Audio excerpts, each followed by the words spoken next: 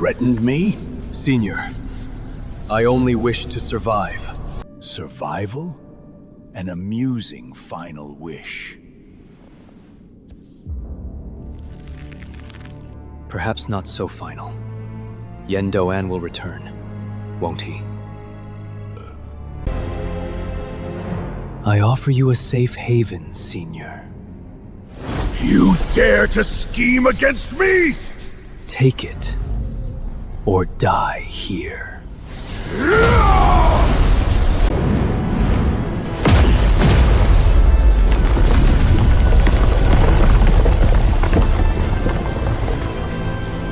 He wants a safe haven. I'll give him an eternal one. Should there be any crucial intelligence, pray share a fragment or two, lest unforeseen perils arise upon the opening of the coffin. The two exchanged words, subtly probing for information. Fang Chen replied evasively, I merely perceive that this place holds certain dangers, demanding utmost vigilance. Wang Chengxiao and Yuan Liping exchanged a glance, each discerning the displeasure reflected in the other's eyes. Was this not tantamount to uttering idle words? A tomb sealed and suppressed by potent forces would, naturally, harbor grave dangers. Wang Chengxiao spoke with a sigh. Very well, let the three of us descend into the tomb together. Should peril arise, we shall face it as one. This is the most equitable arrangement. Fang Chen, without a ripple of expression, subtly retrieved the 5 magnetic Yuan mountain, concealing it within his sleeve. Without a moment's hesitation, he declared, indeed, as we seek treasures together, so shall we advance and retreat as one. Witnessing his ready assent, the two eased their apprehension slightly, yet exchanged clandestine glances, clearly plotting some stratagem. Concurrently, Fang Chen transmitted a message to the two maidens. These two are likely plotting treachery. Hai Mei showed no surprise, stating, I was just about to caution Master. Disciples of the great Yin sect are not to be trusted. As an elder of the demonic race, Hai Mei could naturally perceive the machinations within their hearts. Ling Shu offered a faint smile. Truly, nothing escapes brother's keen perception. Their ready agreement to divide the cenotaph's treasures with brother was merely to lull you into complacency. Fortuitously, brother saw through their every scheme and was not ensnared. Was she not most adept at discerning intentions and manipulating the hearts of mortals and cultivators alike?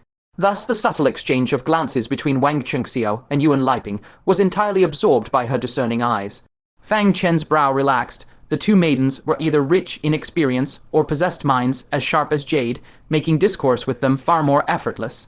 Hai Mei, hold vigil here and act according to the unfolding circumstances. Furthermore, you must be wary. As they plot their deception, they will surely account for your formidable presence. Therefore, they will assuredly make their move against you. Do not let your guard down. Hai Mei replied with solemn resolve. Hai Mei comprehends. And what of me, brother? Ling Shu transmitted, a hint of eagerness sparking within her. Fang Chen's lip twitched slightly. You, find a place to conceal yourself. Do not be caught in the maelstrom of battle. Ling Shu immediately pouted. Brother underestimates me. Her luminous eyes twinkled as she declared, Once you have descended into the tomb, I shall guard its entrance. With me standing sentinel, it shall be as though one warrior defends the pass against 10,000, rendering it unbreachable. Should they manage to escape the grasp of brother and demonic king Hai Mei, they would surely be a spent force. With my strength, I should be able to hold them at bay. A sense of comfort settled in Fang Chen's heart. Indeed, acting in concert with Ling Shu was truly reassuring. With such a plan, his worries were entirely dispelled. Concluding his clandestine exchange with the two maidens, he cupped his fists and addressed them, Brother Wang, Fairy Yuan. The night is long, and dreams may multiply. Let us descend without further delay. Wang Chengxiao and Yuan Liping nodded in assent, each manifesting a set of hooked ropes from thin air, clearly having arrived well prepared. Fang Chen's eyes flickered slightly. Spatial storage artifacts. As expected of disciples from a divine sect beyond the realms, to possess spatial storage artifacts was truly exceptional. Such artifacts were so rare that not even all the venerated sect masters of the 9 great sects possessed them.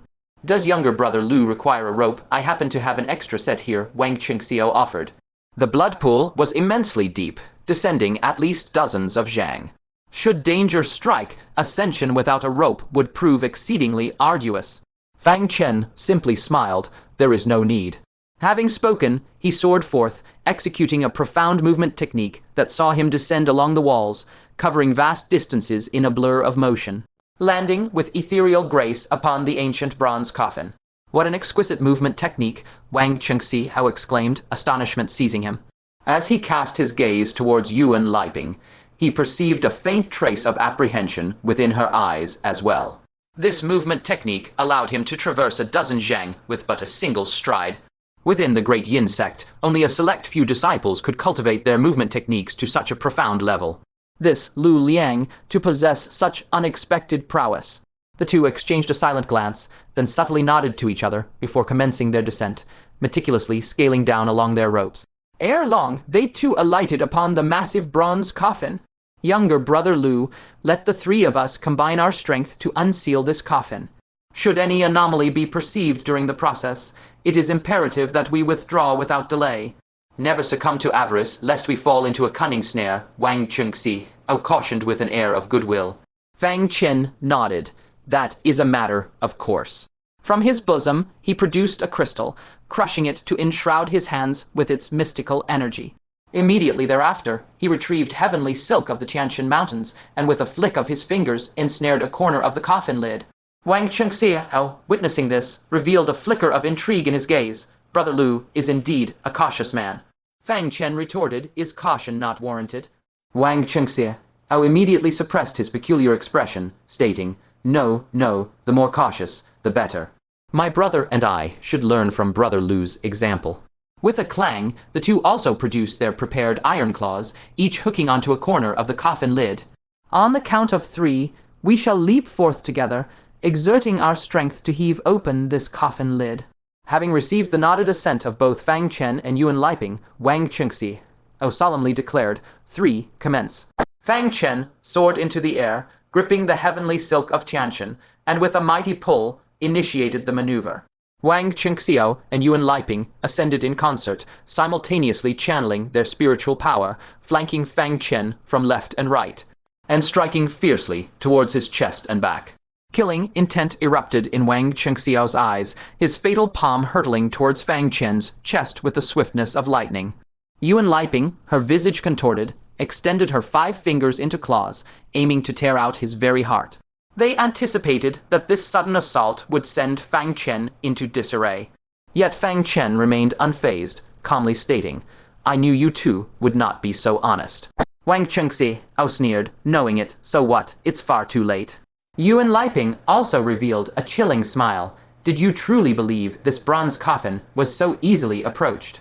Fang Chen attempted to circulate the spiritual power within his body to retaliate, only to discover his body was immobilized. A strange power originating from the bronze coffin, through the heavenly silk of Tianshan, had fixed him in place. Similar to the mystical seeds of the 6 Paths ascetic, Jaime, detecting the anomaly, immediately underwent a drastic change in complexion and sought to render aid. Yet, as if anticipating this, the two launched 10 afterimages, which were in reality corpse fiends, all simultaneously assaulting Jaime. Indeed, as Fang Chen had foreseen, the two had secretly prepared everything. The combined corpse fiends of the two temporarily restrained Jaime. They could thus seize the opportunity afforded by the bronze coffin's immobilizing power to slay Fang Chen, thereby significantly diminishing the threat. Jaime, despite being at the perfected 9th layer of the Golden Core realm, found herself hard, pressed to overcome the onslaught of 10 fearless corpse fiends in short order. Realizing Fang Chen was in grave peril, on the verge of being ambushed, she emitted a piercing shriek, Master. Zzz, yet Fang Chen appeared utterly unperturbed. He stated, Is this the secret you concealed regarding the bronze coffin? It is indeed potent, enough to ensnare most individuals. Upon hearing these words, Wang Chengxiao immediately sensed impending doom and roared, Kill him now. Without his reminder, Yuan Liping also perceived something was amiss, her claws striking at lightning speed, directly into Fang Chen's chest. Just as her fingertips were about to pierce his garments, Fang Chen softly uttered, 5 magnet divine radiance. As his voice gently fell, a 5-colored divine radiance erupted from Fang Chen's sleeve, instantly enveloping all 3 within its mystical embrace. Wang Chengxiao and Yuan Liping were simultaneously startled and bewildered. Before they could comprehend what was happening, their hands, which had made contact with Fang Chen's body, were rendered powerless. Their spiritual power and physical prowess were as if sealed away, and they could no longer maintain their stance, collapsing limply to the ground. Conversely, under the 5-magnet divine radiance, the immobilizing power of the bronze coffin dissipated, and Fang Chen regained his freedom of movement. Yuan Liping, aghast, exclaimed, "This, what is happening?" Her answer came in the form of Fang Chen's mighty foot, imbued with void lightning force, crashing down upon her chest, aiming to extinguish her very life. Crack, after all, she was a disciple of a great sect, and had come fully prepared. She wore a layer of soft armor with formidable defensive capabilities. With that one strike, the potent arcs of lightning incinerated her skirt into a mass of black fluff. Her hair and eyebrows were instantly singed, and her face was a blurred mess of charred flesh. Beneath her melted skirt, a layer of azure leather armor shielded the vital points of her upper body. Fang Chen, his initial strike thwarted, unleashed another fist towards her skull, the decisiveness of his killing intent filling Yuan Liping with terror. "I am a disciple of the great Yin sect. You mustn't." Poof! Fang Chen's fist continued its descent, the infused blow impacting her skull with brutal force, on the verge of shattering it. But at that very moment, a bone-chilling sound suddenly emanated from the bronze coffin beneath their feet. Creak, creak, creak, creak, creak, creak. The sound originated from within the coffin, as if sharp claws were scraping against the coffin lid, growing ever more frantic. The entire bronze coffin lid began to tremble violently, as if on the cusp of being torn away by the entity within. A wave of icy terror surged towards Fang Chen's crown. Could there truly be a living being within this bronze coffin?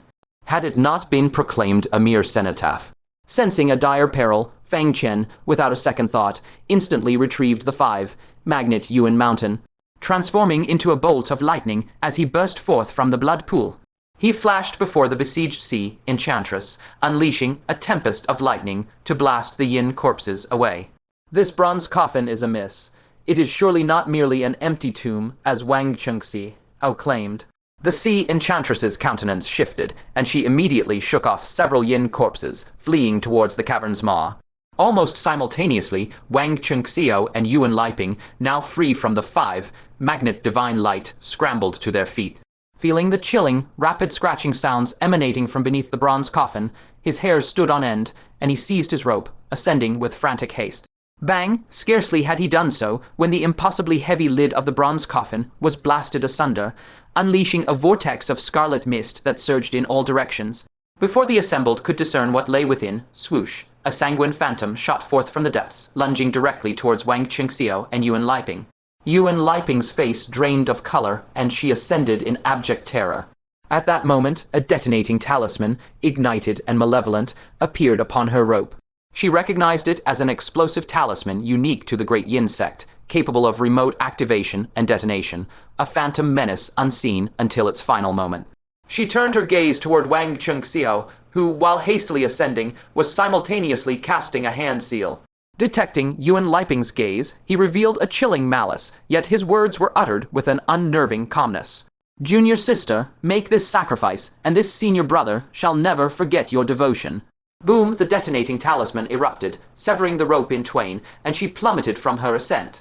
Only then did she comprehend Wang Chengxiao's knowledge of the coffin's peril, his orchestration of her sacrifice from the very beginning. Wang Chengxiao had deceived not only Fang Chen, but also herself. Wang Chengxiao, Yuan Liping, unleashed a scream of utter resentment. But then the swooping sanguine phantom enveloped her entirely, and her shriek morphed into a blood-curdling wail. Wang Chengxiao seized this opportunity to flee upward, but his countenance paled as he gazed down. Yuan Liping was ensnared by a blood-soaked white dress, her very flesh being devoured by it with alarming speed. Within mere breaths, Yuan Liping was reduced to a desiccated husk, barely clinging to its skin. Having drained Yuan Liping, the crimson-stained garment soared skyward, hurtling towards Wang Chengxiao. Wang Chengxiao's scalp tingled with horror, and he hastily wielded the yin scale to shield his back. Fang Chen also noticed this scene, his own scalp crawling with dread. Flee now. A mere garment left behind by a fallen sage, yet it is so terrifying. The sea enchantress's eyes widened in alarm as she cried out, "What a dreadful raiment!" She too withdrew, fleeing with all haste towards the cavern's entrance. Ling Shu, witnessing the ascending bloodied attire, also paled in terror, scrambling towards the exit. PFFT, PFFT, PFFT, the bloodied raiment swiftly enshrouded a yin corpse, and within mere breaths the corpse was rendered a skin-clad skeleton. Then a second, a third, a fourth. These formidable yin corpses, before the bloodied raiment, were naught but trifling cakes, and for them to escape outside would take at least a quarter of an hour. Fang Chen's countenance grew grave. This bloodied raiment could gravely injure even a demon emperor, while he could only barely defend himself. He was far from capable of protecting the Sea Enchantress and Ling Shu. Master, flee swiftly. The Sea Enchantress, noticing Fang Chen's hesitation, cried out in alarm. Fang Chen's mind raced. Was he to abandon the two women and flee alone? Should he abandon them, both would meet a ghastly end beneath the bloodied raiment. Fang Chen's gaze darted, and he turned towards the gigantic, extracted purple stone that once served as the array's nexus. Conceal yourselves, he roared, defying the bloodied raiment and charging forth. Master, brother, the two women exclaimed in shock. Instead of fleeing, why would he venture deeper into the main hall? Ling Shu cried out, Brother, return at once. Fang Chen did not turn back. Continuing as we are, both you and the Sea Enchantress will meet your demise. The only recourse is to attempt to reactivate the array. The bloodied raiment should then be resealed. Centuries ago, that demon emperor opened the blood pool, yet those who came after found everything as it had been. The reason should be that the array was reactivated, resealing the bloodied raiment within the bronze coffin. Ling Shu's heart trembled. Fang Chen did not flee for the sake of her and the Sea Enchantress, yet one was barely an acquaintance and the other merely a slave. Was it necessary to risk his life for them? Was it worth it? Brother, pay us no heed. Ling Shu cried out anxiously. She had never been sincere with Fang Chen, and was unworthy of such treatment. Fang Chen said no more, for the bloodied raiment had detected Fang Chen, and in the guise of a sanguine afterimage, lunged towards him. Fang Chen did not hesitate, activating the shadow in the clouds. With a resounding crack, he transformed into a bolt of lightning, teleporting before the array nexus stone, just as he was about to bend to lift it. From behind, Ling Shu's terrified shriek pierced the air. Brother, be careful. Fang Chen whirled around, his pupils constricting in disbelief. The Blood Robe had also teleported behind him, an apparition of crimson doom. A chilling dread seized Fang Chen's scalp. This was a terrifying existence that even a demon emperor could not handle. How could a mere golden core realm cultivator like himself hope to shake it off? Without a second thought, he decisively formed a hand seal and struck the 5-element magnetic mountain in his palm. 5-element magnetic divine light. A 5-colored curtain of light instantly enveloped the surrounding 30 feet. Yet, to Fang Chen's horror, the Blood Robe remained completely unaffected, piercing through the light barrier and instantly coiling around Fang Chen's waist. A heart-wrenching pain surged forth, as if the Blood Robe had torn open his flesh, seeking to devour his very essence. Not content with this, having secured its grasp, the Blood Robe surged forward, seeking to engulf him entirely, as it had devoured Yuan Liping. Fang Chen's countenance underwent a drastic change. Soul-piercing spike. A soul-piercing nail suddenly shot forth, plunging into the Blood Robe's very being. To Fang Chen's dismay, the Blood Robe did not falter in the slightest, instantly enveloping Fang Chen completely. His two most relied upon techniques were utterly ignored by the Blood Robe. In this perilous moment, Fang Chen roared, ephemeral void Thunderforce.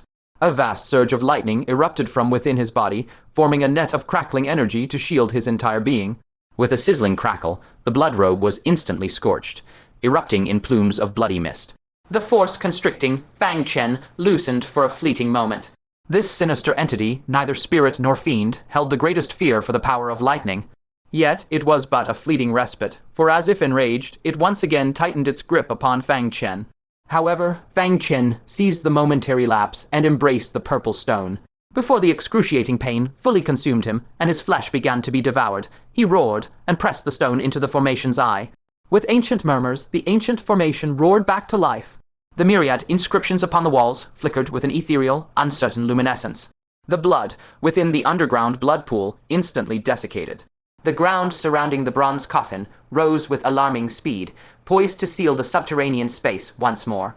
Sensing the shift in power, the Blood Robe emitted a piercing shriek, abandoning Fang Chen and darting into the bronze coffin as a lingering shadow, entwining the lid to seal itself once more. Fang Chen had narrowly cheated death. Looking down, he beheld countless minute lacerations upon his skin, from which blood gushed forth like a torrential spring. An overwhelming sensation of weakness washed over him. From merely being entangled, Fang Chen had lost at least 10% of his vital essence. He dared not imagine the fate that awaited him had the Blood Robe been granted 2 more breaths of time. A wave of trepidation washed over him. In all his years of cultivation, that fleeting moment had been his closest brush with oblivion without parallel. He gazed with utmost caution at the bronze coffin that was about to seal, and by chance discovered inside the bronze coffin a severed antique bronze hairpin. The blood robe coiled protectively around it, lying still. Could this also be a relic of the great sage? Moreover, it was held in great esteem by the blood robe. Reflecting on his near transformation into a desiccated husk by the blood robe, and casting another glance at the rapidly rising earth, a glint of cunning ignited within his eyes. He intoned, "My blood and flesh are not a free meal for you to devour. Pay your dues." Seizing the fleeting instant before the bronze coffin sealed shut, Fang Chen swiftly launched a strand of heavenly silk, ensnaring the severed hairpin and wrenching it free. With a resounding boom, the bronze coffin sealed shut. Only then did the blood robe within realize, and it unleashed a prolonged, piercing shriek. The freshly sealed lid of the bronze coffin was blasted open once more. The blood robe transformed into a residual shadow, roaring as it lunged forth. Yet at that very instant, the earth rose completely, forever sealing the subterranean realm. Rumbling thunder, the depths beneath immediately began to convulse violently. One could only imagine the blood robe thrashing against the earth below, in a desperate attempt to break free. Fang Chen's actions had thoroughly enraged the entity. As the seal began to circulate, the sounds of impact grew increasingly faint, eventually subsiding into total silence. Exhaling sharply, Fang Chen slumped weakly onto the ground. His countenance was deathly pale, and his entire body trembled from sheer exhaustion. He hurriedly retrieved a rejuvenation elixir and thrust it into his mouth. This could only mend his torn flesh and dull the agonizing pain of the bite wounds. The loss of his vital essence blood and physical substance could not be replenished in a short span of time. That was a narrow escape. Fang Chen let out a bitter, weary smile. He had not emerged entirely empty-handed, however. This bronze hairpin. The blood dress was clearly guarding it with its life. This object was the personal hairpin of a great sage. Remaining uncorrupted after a millennium, it was evidently no ordinary artifact, just as he intended to bring it forth for further study. Jaime rushed toward him in haste, finding Fang Chen so pale and feeble that he could barely remain upright. Struck with alarm, Jaime knelt before Fang Chen to inspect his grievous wounds. "It is no matter. I have merely lost some essence blood and flesh. A period of rest will suffice for recovery." Fang Chen waved his hand dismissively, indicating that his life was not in peril. Jaime finally exhaled a soft breath of relief, her voice tinged with reproach. "Master, do not do such a thing again. I am not worth such a sacrifice from you." To risk one's life for a mere slave, in all the world, only Fang Chen could be so foolishly noble. "You are not permitted to leave." At that moment, the sharp, authoritative cry of Ling Shu echoed from the underground exit. The two focused their gazes toward the sound. They discovered that Wang Chengxiao had attempted to flee amidst the chaos, only to be intercepted by Ling Shu. However, Wang Chengxiao had suffered no injuries within the blood pool, and his combat prowess remained at its absolute peak. After 9 exchanges, he struck Ling Shu's shoulder blade with a heavy palm, forcing her to stumble back as he seized the chance to escape. Kill him, Fang Chen's eyes glinted with a cold light. Since they had already raised their hands against a disciple of the great Yin sect, how could they not pull the weeds by the roots to eliminate all future complications? Even without Fang Chen's command, Jaime had already struck. She took a single step forward, and in the next instant, the earth before Wang Chengxiao was blanketed in frost. The ice and snow coalesced, manifesting into the very likeness of Jaime. Her beautiful face was frost, laden as she declared, "You deserve death." This man had nearly brought about Fang Chen's demise. Wang Chengxiao's expression shifted drastically. The being before him was at the great perfection of the 9th layer of the golden core realm, far beyond his ability to withstand. He spoke sheepishly. "Brother Lu, this is a misunderstanding. It was all junior sister Yuan. Her heart was blinded by greed. She wished to monopolize the treasures and coerced me into plotting against you." How utterly shameless! Yuan Liping had been framed by him and reduced to a withered corpse. Yet now he cast all blame upon her head. Fang Chen spoke indifferently. "Is there any use in such words? Today you shall not depart." Since matters had escalated to this point, only the silence of the dead could ensure their safety. Hai Mei's icy pupils flashed as a surge of killing intent erupted from her.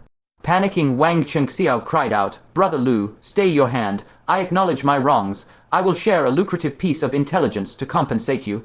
Fang Chen's gaze flickered. After a moment of hesitation, he said, "You had best ensure this information is worth your life." Wang Chengxiao let out a small breath of relief. "Does Brother Lu know that within this green mountain range there dwells a unique demonic tribe?" Fang Chen asked suspiciously, "Are you speaking of the Silver Fox tribe?" Wang Chengxiao was taken aback. So Brother Lu was already aware of the Silver Fox tribe's presence here. Could it be you came for them as well? Fang Chen knit his brows and commanded, "Speak plainly." Wang Chengxiao hesitated, then asked in return, "Brother Lu, could it be you are truly not tempted by the Silver Fox tribe?" "They are rare treasures indeed.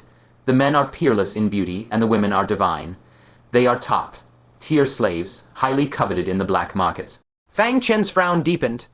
He had previously wondered why the Silver Fox tribe, who were meant to guard the secret realm, were nowhere to be found. Now the answer was clear. They had been abducted by those from beyond this domain. A look of revulsion crossed Fang Chen's face. These divine sects from beyond the domain truly did not perform a single good deed, yet never missed an opportunity for evil. Hai Mei was startled and asked, "Such a thing occurred. Where have they been taken?" Fang Chen waved his hand to calm her. "Do not be hasty. Their disappearance does not necessarily mean they have been captured." Hearing this, Wang Chengxiao revealed a faint trace of peculiar surprise, unable to resist sizing Fang Chen up from head to toe. "Brother Lu, you seem quite familiar with the Silver Fox tribe." Fang Chen replied, "I do not know much of the Silver Fox tribe, but I am well acquainted with their clanswoman, Consort Yunxia. Those who vainly attempted to capture the members of the Silver Fox tribe must have suffered no small loss, correct?" He dared not speak for others, but was Consort Yunxia's tribe truly so easily provoked? Unless their adversaries possessed experts in the Nascent Soul realm, it remained entirely uncertain who would be the hunter and who would be the hunted. Wang Chengxiao clicked his tongue in awe.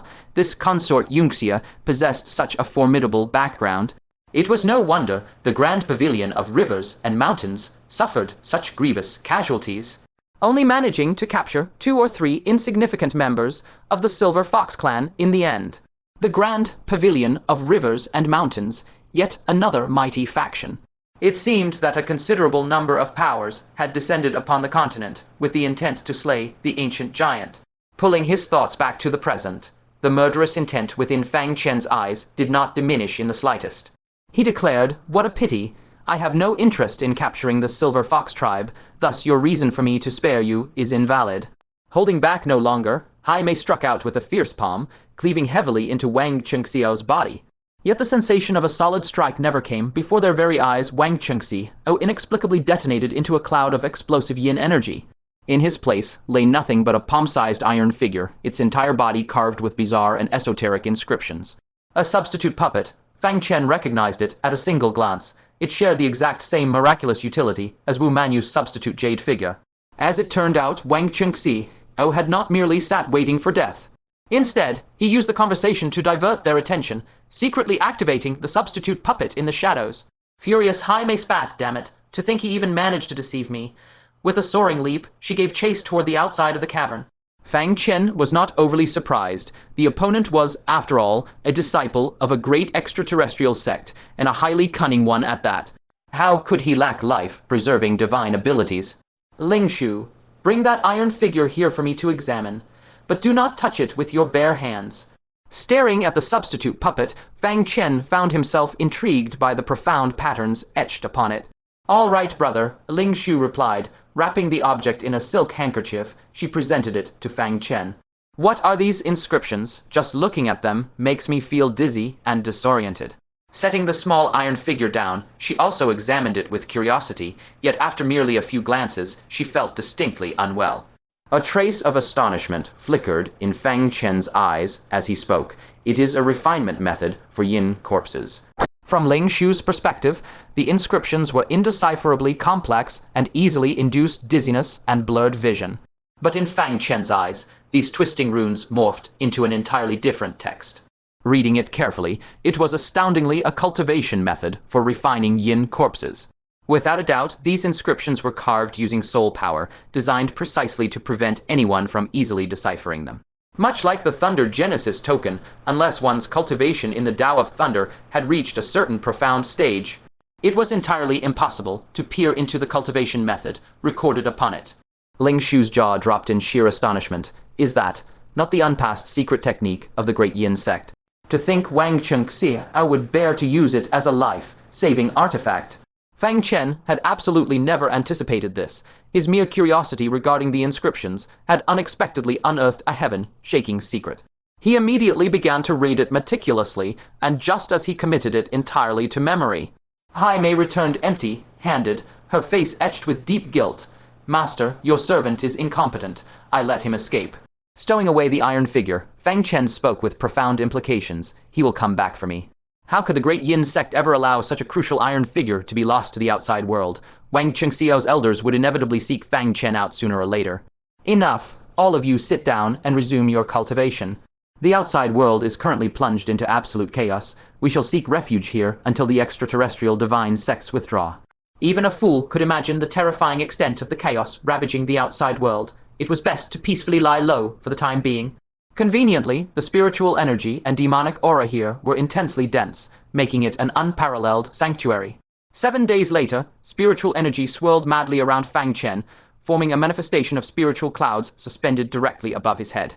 Cultivating nearby, Ling Shu seemingly sensed the disturbance and opened her eyes, revealing a trace of profound marvel. The spiritual energy in this place. Why was there not a single strand left? It had all been devoured by her brother. This was far too absurd. Ling Shu was so shocked, her mouth gaped wide open. From the equivalent demonic aura, she had spent 7 full days drawing in merely a tenth of it. Just how heaven-defying must his spiritual root be to drain the spiritual energy as cleanly as a food bowl licked bare by a dog? Immediately after, she looked at Fang Chen with utmost disbelief. 10 days ago, he had only just broken through to the 4th layer of the Golden Core Realm. In the blink of an eye, he is about to break through to the 5th layer. Demon King Jaime, have you ever seen a human whose cultivation speed is so terrifyingly fast? Standing to the side, Jaime was equally astounded, clicking her tongue as she said, "I have never even heard of such a thing, let alone seen it." Upon reaching the Golden Core Realm, one who could break through a single layer in a month would already be considered a supremely exceptional heaven-chosen genius. Breaking through a minor realm in a mere 10 days was utterly unheard of. Ling Shu's eyes flickered with a bright luster. "Brother is truly a dragon among men." Jaime gave a slight nod. It is far more than just possessing an exceptional innate talent. In the face of the previous crisis with the blood skirt, he clearly could have fled for his own life without concern for our safety. To save us, he nearly sacrificed his very life. One of us is his slave, and the other is a mere acquaintance from a foreign race. In all the world, one could not find another soul as foolish as he. Ling Shu lowered her head in silence. Her kindness toward Fang Chen was but a ruse to please him. Seeking the mysterious spiritual liquid that had allowed Liu Lai to break through from the 5th to the 7th level of the Golden Core Realm in a single night. It was never born of true sincerity. Yet Fang Chen had risked his life for her sake. "Brother, you are truly foolish," she murmured softly, a hint of tenderness flickering in her gaze as she looked upon Fang Chen. Clack, clack, clack. At that moment, from the stairs at the entrance, the sound of a pebble tumbling down the steps echoed through the air. The sound was not loud, yet in the vast emptiness of the subterranean world, it resonated with startling clarity. "Who goes there?" Jaime's eyes flashed like lightning toward the source, and Ling Shu instantly dropped into a guarded stance. Fang Chen was currently at a critical juncture of his breakthrough. He could not afford even the slightest disturbance. Just then, a youth dressed in opulent robes descended from the stairs, his face filled with apology. He watched Jaime with wary eyes, clasping his hands repeatedly in a respectful gesture. "Forgive me, I stumbled upon this place by chance and harbor no ill intent." Jaime unleashed her surging demonic power and spoke coldly, "Leave at once, and then I shall believe you have no ill intent." The opulently dressed youth showed a look of distress. "Senior of the demon race, an ancient giant has fought its way nearby. Several experts from the divine sects are currently locked in a fierce battle with it. The outside is extremely perilous. I beg your leave to take refuge here." What? Both Jaime and Ling Shu paled in shock. The Nascent Soul experts of the Outer Domain's divine sects were hunting the ancient giant, and their pursuit had led them right to this very spot. The two were unable to decide and turned their gazes toward Fang Chen. Fang Chen spoke indifferently without even opening his eyes. Taking refuge alone is no issue. The question is, are you truly alone? Hai Mei, who had just begun to lower her guard, immediately returned to a state of high alert. Her phoenix-like eyes narrowed, fixed intently on the dark shadows of the stairway. After scanning the area, her expression shifted with surprise. She could not sense the presence of any other soul. The youth in fine robes paused, confused. I am but a lone traveler. Why does your excellency speak such words? Fang Chen replied apathetically, cease your charade and have those behind you reveal themselves. I detected your presence long ago. Upon hearing this, an aged voice echoed from the darkness behind the youth. How did your excellency discover our presence? The shadows twisted as an elder clad in black robes emerged, his skin so withered it appeared cracked like parched earth, walking slowly with his hands behind his back. Behind him, a succession of black-robed figures appeared. Upon closer inspection, there were as many as 8 of them. Furthermore, there were 2 men and a woman, the men handsome and the woman beautiful, each bearing long foxtails. They were unmistakably of the Silver Fox clan.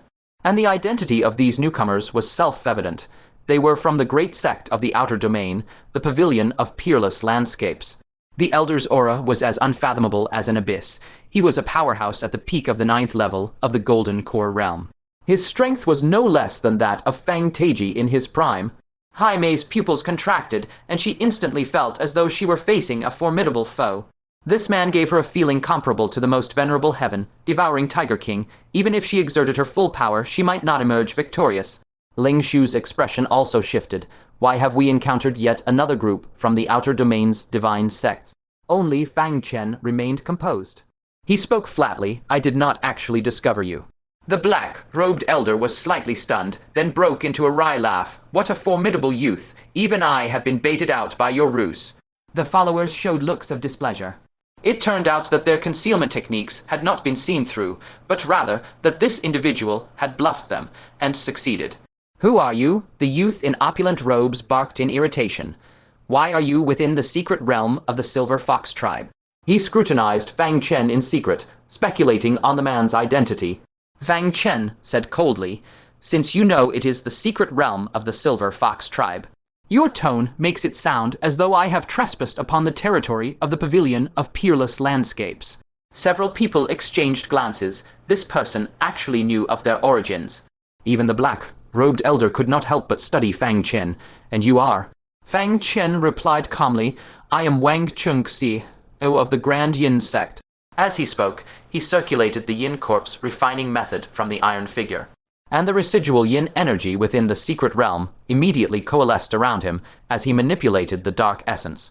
The black-robed elder was slightly startled, becoming 70 to 80% convinced of his identity. What is your purpose for coming here? The black-robed elder's eyes shifted as he continued his inquiry. Fang Chen declared, by my master's command, I have come to seek certain treasures. If you harbor any further inquiries, I bid you consult my master. He shall most certainly be pleased to enlighten you. A flicker of trepidation crossed the black-robed elder's countenance. The disciples of the great Yin sect were notoriously formidable, not easily provoked. Moreover, this individual likely arrived upon these lands alongside a mighty expert of the Nascent Soul realm, a being whose wrath he dared not invite. This old man merely seeks to exercise caution, the elder stated.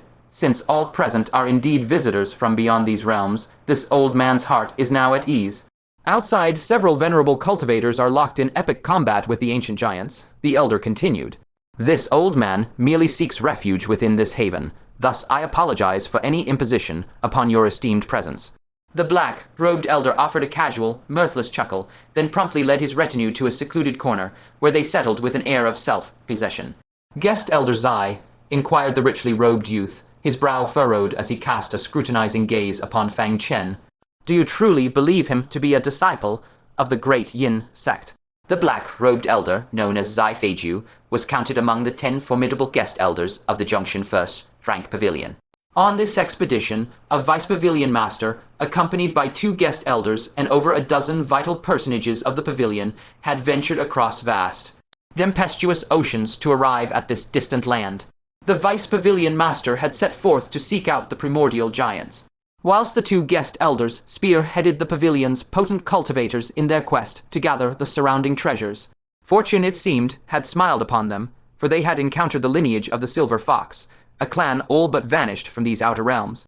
They had envisioned amassing vast riches, yet to their profound astonishment, amidst the silver foxes resided a woman of immense power and unparalleled guile. The two guest elders, accompanied by more than a dozen mighty cultivators, not only failed to gain an advantage, but instead suffered a calamitous defeat. When hostilities first erupted, the woman artfully feigned vulnerability and injury amidst the two guest elders' relentless assault. She then swiftly disengaged and fled, drawing one of the guest elders into a relentless chase. To their utter surprise, she concealed herself mid-flight, yet meticulously orchestrated an illusion of tracks leading towards the demonic emperor's court, thus diverting that guest elder far into the distance. She then covertly returned to the Silver Fox settlement, unleashing a devastating assault that caught the remaining cultivators utterly off guard. And to their horror, she unveiled her true, concealed cultivation base. She was, in fact, a terrifying existence who had ascended beyond the tribulations of the heavenly Tao. The guest elder who had been left to guard the Silver Fox settlement, standing alone, proved utterly incapable of resisting her might, and was brutally slain on the very spot. More than half of the dozen pavilion members accompanying him were also mercilessly cut down by her ruthless hand. The surviving half, through sheer fortune, managed to locate the other guest elder, Zyphage, thereby clinging to their precarious lives. Yet, even then, the vengeful woman remained relentlessly fixed on their demise, clinging to their scent with unwavering resolve. Zyphage, battling fiercely whilst steadily retreating, guided them through a labyrinthine flight of desperate evasions and hidden lairs. It was only by seizing the chaos born from the titanic struggle of the ancient giants that the woman finally ceased her relentless pursuit, allowing them to find sanctuary within this hidden, secret realm. To their surprise, however, another had already claimed this sanctuary, arriving before them. Upon hearing this, Zyphage cast a measuring glance at Fang Chen, a profound depth emerging in his aged eyes. Even if his words were but a facade, what truly mattered? For the demonic power emanating from the mermaid by his side, one who had achieved the perfected 9th layer of the Golden Core realm, was undeniably genuine. "Let us not invite further complications. Zyphage, admonished." The richly robed youth, casting a wary glance at Hai Mei, nodded slightly and conceded, "As you command, guest Elder Zai." Fang Chen exhaled a subtle breath of relief. He was currently in the precarious throes of a breakthrough. Should any contention erupt, he would be utterly incapable of lending aid.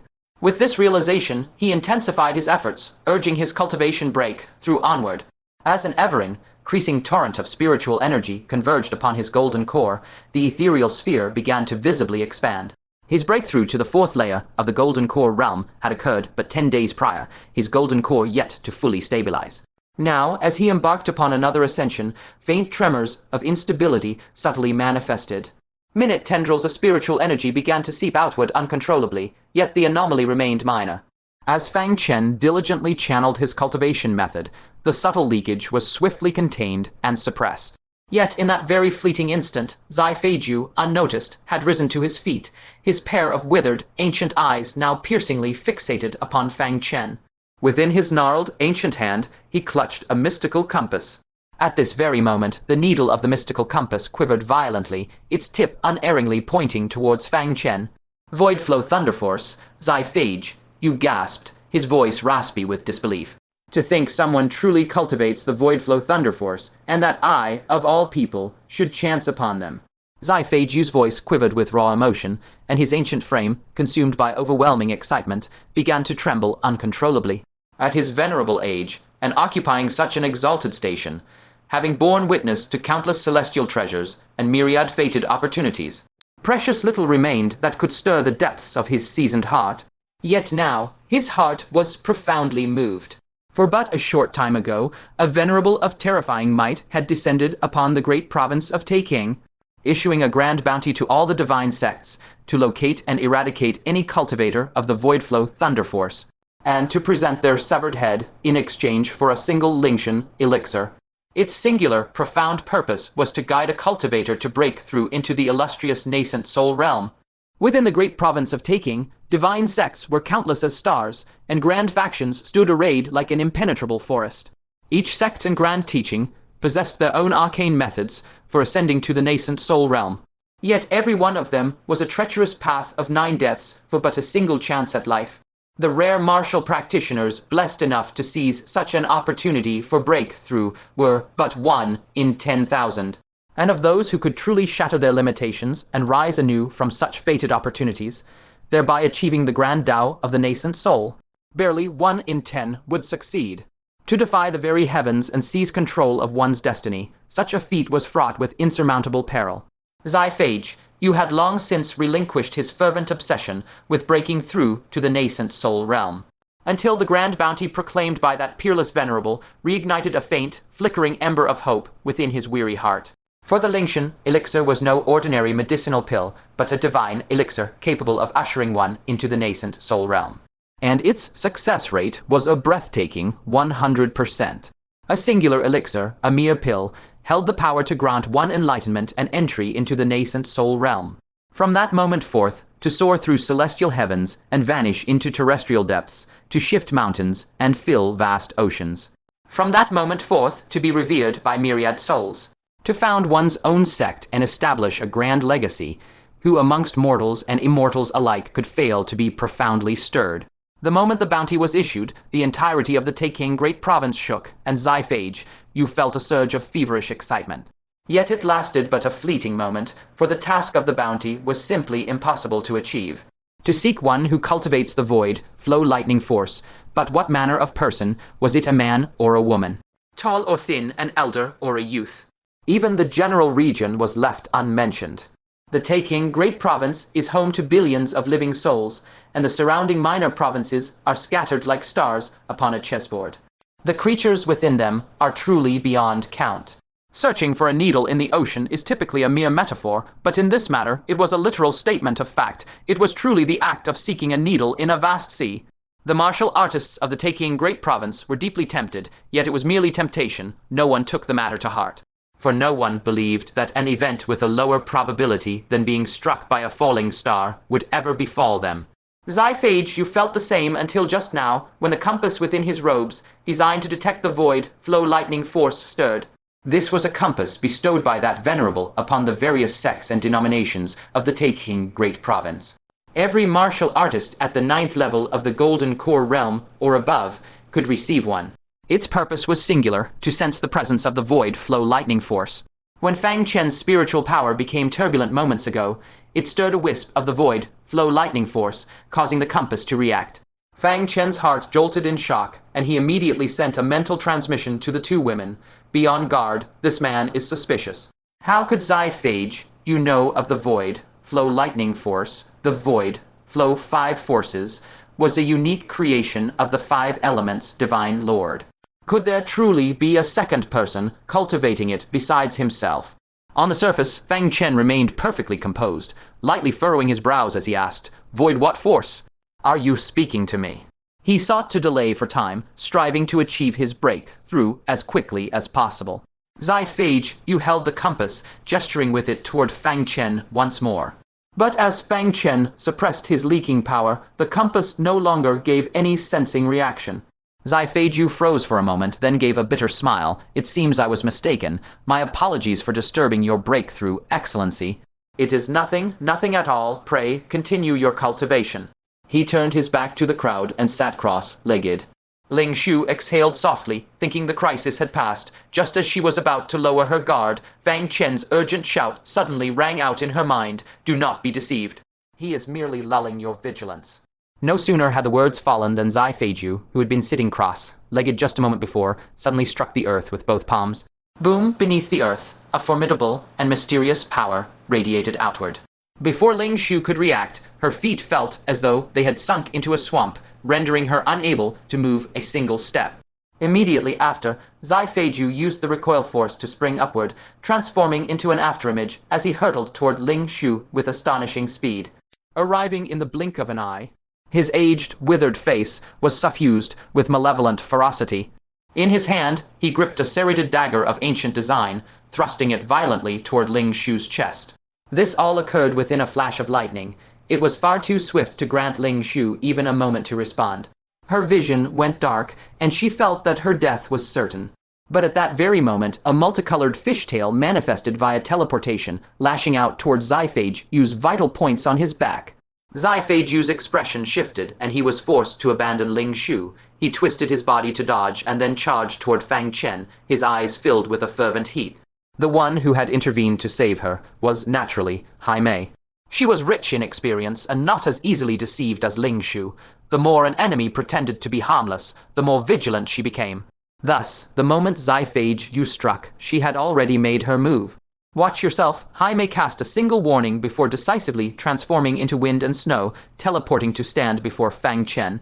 With a mere thought, sharp ice spikes manifested around her, sweeping toward the incoming Zyphage, you like a torrential storm. A bloodline talent. Zyphage, you felt the situation become troublesome, gripping his dagger tightly as he repeatedly shattered the incoming ice spikes. At the same time, without looking back, he bellowed, "What are you all idling for? Kill this boy, and remember to leave his head intact." The members of the Jiangshan First Class Pavilion were utterly confused. Had guest official Zai not just said to avoid unnecessary trouble? Why the sudden, violent outburst to kill? After a momentary daze, they immediately carried out the order. The youth in luxurious robes rushed toward Fang Chen, who was at the critical juncture of his breakthrough, his face twisted with murderous intent. "Kid, weren't you just tricking me? Go on, keep tricking me." He gripped a long saber, hacking down violently toward Fang Chen's neck. Thud, thud, thud, a cloud of green spiritual light suddenly flew over, erupting into violent explosions all around him. Though the power was not immense, the sheer number was overwhelming, leaving him in a wretched and battered state. "If you wish to harm my brother Fang Chen, you must first get past me." Having escaped the swamp's control, Ling Shu soared to stand before Fang Chen, her hands wielding a sky full of spiritual light as she glared fixedly at the youth in luxurious robes. The youth in luxurious robes gave a mocking laugh. "So your name is Fang Chen. I knew you were not Wang Chengxiao. I must say your luck is truly extraordinary. A mermaid on your left and a beautiful little sister on your right." Fang Chen's brows were tightly knitted. He had arrived at the final juncture, utterly incapable of interruption. Otherwise, his golden core would devolve into an abnormal state, mildly impacting the subsequent circulation of spiritual energy, or, in the worst-case scenario, the golden core would shatter, spiritual energy would flow in reverse, and he would succumb to the dreaded Kai deviation. He could only pray that Ling Shu could withstand them for but a fleeting moment. However, would Ling Shu truly shield him? In truth, their paths held little intersection. Moreover, Ling Shu now possessed knowledge of so many of Fang Chen's secrets. Even if Fang Chen spared her life, he would bring her back to the human race, making this the perfect opportunity for her to rid herself of Fang Chen. "Esteemed sister, I am Yi Feng of the Jiangshan First-Rate Pavilion. Why follow one who has not even reached the 5th layer of the Golden Core realm when you could accompany this brother?" Yi Feng sized up Ling Shu's slender figure and fair, enchanting face with a teasing gaze. Her aura, as refreshing as a woodland spirit, made it difficult not to be captivated. Her response was the boundless green radiance unleashed from Ling Shu's sleeves. Boom, boom, boom, the verdant light scattered in all directions, blasting the pavilion members who had circled behind Fang Chen, leaving them disheveled and retreating in disarray. Originally, Yi Feng had sought to divert Ling Shu's attention, allowing the others to covertly deliver the killing blow, swiftly ending Fang Chen's life. Little did they expect that Ling Shu would see through their scheme. "You dare to employ the same trick twice." Ling Shu's fair face was tinged with frost. Having been deceived by Zyphage, you earlier, nearly falling for his ploy, had already caused her to lose face. There was no way she would fall for it a second time. Yi Feng's eyes narrowed. You refuse a toast only to be forced to drink a forfeit. A terrifying aura emanated from his very being. It was none other than the potent aura of the 8th layer of the Golden Core realm. The remaining 8 pavilion members also released their own cultivations, each and every one a formidable expert of the 6th and 7th layers of the Golden Core realm. Each of them, if placed within the lands of the 9 sects, would be a powerhouse capable of shaking the heavens. United, they formed a force that no sect would dare underestimate. Ling Shu's beautiful eyes constricted. She could not even handle one Yi Feng, let alone so many powerhouses. If she fought desperately, her death here would be without question. Yi Feng slashed down with his blade, allowing Ling Shu no time for contemplation. "Leave this woman to me. Slay him." A martial artist undergoing a breakthrough was without a doubt the easiest to kill. Of course, even after his breakthrough, Fang Chen would only be a mere 5th layer Golden Core cultivator, still easily slain. The saber Kai crisscrossed, emitting a terrifying wail. Before the edge even arrived, Ling Shu felt an unbearable stinging pain on her exposed skin. She could not withstand this strike. The numerous martial artists behind her would be even less capable of stopping it. To flee at this moment offered a sliver of life, to remain ensured certain death. Biting her silver teeth, she made a startling decision. She turned around, using her back to shield against the saber Kai, and her body to protect Fang Chen. The instant the great blade descended, boundless green spiritual light erupted from within her, forming a spherical barrier, simultaneously protecting them both. Yi Feng sneered, "In this day and age, are there still fools who protect others with their lives? Since that is your wish, I shall grant it." Dragon soul severing blade. The power of the blade in his hand was like oil poured onto a raging fire, swelling several times over. With a deafening boom, it struck the light barrier squarely. The green barrier flickered erratically, its surface covered in a dense network of cracks. Formidable saber Kai pierced through the cracks, ruthlessly striking Ling Shu's frail back. "Ah!" Ling Shu instantly cried out in pain. Her jade, light back, was marred by several gaping wounds, spurting forth blood like a spring, instantly dyeing her emerald dress. His vision dyed crimson. Fang Chen gazed unmoving at the girl who had used her slender body to shield him from a fatal blow. Fang Chen's heart trembled. Ling Shu could have abandoned him. He asked, "Why didn't you leave?" Ling Shu endured the pain, green spiritual light surging from her trembling body, mending the tottering barrier. Forcing a faint smile, she spoke with difficulty. "Brother risked his life to save me. What harm is there in me saving brother in return?" "Ah!" She emitted a miserable cry as Yi Feng, his first strike unsuccessful, unleashed another blade, even more ferocious than before. The barrier could no longer withstand the onslaught, shattering with a resounding crash. The remaining saber Kai ruthlessly pierced through, striking Ling Shu's back. This blow nearly pierced through Ling Shu's chest and back, the ghastly white bone visible through the gaping wounds, and her internal organs suffered grievous damage. Ling Shu uncontrollably spat out a mouthful of blood, splattering it across Fang Chen's face, chest, and sleeves. Her slender, delicate form, like a weightless, withered leaf, crashed heavily into Fang Chen's embrace. The warmth of the blood stunned Fang Chen. He could no longer discern whether Ling Shu's feelings were genuine or feigned. Clearly, she was a girl full of schemes. Clearly, she coveted the egg fluid in Fang Chen's possession. Clearly, her every gentle gesture was deliberately crafted. But what now? Is this also deliberate? "Brother, flee." Ling Shu's eyes, clouded by encroaching demise, struggled open, her very consciousness fading into oblivion. Yet even amidst the precipice of eternity, her sole concern remained Fang Chen. This selfless act caused Fang Chen's spirit to profoundly tremble. "Ling Shu, do not yield to slumber. Stay awake, wait but a moment, wait for me." Fang Chen's words were abruptly silenced as Ling Shu's vital aura visibly dwindled, ebbing into an almost imperceptible whisper. The maiden who, upon their first encounter, had bestowed upon Fang Chen the revered title of brother, now, in their final shared moment, departed with that same heartfelt appellation. Fang Chen unleashed a guttural roar, his soul consumed by an ocean of self-reproach. How could he have allowed such a young maiden to perish in his stead?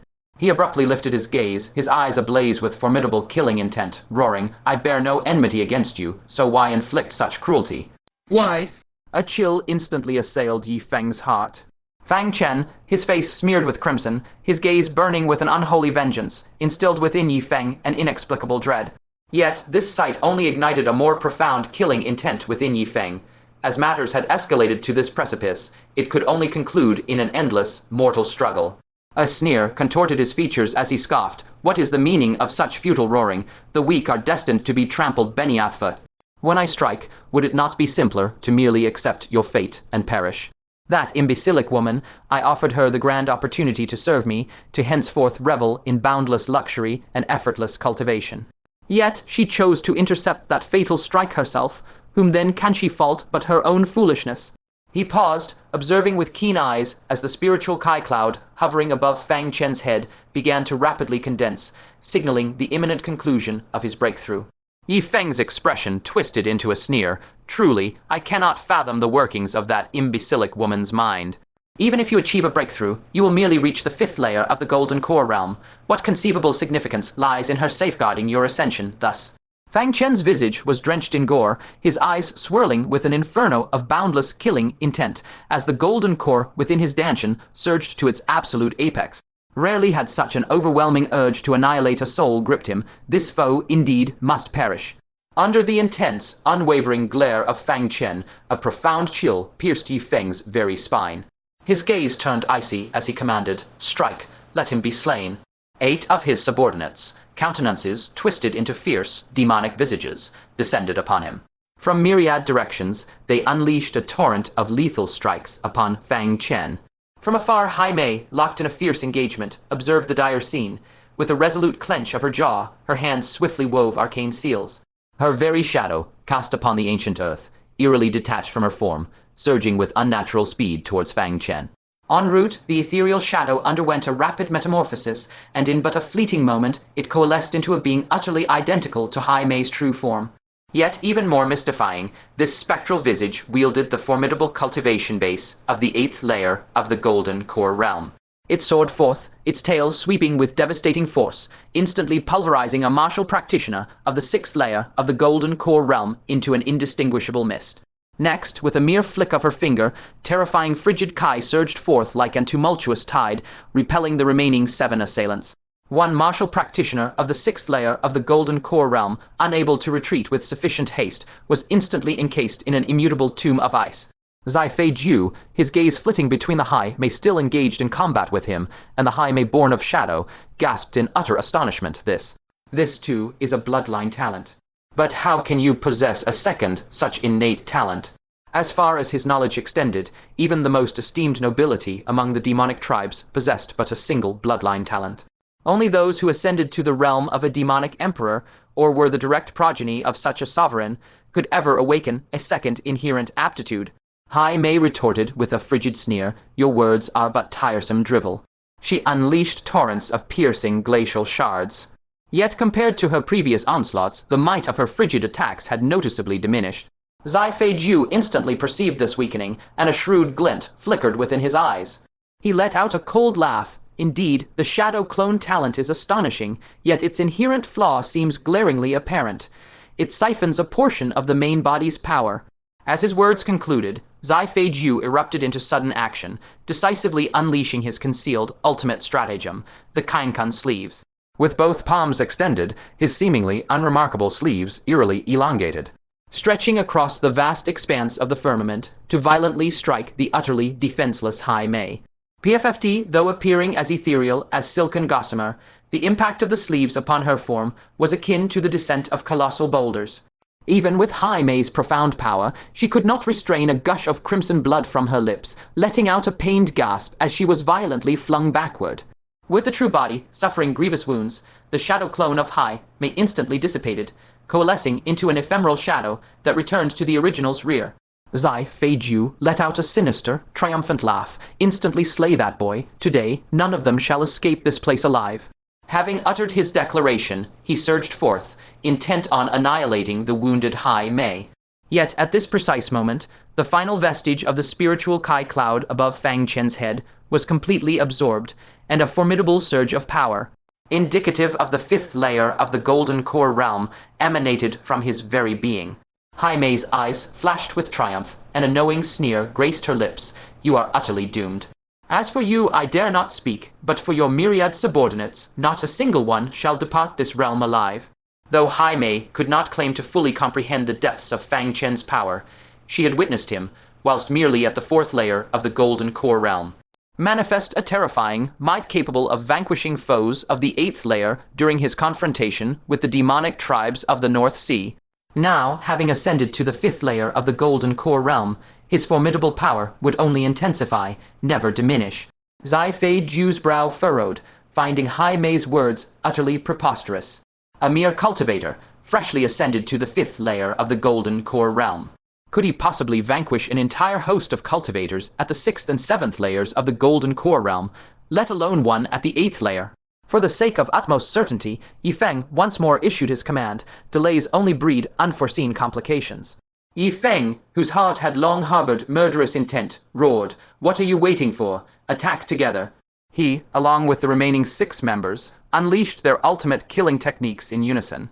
"Young whelp, this time no one can save you. Let both you and this foolish woman be utterly annihilated." New Dragon Soul, Rending Blade. Fang Chen had achieved a breakthrough, his gaze now as sharp as ice, fixed upon Yifeng. He summoned forth the 5, Magnetic Primordial Mountain, then clapped a hand seal and intoned 5, Magnetic Divine Radiance. The myriad assaults, upon striking the luminous barrier within its thriege, yang radius, vanished utterly like clay oxen plunged into the boundless sea. Fang Chen did not hasten to retaliate against his foes. Instead, he swiftly produced a rejuvenation elixir and placed it into Ling Shu's mouth. As long as even a single breath of life remained, the rejuvenation elixir could unleash its profound efficacy. Ling Shu's breath was barely a whisper, her vitality so diminished that she lacked the strength to swallow the rejuvenation elixir. Without a moment's hesitation, Fang Chen cast the rejuvenation elixir into his own mouth, crushing it into liquid. He then lowered his head, pressing his lips to hers, feeding the vital essence to Ling Shu. As the potent elixir entered her being, Ling Shu's frail life force, flickering like a candle in a tempest, received a sudden, formidable surge and pulsed fiercely. Her fading breath visibly strengthened, and the almost imperceptible rhythm of her heart gradually returned to its normal cadence. Only then did Fang Chen release a long, pent-up breath, having finally wrested her back from the very precipice of the underworld. Had he been even a minute or two later, even a multitude of rejuvenation elixirs would have proven useless, for they could only heal wounds, not resurrect the departed. "What is happening? What monstrous thing is that mountain?" the assembly of members cried out in alarm. Their attacks upon entering the light barrier's domain proved utterly ineffective. Hearing their cries, Fang Chen gently laid Ling Shu flat upon the earth, then slowly rose to his feet. Step by deliberate step, he advanced beyond the luminous barrier, his eyes blazing like thunder, sweeping across the entire battlefield. "You have assailed me for long enough, now it is my turn to strike." Yi Feng's eyelids twitched uncontrollably. An innate sense of dread told him the situation had taken a grave turn. Even the blindest fool could discern the formidable might of their assembled forces. Yet Fang Chen, who could have easily remained safe within the five-colored light barrier, had deliberately stepped forth. Could it be that this individual possessed some truly formidable technique? His eyes darted about as he subtly retreated a step. Then he roared, "Why do you stand there frozen?" Attack. The 6 members, daring not defy the command, immediately unleashed their diverse techniques. Sword arts, blade arts, and even long-range offensive cultivation methods. Their coordinated positioning was impeccably executed.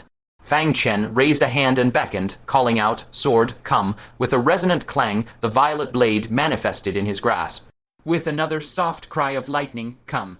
He transformed into a streak of pure lightning and vanished from his position, reappearing instantly before a cultivator at the 6th layer of the Golden Core realm.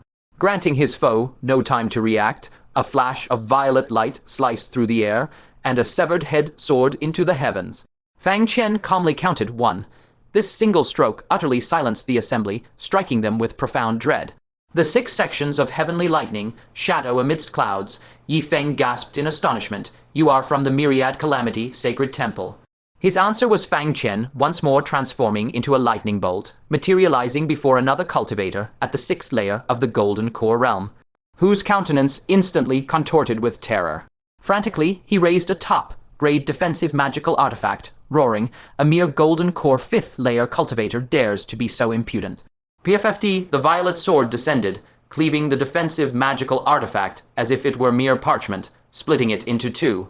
And with it, the very cultivator at the 6th layer of the Golden Core realm was also sundered.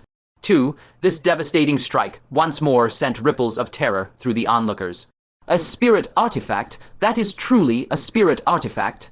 The 2 remaining cultivators at the 6th layer of the Golden Core realm recoiled in abject terror, their scalps tingling with a chilling dread.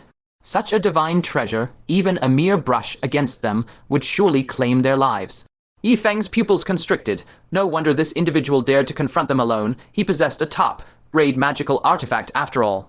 Hiding in the rear, Yi Feng directed, "Unleash long-range attacks. By no means engage in close-quarters combat." A cultivator at the 6th layer of the Golden Core realm immediately circulated his cultivation method, condensing an arrow of spiritual energy in his palm. Yet before the arrow could be unleashed, Soul's stunning spike, a spiritual spike of pure soul energy, shot forth directly, penetrating the cultivator's very being. That cultivator at the 6th layer of the Golden Core realm did not even have time to utter a cry of agony before his eyes rolled back and he perished on the spot. Fang Chen stated with cold indifference, 3. This revelation utterly terrified the remaining members. It's a soul secret technique. He is proficient in soul secret techniques. With a spirit artifact for close combat and soul attacks for distant strikes, every single move was lethal, executed with unparalleled ruthlessness. Yifeng gritted his teeth and declared, "Attack him together. He cannot possibly possess 3 heads and 6 arms." The remaining 2 cultivators, one at the 7th and one at the 6th layer of the Golden Core realm, were no longer willing to serve as mere cannon fodder. They scattered and fled in various directions. With a swift shadow amidst clouds, Fang Chen pursued the last fleeing cultivator at the 6th layer of the Golden Core realm. Hegemon Tiger Physique. Following a deafening tiger's roar, the foe's internal organs were instantly shattered, and he bled from all 7 orifices, dying on the spot. 4. The remaining 2 operatives at the 7th level of the Golden Core realm were drained of color, each hastily retrieving high raid defensive magical artifacts. Fang Chen pursued one of them, striking out with a nonchalant and unremarkable palm. The 9 Venoms True Scripture, tempered with soul formation, level toxins, the potency of that poisonous elixir had long since reached an incomparable level. This defense, capable of withstanding a strike from an 8th-level Golden Core expert, was instantly corroded through, and the venomous palm was ruthlessly imprinted upon the opponent's chest. Within a single breath, a pitch-black bloody hole was burned through his torso, his heart reduced to putrid liquid by the venom. Thud, the man collapsed stiffly, his eyes still brimming with a thick sense of resentment. Having cultivated to the 7th level of the Golden Core realm, he was a first-rate powerhouse of taking. He should have enjoyed wealth and glory and been revered by all, yet he died thus at the hands of a junior. 5. Fang Chen's voice was as chilling as the god of death. The legs of the final 7th-level Golden Core warrior went weak as he fled toward Yifeng, crying out, "Hall Master Yi, strike now. If you don't, I will." The crackle of lightning reached his ears, and before he could react, a humanoid silhouette composed of countless strands of sword kai pierced through his body. PFFD. Countless lines of blood sprayed from his pores. His body went limp, and he lay down for eternity. Fang Chen turned his head, looking toward Yifeng, whose expression was fraught with gravity. "Only you are left." Yifeng sucked in a sharp breath of cold air. 2 7th-level and 4 6th-level Golden Core experts together could sweep through and flatten a small sect. Even for him, dealing with such a force would have been exceptionally arduous. Yet before Fang Chen, they were like mere livestock, easily obliterated.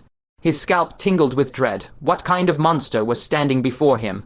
Sensing Fang Chen's gaze, Yifeng's heart trembled, but his cultivation at the 8th level of the Golden Core realm left him no path for retreat. He gave a low shout, "Do you think I fear you?" His Golden Core spun rapidly as a boundless surge of 8th-level Golden Core spiritual energy was infused into the heavy blade in his hand. Dragon Soul Severing Blade. A massive, layered blade shadow, dozens of zhang, long cleaved down, as if to collapse the very heavens. The earth rumbled and the air churned.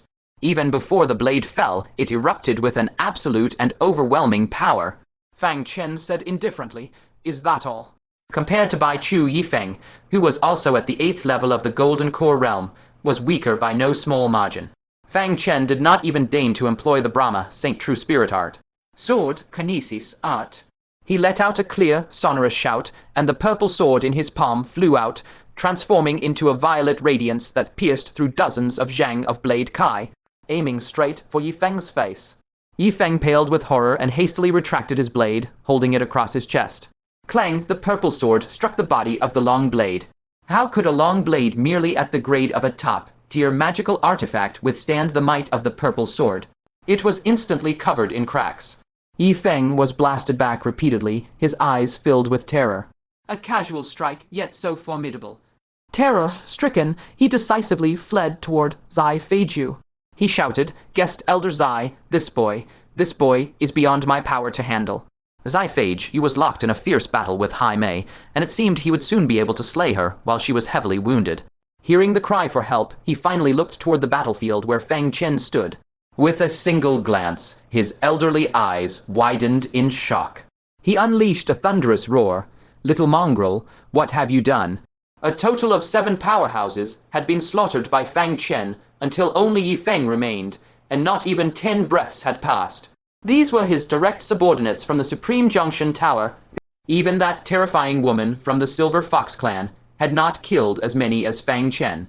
Fang Chen said coldly, "Naturally, I have sent them to the afterlife. Do not fret, your turn will come soon enough." Transforming into a bolt of lightning, he blocked Yi Feng's path. Killing intent roiled in his eyes. "Do you think anyone can save you?" Soul, shocking spike. Without another word, he directly launched a spiritual attack. In an instant, Yi Feng was caught off guard and let out a cry of agony. As Fang Chen's cultivation realm ascended, the might of the soul, shocking thorn likewise, surged significantly. Even a formidable expert of the Golden Core realm's 8th layer would find themselves in dire straits after enduring such a strike.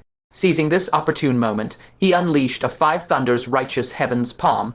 "Insolent whelp, how dare you!"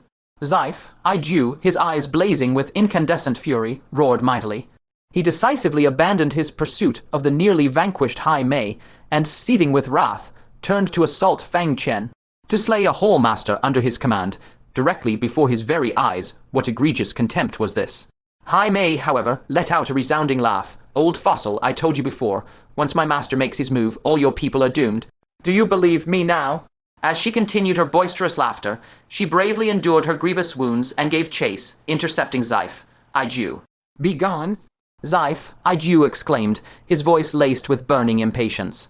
Jaime wiped a trickle of blood from the corner of her lips and chuckled. "Impatient, are we? My apologies, but your adversary is I." However, she was merely enduring through sheer will.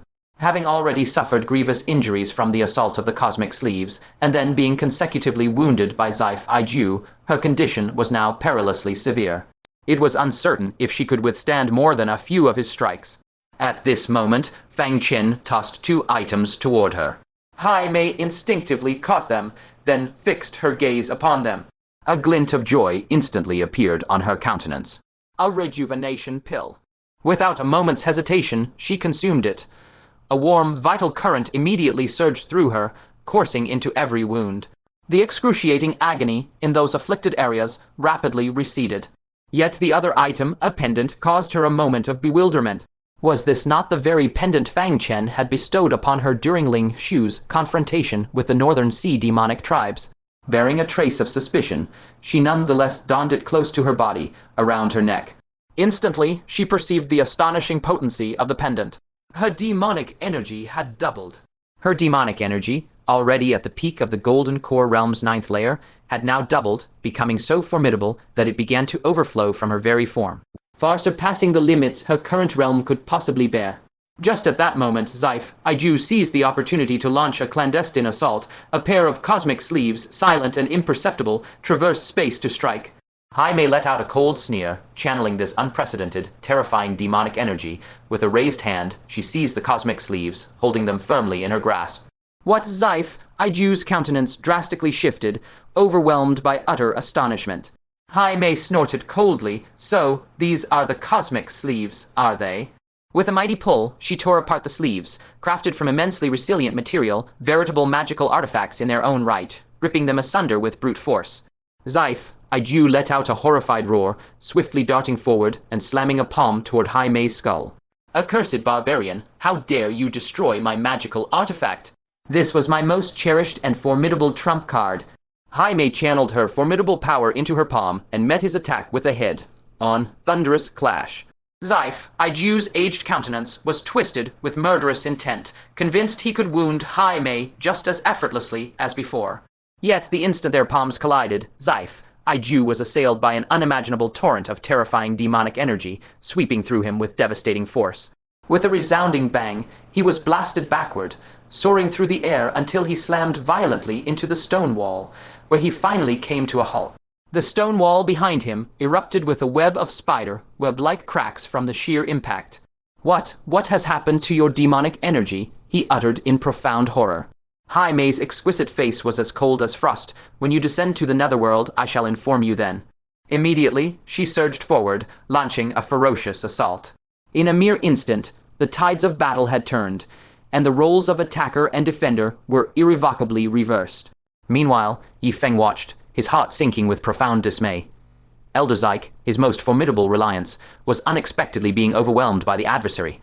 As Fang Chen's 5 thunders righteous heaven's palm descended upon him, Yi Feng channeled energy into his long saber, attempting to resist its might. But how could an already fractured long saber possibly withstand the devastating impact of the five thunders' righteous heaven's palm? With a sharp, shattering crack, the long saber splintered into countless metallic fragments, several of which deeply embedded themselves within Yi Feng's body. Among them, a single fragment pierced directly into his face, causing Yi Feng to cry out in agonizing pain. But the assault was far from over.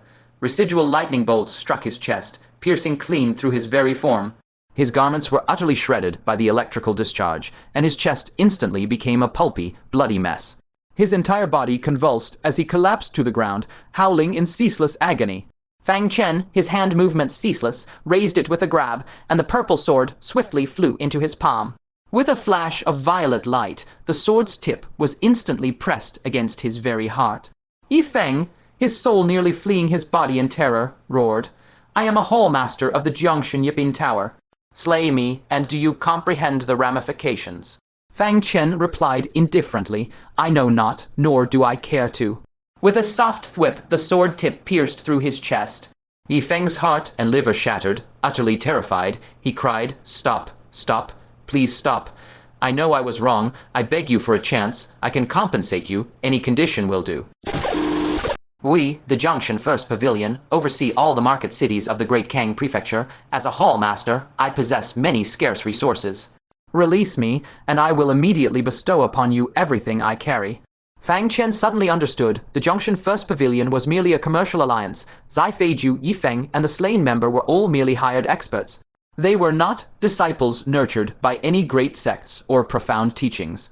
No wonder Yi Feng's strength was far inferior to Bai Chu, and even less than Wang Chengxi, out before him. Those who can be hired are mostly rogue cultivators without a sect, relying on their own cultivation. Naturally, their strength cannot compare to disciples of great teachings with a heritage. Esteemed one, what is your decision? Yi Feng's eyes revealed a pleading light.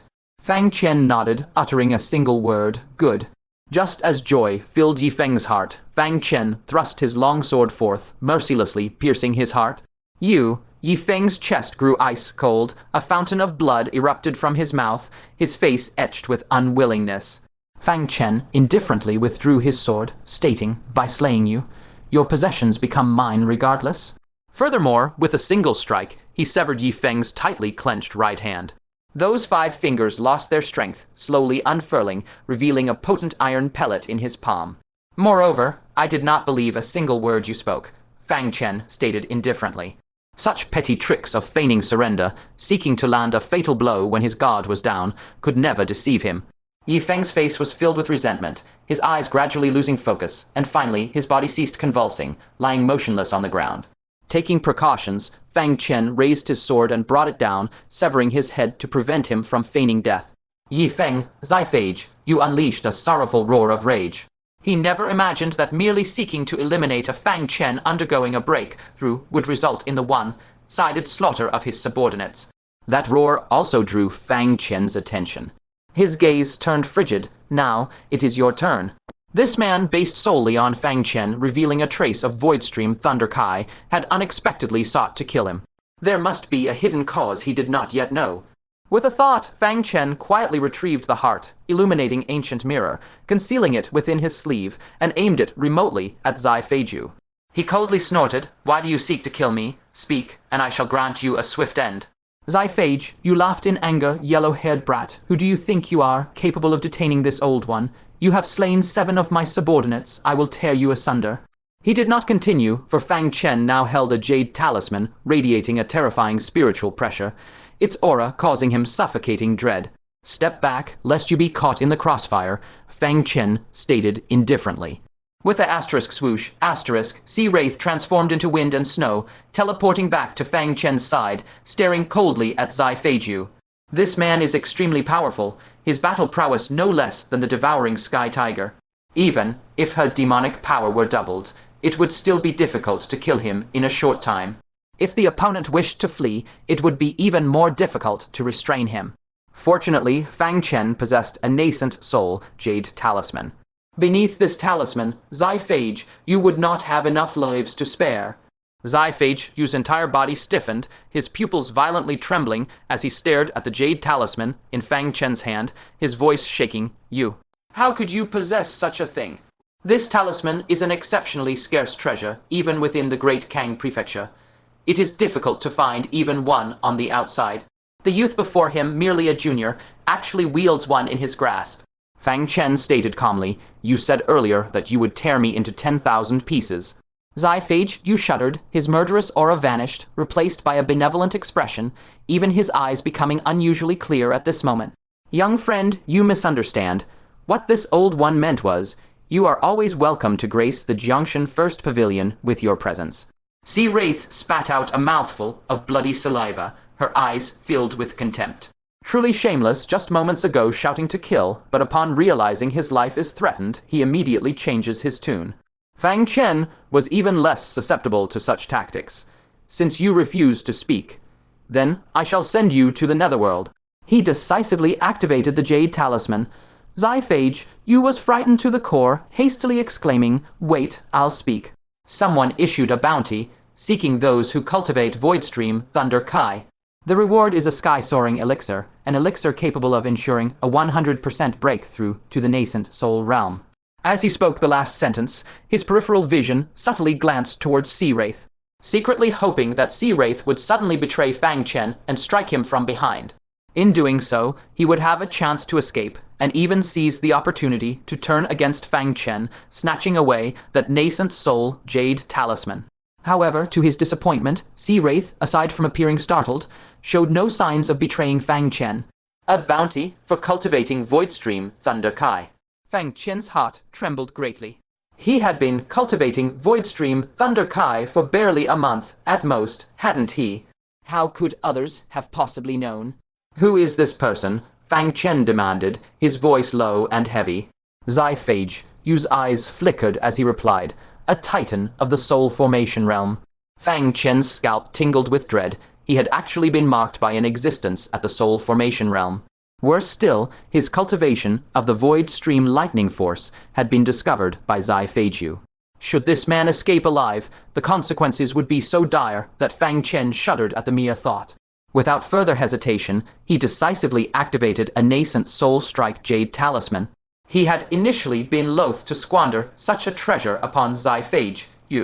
Now, however, it seemed more than worth the cost. Xiphage's expression shifted violently as he snarled, "You little brat, you have no honor." Even as he cursed, he crushed a pre-prepared talisman. A whirlwind swirled around him, causing his movement technique to surge in power. With a single leap of over 20 zhang, he arrived at the exit in the blink of an eye. Fang Chen's figure flickered like a shadow in the clouds as he swept forward, coldly blocking the path. "I promised you a swift end. I never promised you your life." The jade talisman in his palm was fully ignited, trembling on the precipice of a cataclysmic eruption. Xiphage's face filled with horror as he roared in despair, "You little bastard, do you truly intend to drive me to such a bitter end?" The flickering, unstable light of the jade talisman cast a chilling, merciless glow upon Fang Chen's face. "When you sought to annihilate me, did you ever think of showing mercy? It is far too late for words now." Yet at the very moment the jade talisman was to be unleashed, a shattering roar erupted from high above the earth. The secret realm, buried deep beneath the earth, shook with violent intensity. With a resonant crack, the dome of the secret realm split asunder as a massive fissure, extending from the surface world, tore its way down into this hidden depth. Strands of residual, destructive ripples echoed within the cavernous rift. Fang Chen's pupils constricted violently. This is the power of a nascent soul strike. Ancient giants and a host of nascent soul experts must be clashing above. A stray blow has pierced through the earth, exposing this hidden realm to the world. Xiphage, you was momentarily stunned before being swept by a wave of overwhelming joy. He lunged upward, leaping into the overhead fissure and scrambling toward the surface with desperate speed. As he climbed, he cried out at the top of his lungs, "Vice Tower Master Yan, Vice Tower Master Yan, save me." If the ancient giants were here, then Vice Tower Master Yan Daeon was surely close by. Salvation was within reach, if only he could break through to the surface. Fang Chen's expression darkened. Of all times for this fissure to appear, it had to be at this exact moment. He instantly invoked the second layer of his Cloud Shadow technique, traversing 1,000 zhang in a flash to intercept Xiphage. Without a shred of hesitation, he unleashed the nascent soul jade talisman, allowing its terrifying aura to flood the surroundings. The talisman transformed into a mass of ethereal light that blotted out the sky, within which a peerless spear, 100 zhang in length, manifested, radiating a divine sharpness capable of shattering the heavens. But at that moment, a majestic and resonant voice, rolling like the very thunder of heaven's will, echoed from the distance. "Fellow Taoist, stay your hand." The Nascent Soul expert Vice Tower Master Yan had actually heard Zai Feiju's plea for help and sensed the mortal peril he faced. Finding hope in his desperation, Zai Feiju hastily clasped his hands toward Fang Chen. "Little friend, I implore you to stop. All matters can be discussed. There is no need for us to fight until the fish dies and the net breaks, is there?" While he feigned a desire for peace on the surface, a murderous chill surged within his heart. "Heaven has not abandoned me. It is destined that I shall obtain the heaven-transcending pill." Once he reunited with Vice Tower Master Yan, he would surely find a way to slay this youth. As a distinguished guest elder of the Jiangshan Yipin Tower, to have his subordinates slaughtered and to be forced to beg for mercy by a mere junior at the 5th level of the Golden Core realm if he did not kill this boy. How could he ever quell the hatred in his soul? Furthermore, he would take the boy's head to claim the heaven-transcending pill and rewrite his very destiny. Fang Chen remained utterly indifferent, a fight to the death. "That is far better than letting you trade my head for a heaven-transcending pill and using my corpse as a stepping stone to the Nascent Soul realm. If death is to come, then let us both embrace it." Fang Chen pointed a finger from afar, and the 100 Jiang Phantom of the spear, radiating the aura of annihilation, locked onto Zai Feiju. With a sudden whistle, the ethereal light exploded, and the spear lunged forward in an instant. It traversed the air, leaving a trail of overlapping afterimages in its wake. By the time Zai Feiju could react, the spear had already skewered his chest, leaving a cavernous, bloody hole the size of a human head. The terrifying aura of annihilation instantly withered and desiccated his physical form. At this moment, he resembled a piece of porcelain that had been overfired in the kiln. Countless hairline fractures began to spider web outward from the gaping hole in his chest. Zai Feiju, you could not believe it. Fang Chen had actually dared to defy the command of a Nascent Soul expert to strike him down. His eyes remained wide, filled with a profound and bitter resentment. From a wretched, despised youth to a venerated guest elder of the Jiangshan Yipin Tower, he had endured countless hardships, suffered through unimaginable agonies, and survived depths of despair to reach his current height. Yet, after all he had overcome, he was to fall here. He had believed that encountering Fang Chen was the second spring of his cultivation journey. A chance to attain the Nascent Soul realm and become a true powerhouse under the heavens. Who knew that it would end with his own demise, his entire life of striving utterly ruined. He was unwilling. He was filled with hatred. Why would Fang Chen not accept his fate? In his dying moments, he glared fiercely at Fang Chen, venomously roaring, "If I die, you won't have it easy either." Vice Lord Yan, he is. He discovered he could no longer speak. Without him noticing, a seed like a mung bean sprout landed on his shoulder. The seed's apex opened, revealing dense teeth that bit down upon his neck. Zai Feiju, you suddenly felt his body was no longer under the control of his soul. Like a wooden puppet, he was unable to move or speak. The 4 words, Voidflow Lightning Force, were already at his lips, yet he could not utter them. Fang Chen, with a flying sword beneath his feet, descended slowly. His gaze was utterly indifferent. I was prepared for this. Even a cornered dog will jump a wall, let alone a venomous old thing like Zai Feiju. If he had let him reveal the secret before death, wouldn't this Nascent Soul Jade Talisman be wasted? In Zai Feiju's eyes surged boundless resentment, but alas, he could not speak. As the cracks on his chest rapidly multiplied, finally, with a resounding bang, his body exploded into countless fragments like shattered porcelain. With swift eyes and hands, Fang Chen seized a severed finger of his, for upon it he wore a spatial storage ring. However, this artificial spatial storage device required a specific incantation to open. Without it, one could only gaze in vain. And Zai Feiju, the only one who knew the incantation, was already dead. Just as he hesitated whether to keep the item, Sea Siren swiftly caught up and asked, "Master, are you all right?" The earlier spear strike was earth-shattering, causing her great concern. Fang Chen shook his head and said, "I am fine. We must leave this place at once." Before his words could fully fade, a thunderous roar exploded above them. Who dares to kill a guest elder of my Jiangshan First Pavilion? Fang Chen and Sea Siren were both shaken, nearly falling from the stone wall. Quick, leave. Fang Chen's heart skipped a beat. He had thoroughly offended a Nascent Soul realm expert. If this person were to discover him, he would truly be without escape under the heavens or upon the earth. He hastily returned to the secret realm. Suddenly, his peripheral vision caught sight of a tail. Turning his gaze, he discovered 3 members of the Silver Fox lineage hidden within a crevice.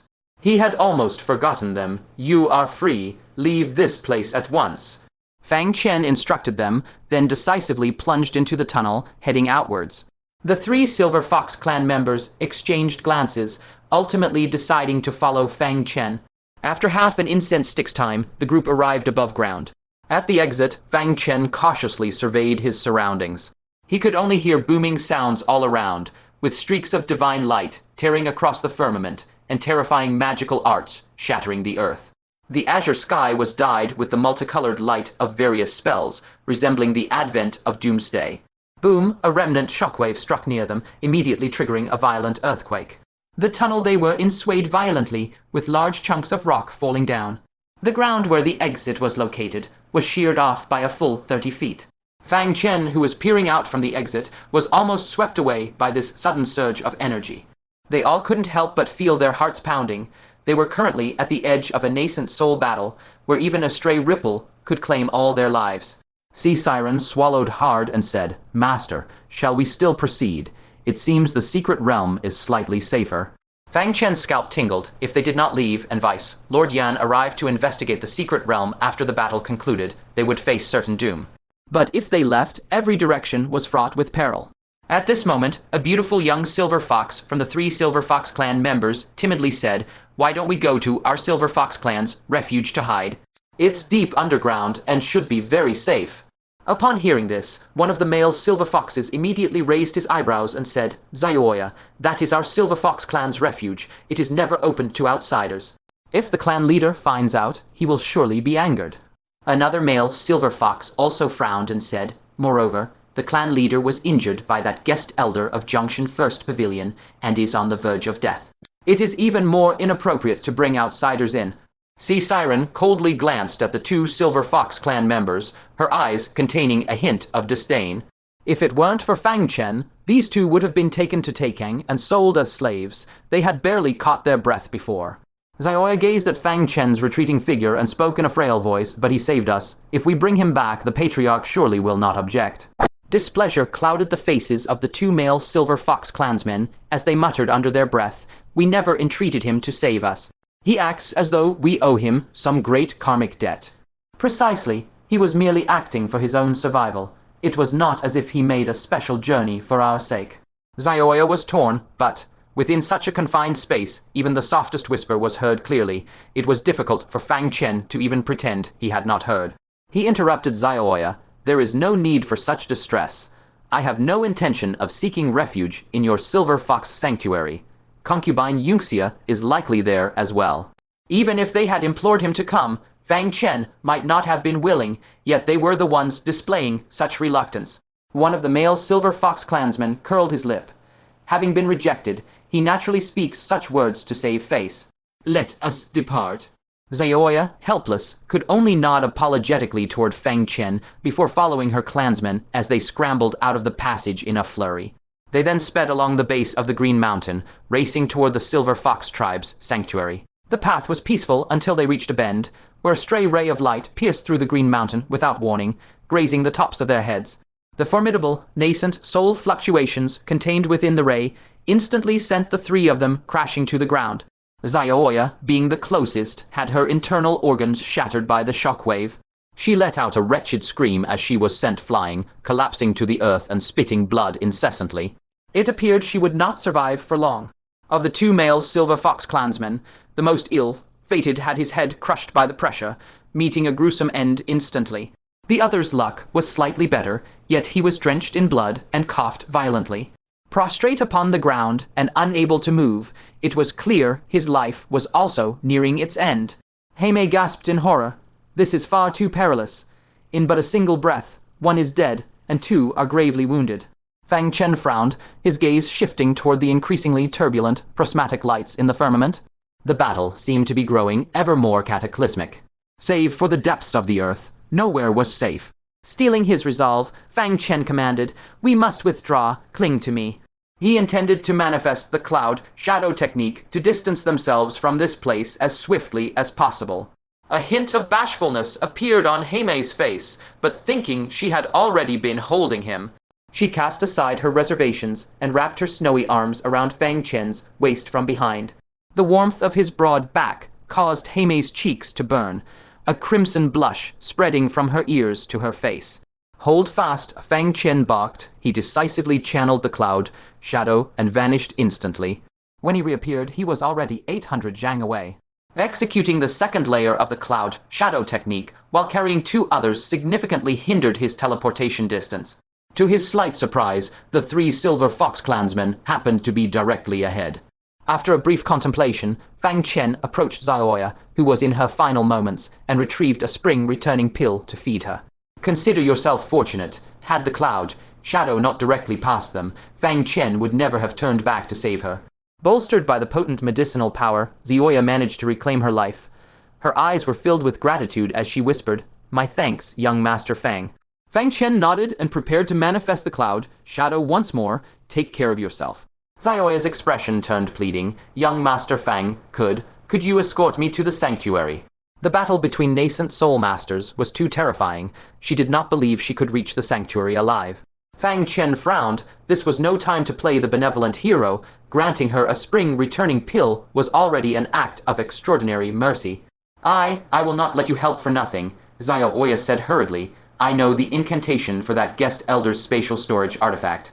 If you can return and find his artifact, you will be able to open it." Fang Chen's pupils contracted slightly. He surreptitiously felt the spatial storage artifact hidden within his robes. He had assumed that with Xifiju's death, the incantation would be lost forever, rendering the artifact a useless trinket. Xiaoya's words caught him completely off guard. "How could you possibly know it?" Xiaoya replied weakly, "My bloodline talent is lip reading.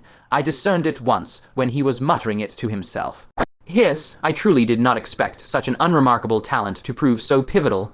After a brief deliberation, he spoke decisively. "Very well, I shall escort you. Heime, take hold of her."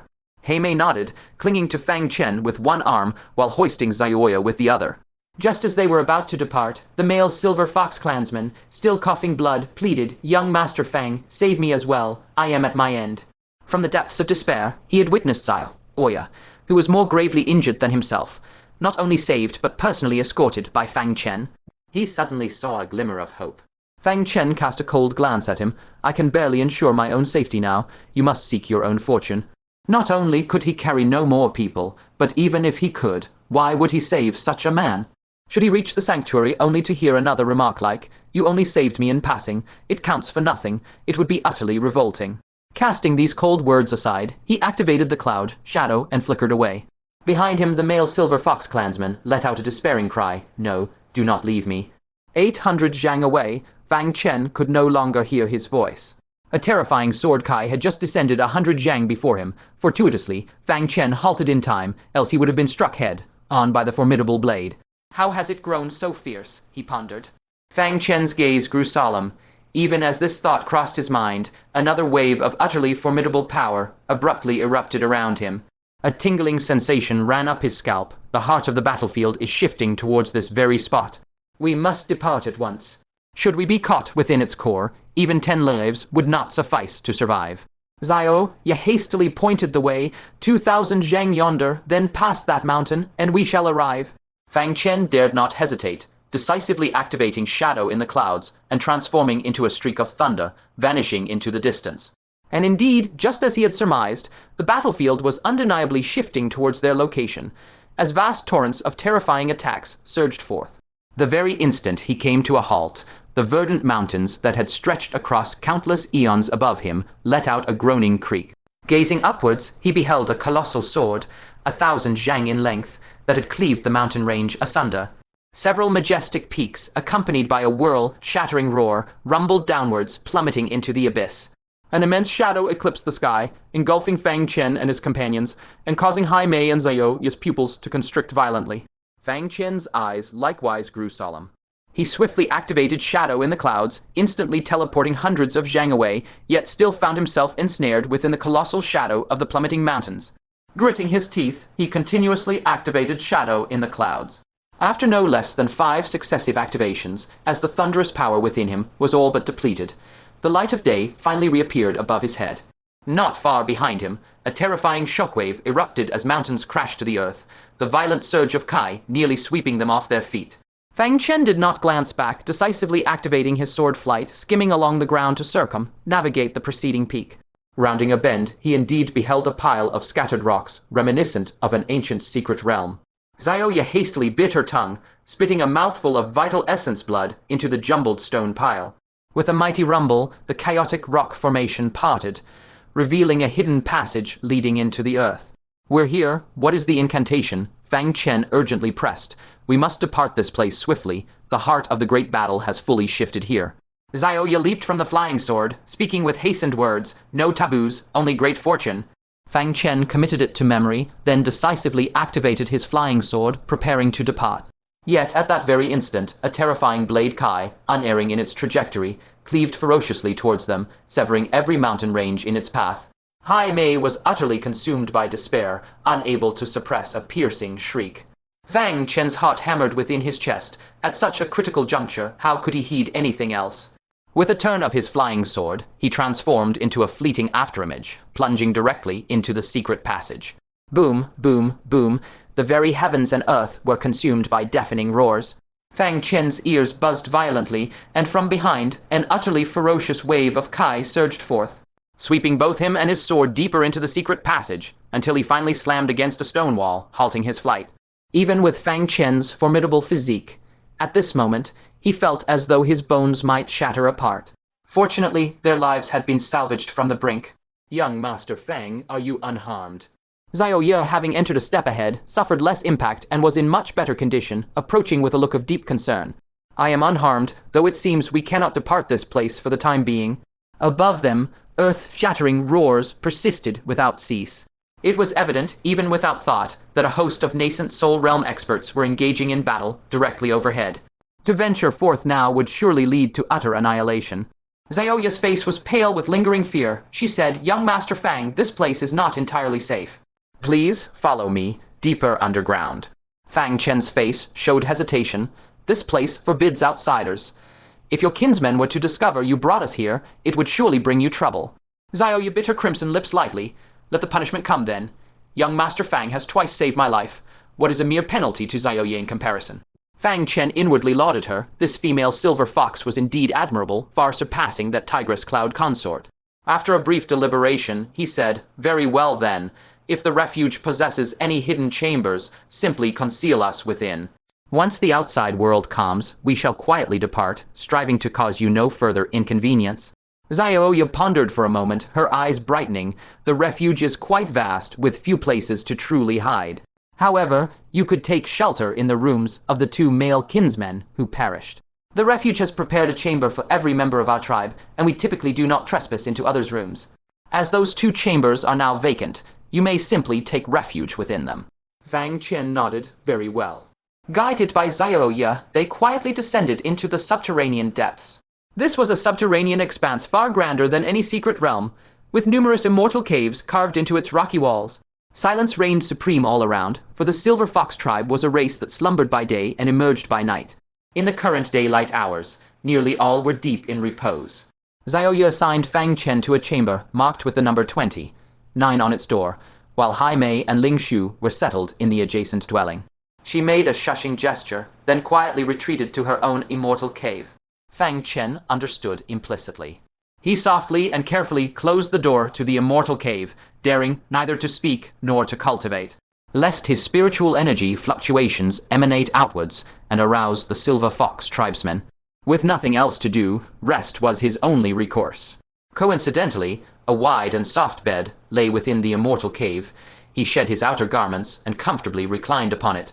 Listening to the faint, distant sounds of fierce battle from the surface, a profound sense of peace settled over him. No matter how potent the Nascent Soul realm experts above, they could never breach such deeply entrenched earth. As his mind finally relaxed, a wave of weariness washed over him. He had cultivated relentlessly for 7 days to break through to the 5th layer of the Golden Core realm, and the subsequent grand battle had depleted his spiritual essence considerably. His eyes closed, and he drifted into a profound slumber. Suddenly, the door to the chieftain's immortal cave swung open, and a graceful figure emerged with weary urgency. Clad in garments of snow white, her slender face appeared ethereally beautiful in the faint light and shadow, as if an immortal had descended to walk among mortals. From within the immortal cave, a frail voice of an elderly woman drifted out. "You have toiled tirelessly to save our kinsmen, and yet still attend to this crippled elder." Yunxia shook her head, her voice soft and ethereal. "It is of no consequence. A brief respite shall suffice." The clan leader spoke with an apologetic air. "Then pray, rest within my humble quarters. Ever since you joined the demon imperial court, your former chambers have remained untouched and uncleaned."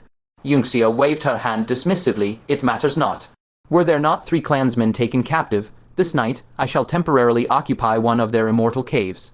With those words, she drifted toward a cave dwelling. Glancing at the inscription 29 upon the portal, she pushed it open and stepped into the pitch-black interior. She raised a finger, igniting a flicker of flame, only to extinguish it an instant later.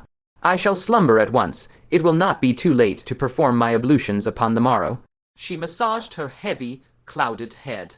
Every cave dwelling shared the same arrangement. Even without light, she navigated the path to the bed with seasoned familiarity. Shedding her garments, she collapsed onto the bed, overcome by a profound exhaustion. Drowsiness surged like a tide, and she drifted into a heavy, stuporous sleep. Yet her slumber that night was restless. Through the long watches of the dark, she lingered in the veil between dreams and wakefulness. In her dreams, a presence stirred, caressing her back, encircling her waist, and grasping her bosom, leaving her tossing and turning in agitation. She sought to break free, yet with every shift of her posture, she was pulled back into that relentless embrace. Tormented by these shameful visions all night, she awoke with a clouded mind and eyes streaked with crimson exhaustion.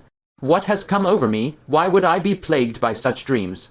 As her consciousness gradually cleared, a hint of unease colored her jade-like celestial countenance, especially as she recalled the vivid sensation of those scorching palms sliding across her skin. Her face flushed a deep crimson. "How disgraceful to have such a dream!" She playfully poked out her tongue, commanding herself to banish the thoughts. That peculiar sensation left her both ashamed and strangely lingering upon the memory. "Heavens, Yunxia, you have lost your mind. How could you harbor such thoughts? Have you been corrupted by that scoundrel Fang Chen?" Coming to her senses, she massaged her face with her fingers, striving for clarity to purge the shameful dream from her mind. Whether it was the massage or the mere mention of Fang Chen's name that diverted her focus, she truly ceased to dwell upon the dream. After a night's rest, her body felt significantly lighter, and she took a long, languid stretch. A comfortable murmur escaped her lips. "Though these recent days have been arduous, so long as I am far from Fang Chen, my heart remains at peace even if my body is weary." How wondrous it is, these days without Fang Chen. A smile of genuine contentment graced her face. She had never asked much of life, allowing her to face all circumstances with tranquility, neither striving nor grasping, devoid of joy or sorrow. It was not until she encountered Fang Chen that she realized a person could exist who, like a predestined nemesis, could shatter her composure. Even if Fang Chen did nothing but stand still, his mere presence sent ripples through her heart. Should he utter provocative words or commit overbearing acts, he could instantly incense her, transforming her into a version of herself she no longer recognized. Recalling their myriad interactions, a sense of suffocation washed over her once more. "I shall think of him no more. By the time I return to the demon imperial court, the demon emperor will have surely drained him of all use and slain him. I shall never cross paths with him again. 'Tis time to rise and begin the day's labors." With a flick of her finger, a wisp of medicinal energy struck the ceiling. The fluorite embedded within the stone emitted a faint azure glow, gradually illuminating the dim interior. She rolled across the bed with lingering attachment. Yet, in the moment she turned, her eyes fell upon a man stripped of his garments. She froze in shock, gazing at the man's face against the light. It was Fang Chen. She swiftly shut her eyes and muttered to herself, "I have been awake for so long, yet I am still trapped in a dream. What a formidable illusion. Nightmare, begone." Even as she chanted, she desperately tried to tear herself away from this waking nightmare. To evade Fang Chen, she had fled 1,000 miles back to the Silver Fox tribe and hidden within their refuge. If waking to find Fang Chen sleeping beside her was not a dream, what else could it be? Yet the more she chanted, the more lucid she became, and panic began to grip her heart. Finally, her voice faltered, unable to continue. She snapped her eyes open. Fang Chen was still there. This was no dream. Fang Chen had actually left the Demon Imperial Court, traveled 1,000 miles to the Silver Fox tribe, and entered the sanctuary forbidden to outsiders, only to spend the night beside her. Her world seemed to spin. A profound sense of destiny washed over her, convincing her that Fang Chen was indeed her fated nemesis. To have fled such vast distances, only to find escape still impossible. She recalled the vivid dream of the previous night. A hand caressing her back, an arm encircling her waist, fingers grasping her sacred bosom. This was no mere phantasm, but a truth that had transpired, and all at Fang Chen's hands. Her delicate form trembled uncontrollably. This fiend, who had brazenly intruded upon her sacred bathing pool and taken liberties without cease, had now traversed 1,000 li to reach this very place. Thus, having been so shamelessly debased, she, enduring Fang Chen's audacity no longer, shrieked in utter despair. Fang Chen, having been lost in a drowsy slumber, was jolted awake by a sudden, piercing shriek, his eyes snapping open. He too had known a restless night. Just as he settled into a comfortable sleep, a luxurious warmth, a silken softness, a pliant form, appeared beside him. He instinctively embraced it, caressing and holding it close. Yet the form was a restless spirit, ever seeking to escape his grasp. He was compelled to repeatedly reclaim it. After a prolonged struggle, the form finally yielded, allowing his manipulations. He had deluded himself. It was but a dream. Now, as his eyes opened, the mists of sleep gradually parted, revealing a countenance of ethereal beauty, its skin like purest jade, as if carved by celestial hands. Yet this celestial visage was now seething with an inferno of rage. Those once gentle eyes now held the Asura's gaze, brimming with murderous intent. Fang Chen instantly shook off his stupor, breathing a low gasp, concubine Yunxia. He bolted upright, only then feeling a chilling draft upon his form. He hastily snatched a beast hide to cover himself, demanding in a furious tone, what nefarious deed have you wrought upon me? For when he had sought his solitary slumber last eve, his bed had been utterly devoid of other presence. Yet, upon awakening, concubine Yunxia had materialized by his side. Troubled thoughts assailed him, making it difficult to dismiss the notion that concubine Yunxia's presence was a deliberate act. What blasphemy do you utter? Concubine Yunxia seethed with wrath, her demonic energy surging wildly, her bosom heaving with furious indignation. She was driven to utter madness. After Fang Chen's outrageous transgressions of the previous night, he now brazenly accused her, turning his own villainous deeds against her. I shall end your wretched existence. Concubine Yunxia's murderous intent flared, and she unleashed a swift palm strike towards Fang Chen. Blasted, Fang Chen almost cursed his very ancestors, scrambling off the bed with haste. He instantly conjured the 5, Magnet Primordial Mountain, forming hand seals with a resounding cry, cease at once. Do you wish to experience the might of the 5, Magnet Divine Radiance once more? Within the confined space of the immortal cave, should the divine radiance be unleashed, she would possess nowhere to evade.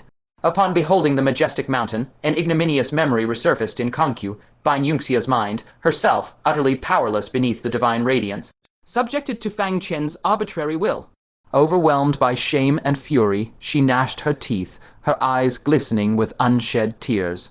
Each word imbued with lethal intent, she spat. Fang Chen, you have sullied my purity and shattered my esteemed name.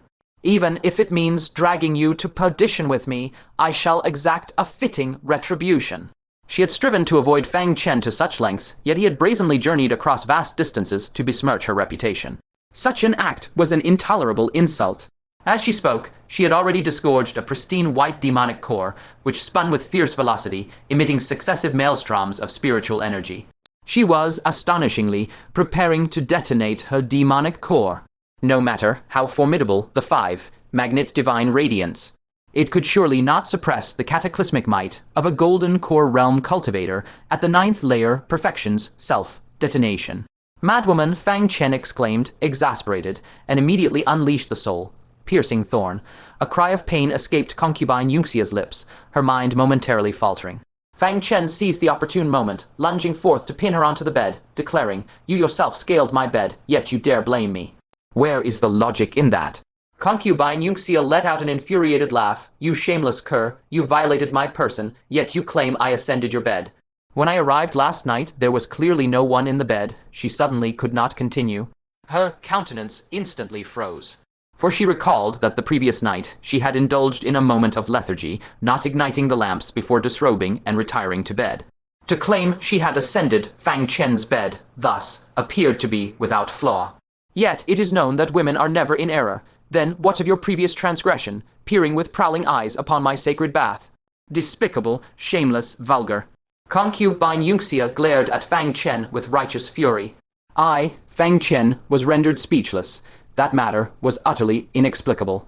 He waved a dismissive hand. Then let us consider us even. I strayed into your spirit pool by mistake, and you mistakenly ascended my bed. Thus, no one has suffered loss. Now, recall your demonic core. Concubine Yunxia stirred her wrist, which was tightly restrained by Fang Chen, asking, "Then why do you not release me?" Only then did Fang Chen realize he was still pinning Concubine Yunxia firmly beneath him. His old face flushed crimson, and he hastily released her. He then rolled to the side, swiftly donning his raiment.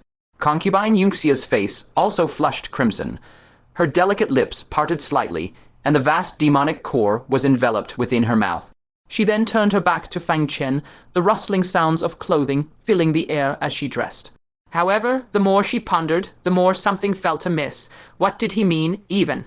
She alone had suffered indignity on both occasions, yet this scoundrel Fang Chen now dared to feign grievance. She ground her teeth, a furious outburst escaping her lips. "I care not how you came to this place. Before my tribesmen awaken, depart at once, and vanish from my sight for eternity." Should her tribesmen learn she had lain with a man for an entire night, even the Yellow River could not cleanse her reputation. Fang Chen curled his lip. "I have no desire to see you either. Were it not for a matter of expediency, he would never have come to this forsaken place."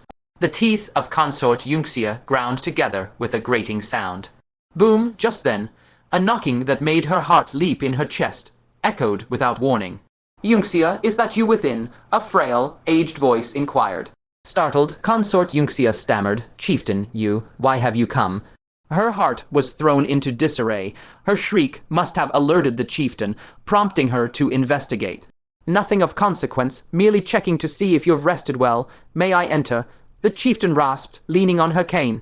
Fang Chen felt his scalp prickle. Even through the stone door, he seemed to feel the gaze of unfathomably deep eyes, causing a sensation of intense suffocation. This chieftain was likely no simple character. Without awaiting consort Yunxia's urging, he hastily donned the tortoise breath cloak, even before fully dressing, and stood motionless against the wall. Consort Yunxia was inwardly frantic. If this matter were known to the chieftain, the consequences would be unimaginable. She glanced at the concealed Fang Chen. Though his form and presence were masked, the aura of blood kai that surrounded him could not be so easily concealed. Driven by necessity, she unleashed waves of demonic power to fill the chamber, hoping to obscure the presence of the blood kai. "Yunxia," the chieftain inquired once more. Consort Yunxia quickly responded, "Yes, I am coming." She stepped forward to open the stone door. An aged woman with snow-white hair, wrinkled skin, and clad in a black dress stood outside, leaning upon a cane. Her expression was stern and humorless, creating an aura that discouraged approach. "Chieftain," consort Yunxia said, feeling guilty. A hint of concern flickered across the old woman's face. "Did you sleep well last night?" Consort Yunxia felt even more flustered, yet she maintained an unperturbed facade. "Very well. Thank you for your concern, chieftain." The old woman stepped into the room. "Enter. I have matters to discuss with you." Consort Yunxia felt a sense of relief, having thought the chieftain had discovered something. She glanced around, finding that none of the other clan members had awakened, and her anxiety dissipated. Closing the stone door, she turned and returned to the room. "Chieftain, what are your instructions?" Consort Yunxia gazed at the chieftain, who was seated upon a stone stool, her heart skipping a beat. Fang Chen's concealed position was but a single stride away. The chieftain could reach out and touch him with the slightest extension of her arm. The old woman declared, "The Tiger Demon Emperor's cave abode. It is time for you to venture forth. To miss this opportunity means waiting another 5 years." Consort Yunxia's expression dimmed, and she forced a bitter smile. "My previous attempt to break through to the Nascent Soul realm ended in failure, and I am now plagued by karmic impurities. Even if I were to encounter another opportunity for breakthrough, it would be of no use, unless I can completely cleanse the karmic impurities from my being. The Tiger Demon Emperor's cave abode only reveals itself for a fleeting moment every 5 years due to flaws in its formation. Only then can one seize the opportunity to enter and seek their destiny. In a few days, the flaw will reach its greatest extent, providing the sole opportunity to enter. The old woman tapped her cane lightly, her words laden with significance. One must strive for everything. Life is like a journey. You find the carriage too crowded and decide to wait for the next. The next is also crowded, so you wait again. When you finally board the carriage and begin your journey, others have already arrived at the destination, beholding the scenery. The path of cultivation is even more so. Opportunities are never passively awaited, but actively seized. Consort Yunxia bowed slightly. Yunxia is enlightened. Yunxia shall depart soon for the Tiger Demon Emperor's cave abode. Within her heart, she was filled with bitterness. The Tiger Demon Emperor's cave abode is divided into an outer and inner sanctum. The outer sanctum is open to all. Over the past 50 years, it has been opened more than 10 times. She had entered it once 5 years prior, only to quickly retreat, for she discovered that even the stone lions by the roadside had been polished bright by countless hands. Clearly, countless individuals had entered over the past 50 years, leaving scant few useful resources to be found. Indeed, that was the case. In the most recent 20 years, during 4 openings, no one had been reported to have obtained any opportunities within the outer sanctum. The vital resources lie within the inner sanctum, but they could not gain entry. Only the 24 silver scrolls of alchemical lore, forged by the Tiger Demon Emperor in his prime, could unlock its gates. Each silver scroll of alchemical lore disintegrates upon use. Over the past 50 years, 10 silver scrolls of alchemical lore had been expended. 14 remained, their whereabouts long since lost amidst the vicissitudes of the past 60 years. The old woman nodded slightly and retrieved an object wrapped in red cloth from within her robes. The will of man can conquer heaven. Only if you dare to try will this treasure not remain buried. Take it. Consort Yunxia was stunned as she accepted the object. It was surprisingly heavy in her grasp. As she unfurled the red cloth, a shimmering metal plate came into view. Only the size of a palm, it gleamed with silver radiance, inscribed with the ancient script of the demon race. What else could it be but a silver scroll of alchemical lore? A silver scroll of alchemical lore? Consort Yunxia exclaimed in disbelief. Chieftain, how could our clan possess such a treasure? From whom did we receive it?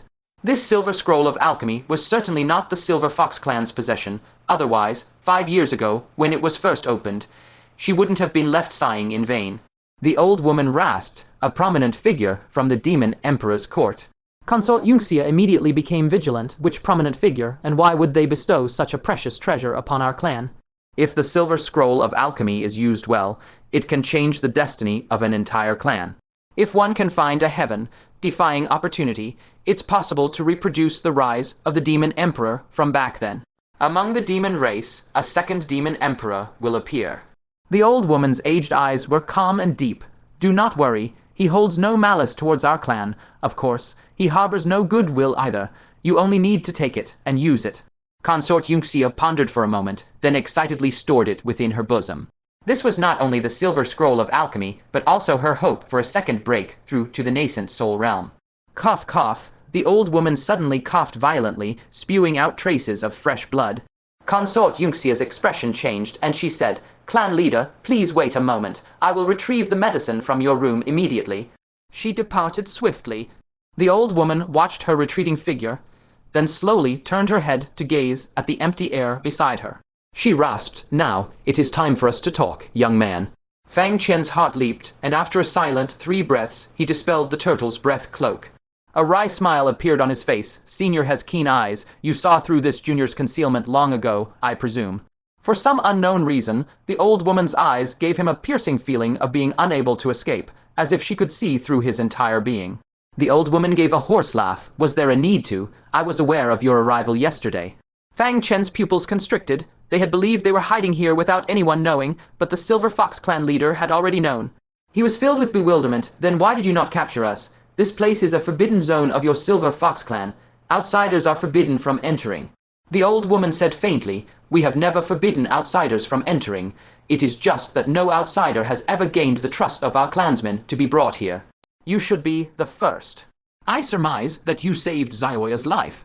Fang Chen's heart was secretly alarmed. This Silver Fox clan leader was also an extremely wise individual. He braced himself to respond, saying, "That is so." We encountered people from the Junction First Pavilion, and by fortunate coincidence, rescued her from their grasp.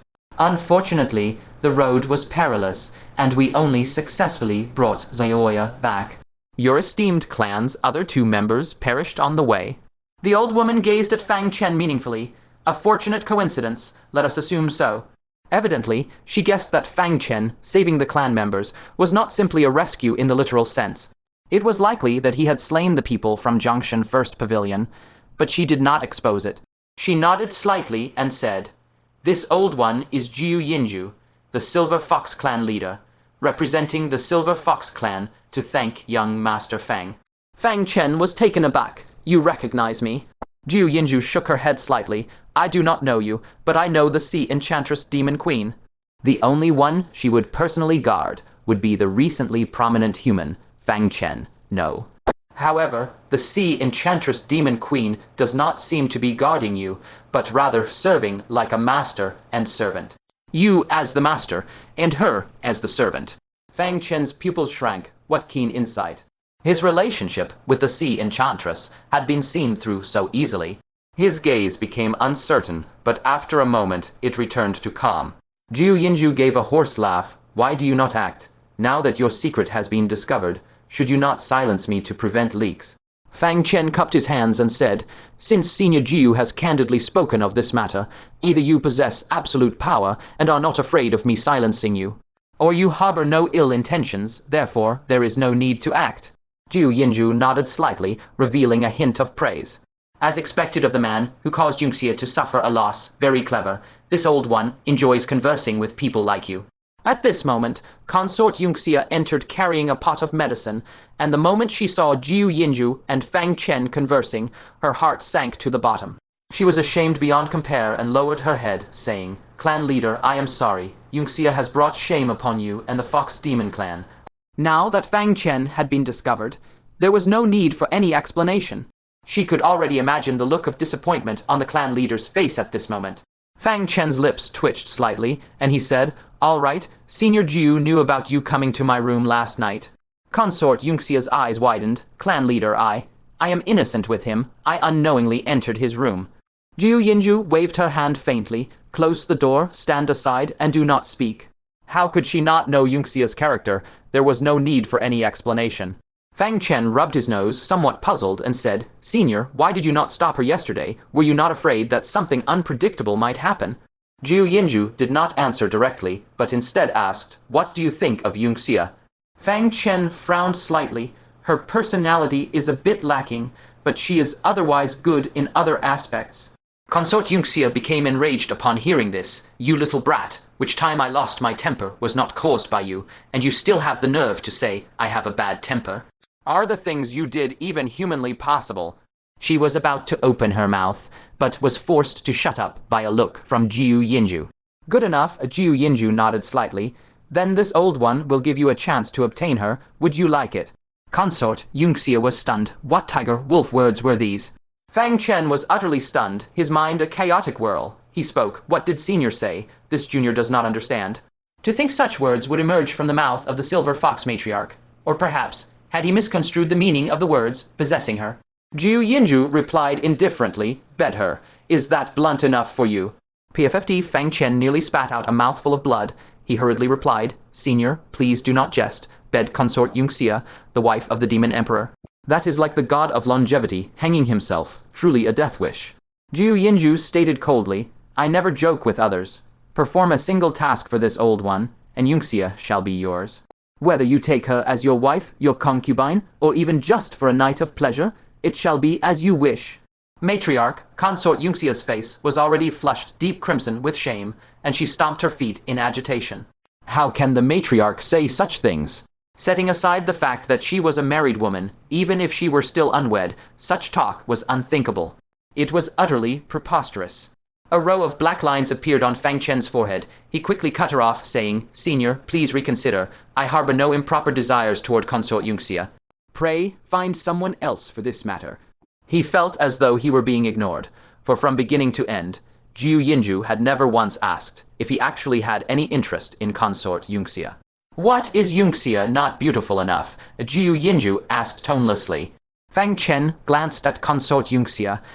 Though she was currently glaring at him in a huff, it did not diminish her peerless, world-shaking beauty in the slightest. With her title of Celestial Countenance, renowned across both the human and demon races, what right did he have to claim she was anything less than stunning? No matter how uninterested Fang Chen might be in Yunxia, he could not deny her nation, toppling grace. Jiu Yinju continued, "Is her figure not good enough? You certainly had your fill of touching her last night." Fang Chen's face reddened. He coughed awkwardly. Cough, cough. "Senior, let us not speak of that."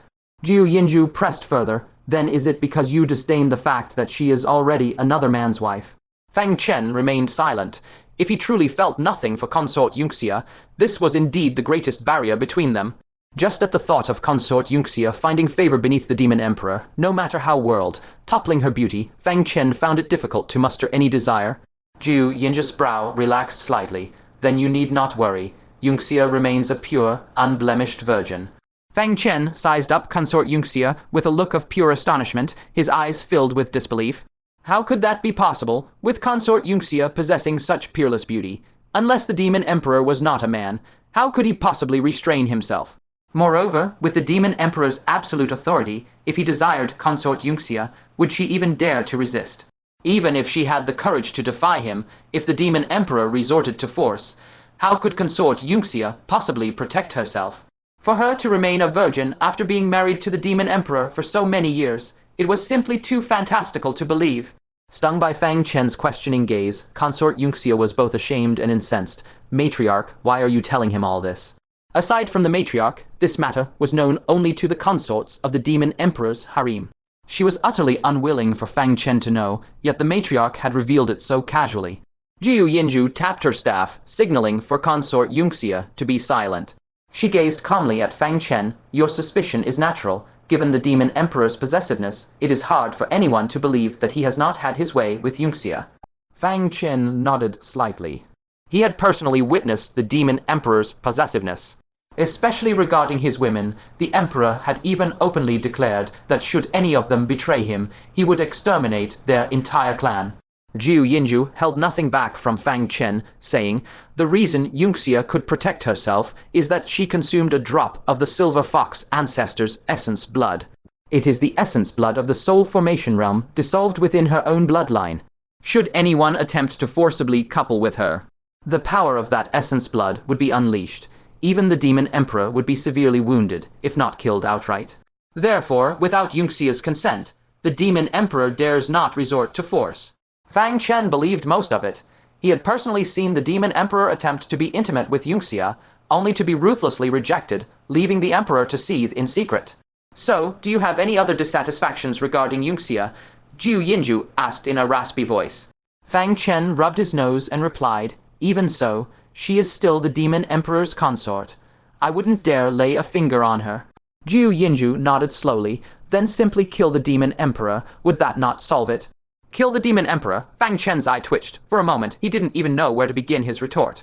Having witnessed the battles between Nascent Soul experts, he did not believe he could withstand even a single strike from the Demon Emperor should he turn serious. Furthermore, to kill the Demon Emperor for the sake of a woman, one with whom he had no relation whatsoever. Did he look like someone whose mind was entirely consumed by lust? Moreover, hearing the suggestion to assassinate the Demon Emperor from the mouth of a demon tribe's matriarch sounded utterly absurd. After pondering for a long while, Fang Chen said, "If I do not agree, will I be unable to leave this place?" Having learned the secrets of the Silver Fox clan, how could they possibly let him go so easily? Heh, Jiu Yinju chuckled raspily. "That is not necessarily so.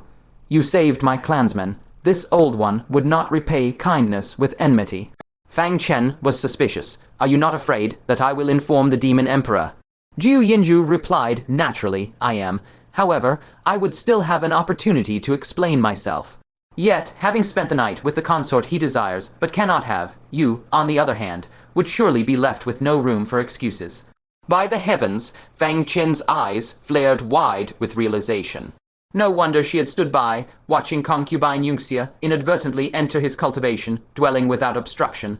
Her true machinations had been waiting here all along. Should the demonic emperor ever learn of this matter, even if Fang Chen were to conceal himself within the heavenly secret pavilion, the emperor would undoubtedly pursue him to exact vengeance. As for any opportunity to offer an explanation, should the demonic emperor perchance be in a benevolent mood, he might perhaps permit Fang Chen to offer his justifications from the very depths of the underworld itself. A veritable old fox indeed, Fang Chen could not restrain a low murmur, acknowledging the elder's cunning. Jiu Yinju remained unperturbed, a faint smile creasing her withered, aged face. Therefore she intoned, "Will you not give it a try?" "Should you truly succeed in slaying the demonic emperor," she continued, "then concubine Yunxia shall be yours." Fang Chen gave a dismissive shrug. "Venerable senior," he replied, "pray do not continue to speak of concubine Yunxia in this manner. Even the mighty demonic emperor himself could not claim her. What power do I possess to sway her heart? Such a tantalizing prospect, visible yet unattainable, is a mere illusion that even a dog would scorn. Should an opportunity arise to slay the demonic emperor, I shall indeed attempt it. Yet it shall not be for the sake of your Silver Fox clan, nor for some mere concubine Yunxia. It shall be for the sake of my human race that I strike." Upon Boundless Mountain, the fallen disciples of the 9 great sects were etched clearly in Fang Chen's mind, their tragic end an unforgotten sorrow. For this grievous blood debt, the demonic emperor could never escape his ultimate accountability. Jiu Yinju revealed a knowing smile. "Regardless of your initial intentions," she affirmed, "we find ourselves treading diverse paths to the same destination. Thus, we are now allies." "As allies," she declared, "I shall present you with a small gift." Her gaze then drifted towards concubine Yunxia. Fang Chen's lips twitched, and he quickly interjected, "I hold no interest in this violent woman. Cease using her as a subject of discourse." Concubine Yunxia's patience finally snapped, her silver teeth grinding together as she spat. "Aside from you, to whom have I ever shown violence? You should reflect upon yourself, and discern why you invite such disdain." Fang Chen merely shrugged. "Whence do I invite such disdain?" he retorted. "Your clan's matriarch, upon our very first encounter, spoke with me from the depths of her heart, discussing the grand undertaking of eradicating the demonic emperor himself. It is you who should reflect upon yourself." Concubine Yunxia was so utterly incensed that her delicate brows furrowed in furious wrath. Were it not for the solemn presence of the matriarch, she would undoubtedly have made Fang Chen taste the unyielding might of her iron fist. Jiu Yinju cast a profound, meaningful glance at concubine Yunxia, who now displayed a demeanor starkly different from her usual self, and subtly discerned some unspoken truth. With a hoarse voice, she interrupted their bickering. "Young Master Fang," she began, "you have heard all that this old one spoke of concerning the tiger, demonic emperor's cultivation, dwelling. There is no need for this old one to elaborate further. As a meeting gift between allies, I shall permit you to enter the inner sanctum once, accompanying concubine Yunxia. The Pill Scripture Silver Scroll permits 2 individuals to enter, and thus bringing you along is sufficient." Fang Chen raised an eyebrow. "The tiger demonic emperor's cultivation dwelling," he questioned, "holds little use for my human race, does it not?" Jiu Yinju stated calmly, "For you, it may hold no direct benefit. But what of Hema?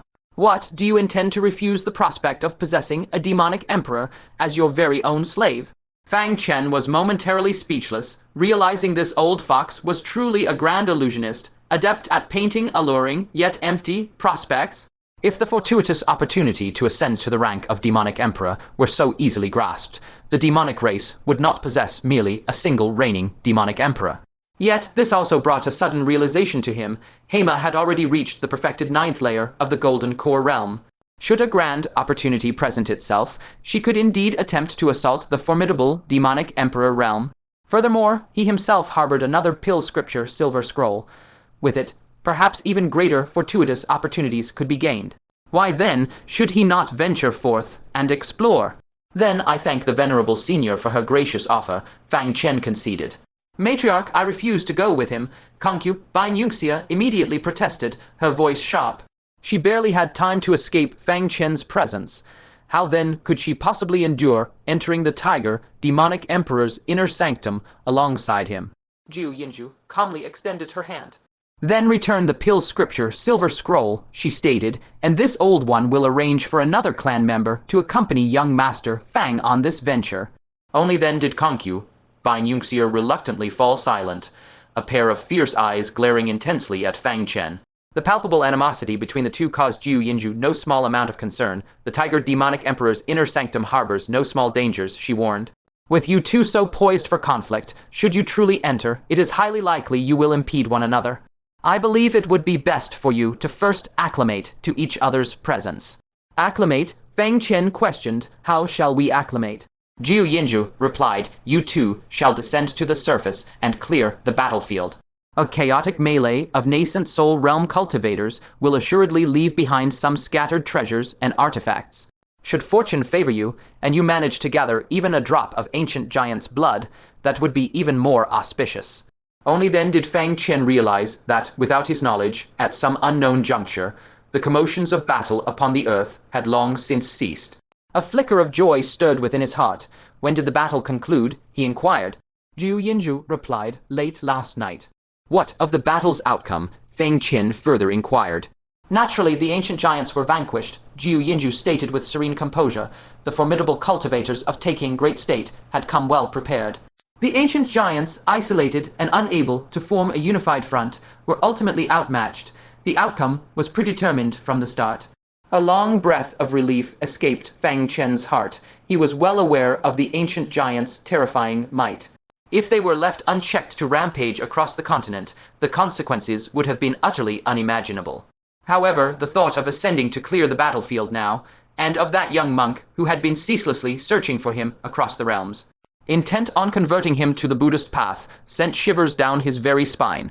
Those formidable nascent soul realm experts from beyond the realms were certainly not to be trifled with. Perhaps they were already in the midst of clearing the battlefield. For them to ascend now would truly be akin to snatching food from the very maw of a tiger. Jiu Yinju slowly rose, leaning upon her staff, a mysterious smile playing upon her lips. If at this juncture you were still to encounter a nascent soul realm expert from beyond the realms, she intoned, then this old one would have to offer you her congratulations. For your grand, fortuitous opportunity would have truly arrived. Fang Chen's countenance betrayed a hint of bewilderment. What veiled meaning did these words conceal? Jiu Yinju slowly uttered, the nascent soul cultivators from beyond the domain have, through the shroud of night, borne away the colossal corpse of the ancient giant. Indeed, their arduous expedition had been undertaken solely for the acquisition of the ancient giant's remains. Having finally reached the pivotal moment for the division of spoils, what motive could compel any to linger, save for the gravest of unforeseen circumstances? Their aspirations had ever been fixed upon the cadaver of the primordial behemoth. A veil of understanding lifted from Fang Chen's mind. Yet, upon deeper contemplation, the logic of the situation became undeniably apparent. While the trade of death may entice many, the pursuit of ruinous enterprise finds no willing patrons. Could it be that so many mighty nascent soul cultivators, journeying across the boundless oceans, expending profound effort, vast magical power, and even precious elixirs and magical artifacts, were moved solely by the dictates of righteousness? Nay, a colossal bounty of profit must undoubtedly be the engine of their relentless pursuit. What profound utility does the carcass of an ancient giant possess? Fang Chen inquired, his voice tinged with nascent curiosity. That such a relic could draw forth a multitude of nascent soul powerhouses, compelling them to brave immense perils for its demise, was truly astonishing. A fleeting glimmer of envy flickered within Jiu Yinju's gaze as he spoke, for the exchange of peerless treasures. Though the great war of antiquity had long since concluded, lingering vestiges of the ancient giants still persisted throughout the realms. Thus, the sagacious elders of myriad races erected Qinxianjian observatories across all lands. The Qinxianjian perpetually issues bountiful quests, whose sole decree is the eradication and capture of the ancient giant remnants. Qinxianjian, Fang Chen murmured, his perception sharpened anew. He stroked his chin thoughtfully. A quest potent enough to draw forth a throng of nascent soul powerhouses must surely offer a truly staggering recompense, would it not? Jiu Yinju recounted, decades past, a golden core cultivator of the 9th level, blessed with an improbable stroke of fortune, chanced upon a moribund ancient giant and bore it away to claim the bounty. Within but a single month, the world universally bestowed upon him the honorific of revered sovereign. Both Fang Chen and consort Yunxia were struck by a profound astonishment. A solitary ancient giant traded for a breakthrough to the revered nascent soul realm. Fang Chen's throat instantly grew parched, a wave of awe washing over him. Verily, the ancient giants were treasures beyond all reckoning, their worth transcending the wildest flights of imagination. Thus do you now comprehend why those nascent soul cultivators from realms beyond scurried back with such fervent urgency to claim their destined reward. Jiu Yinju affirmed, the boons bestowed by the Qinxianjian are verily beyond the resistance of even the mightiest nascent soul cultivators. If perchance any nascent soul powerhouse yet lingers upon this shattered earth, then only a singular explanation can suffice. He must be gravely wounded, inflicted with injuries so dire that departure is an impossibility. A profound realization dawned upon Fang Chen. Small wonder then that Jiu Yinju had proclaimed an encounter with a nascent soul from beyond the domain to be a momentous stroke of destiny. For any who had chosen to linger, they could only be nascent soul cultivators gravely wounded, teetering on the precipice of death. Should one merely await their ultimate demise and claim the magical artifacts they bore? The mere contemplation of such a prospect was enough to set one's very blood ablaze with fervent ambition. Consort Yunxia's countenance glowed with an ardent fervor. Then what are we awaiting? She declared. With unwavering resolve, she immediately set forth. Fang Chen pondered for a brief moment, then spoke. Senior Jiu, when Hai Mei awakens from her slumber, bid her to seek me out. For the demon emperor scales upon Hai Mei's being possessed a formidable utility, capable of turning the tide in moments of dire exigency. Having uttered his directive, he too departed with resolute swiftness. Upon descending to the ravaged earth, the two, remarkably, ceased their customary animosity. Consort Yunxia declared, we shall proceed separately, yet our distance must not exceed 1,000 zhang. Should peril befall you, I shall swift come to your aid. And should danger loom over me, I shall trouble you to employ that thunderous divine ability to spirit me away. For if peril could stir apprehension in even Consort Yunxia, it surely signified an encounter with an insurmountable and terrifying entity. Fang Chen nodded slowly. This woman, though prone to fits of temperament in times of peace, proved remarkably dependable when true crisis loomed. Without further ado, they diverged, each pursuing their own path. As Consort Yunxia faded into the distance, Fang Chen promptly patted the slumbering young Kilin nestled in his embrace. Awaken, little one, for work beckons. Seek out where hidden treasures lie.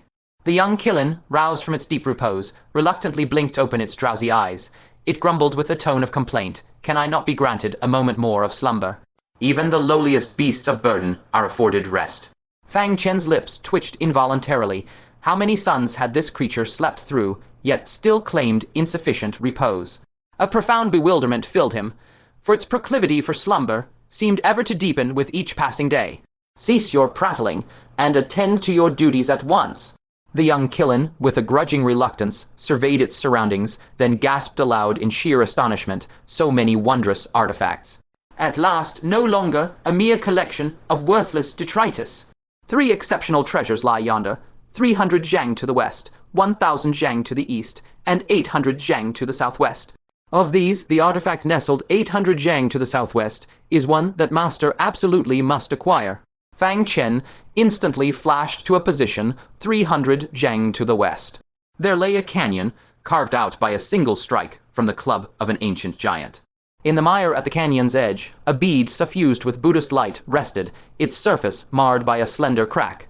Fang Chen recognized it as the Buddhist prayer bead necklace that had belonged to the young monk from White Horse Temple.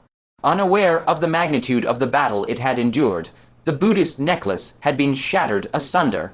He retrieved it with excitement. The moment it touched his hand, the Buddhist light enveloped him, causing him to lose himself for a moment as his mind went entirely blank. Tranquility reigned as the ethereal Sanskrit chants of the Buddhist Tao echoed. Fortunately, his soul was sufficiently powerful, allowing him to snap back to his senses in time. If mere leaked Buddhist light possessed such power to dominate the mind, if it were crushed to unleash its full radiance, would it not force one to convert to Buddhism on the spot? He collected it, as though it were a supreme treasure, then hurried toward the east for 1,000 zhang without pause. Here, the earth was scorched black, and over a dozen mangled corpses lay scattered about, emitting a terrifying yin kai. Yin corpses, peak 9th, level golden core realm yin corpses. Fang Chen was slightly taken aback. These were different from the yin corpses of Wang Chengxiao. Every single one was at the peak of the 9th level of the golden core realm. Though their combat prowess was somewhat diminished, they still possessed the strength of the 9th level of the golden core realm. Most importantly, these yin corpses were numerous. He unearthed the yin corpses from the ground, cleaned them slightly, and discovered that 6 were still functional. He immediately attempted to circulate the Yin corpse refining method found on the Iron Man, placing imprints upon each of the corpses one by one. A sensation of mental connection surged within him. He decisively stowed the Yin corpses within his spatial storage artifact. Then he flashed toward a location 800 zhang to the southwest. Along the way, he discovered many fragments of spirit tools, shattered jade talismans, and remnants of various defensive armors. Even as mere materials, their value was immense. Yet Fang Chen had no time to spare for them, rushing with haste to the most critical location mentioned by the little Qilin. From several hundred zhang away, he caught sight of the object the little Qilin had spoken of, and his pupils could not help but constrict. A blood-stained spiked club, 5 zhang tall, stood plunged into the earth. This was the weapon of an ancient giant, a formidable armament that had once crushed countless Nascent Soul experts. Its rank was no lower than that of a spirit tool of the human race. Fang Chen's eyes burned with fervor. This was undoubtedly a monumental treasure.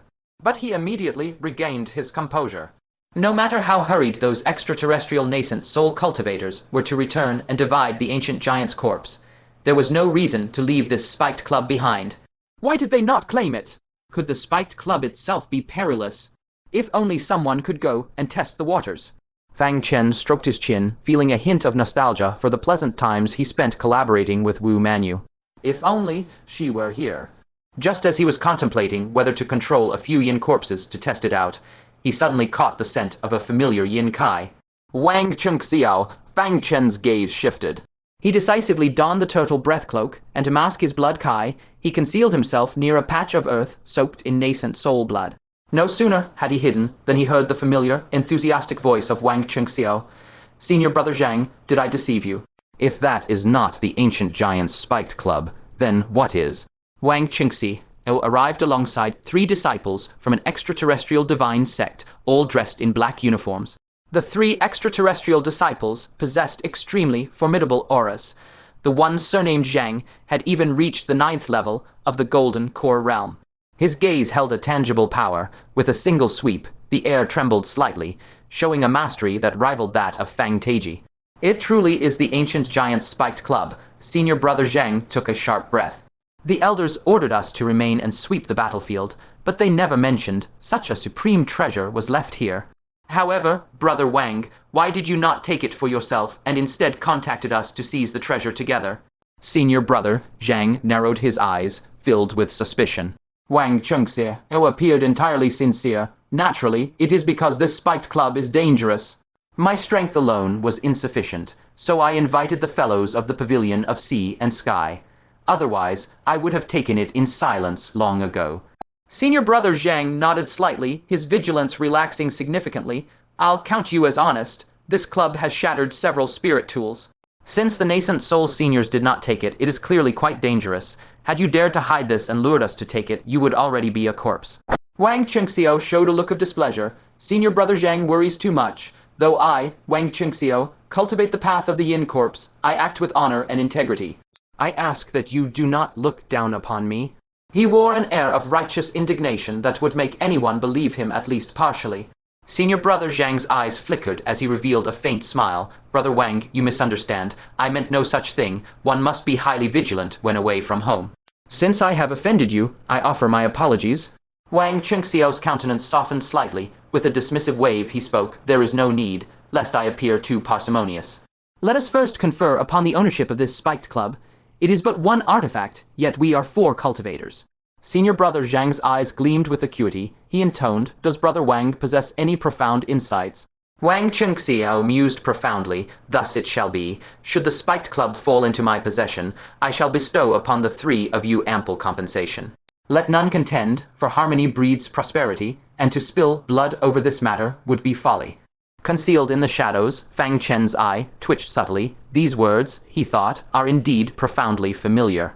Upon hearing this, he affirmed his suspicion. Wang Chengxi once more sought to ensnare others, and to ensnare them unto their very demise. Pondering this, a faint smirk touched his lips, and he patiently observed Wang Chengxiao's elaborate deception unfold. Senior Brother Zhang nodded slightly. Brother Wang is truly forthright. What more is there for us to utter?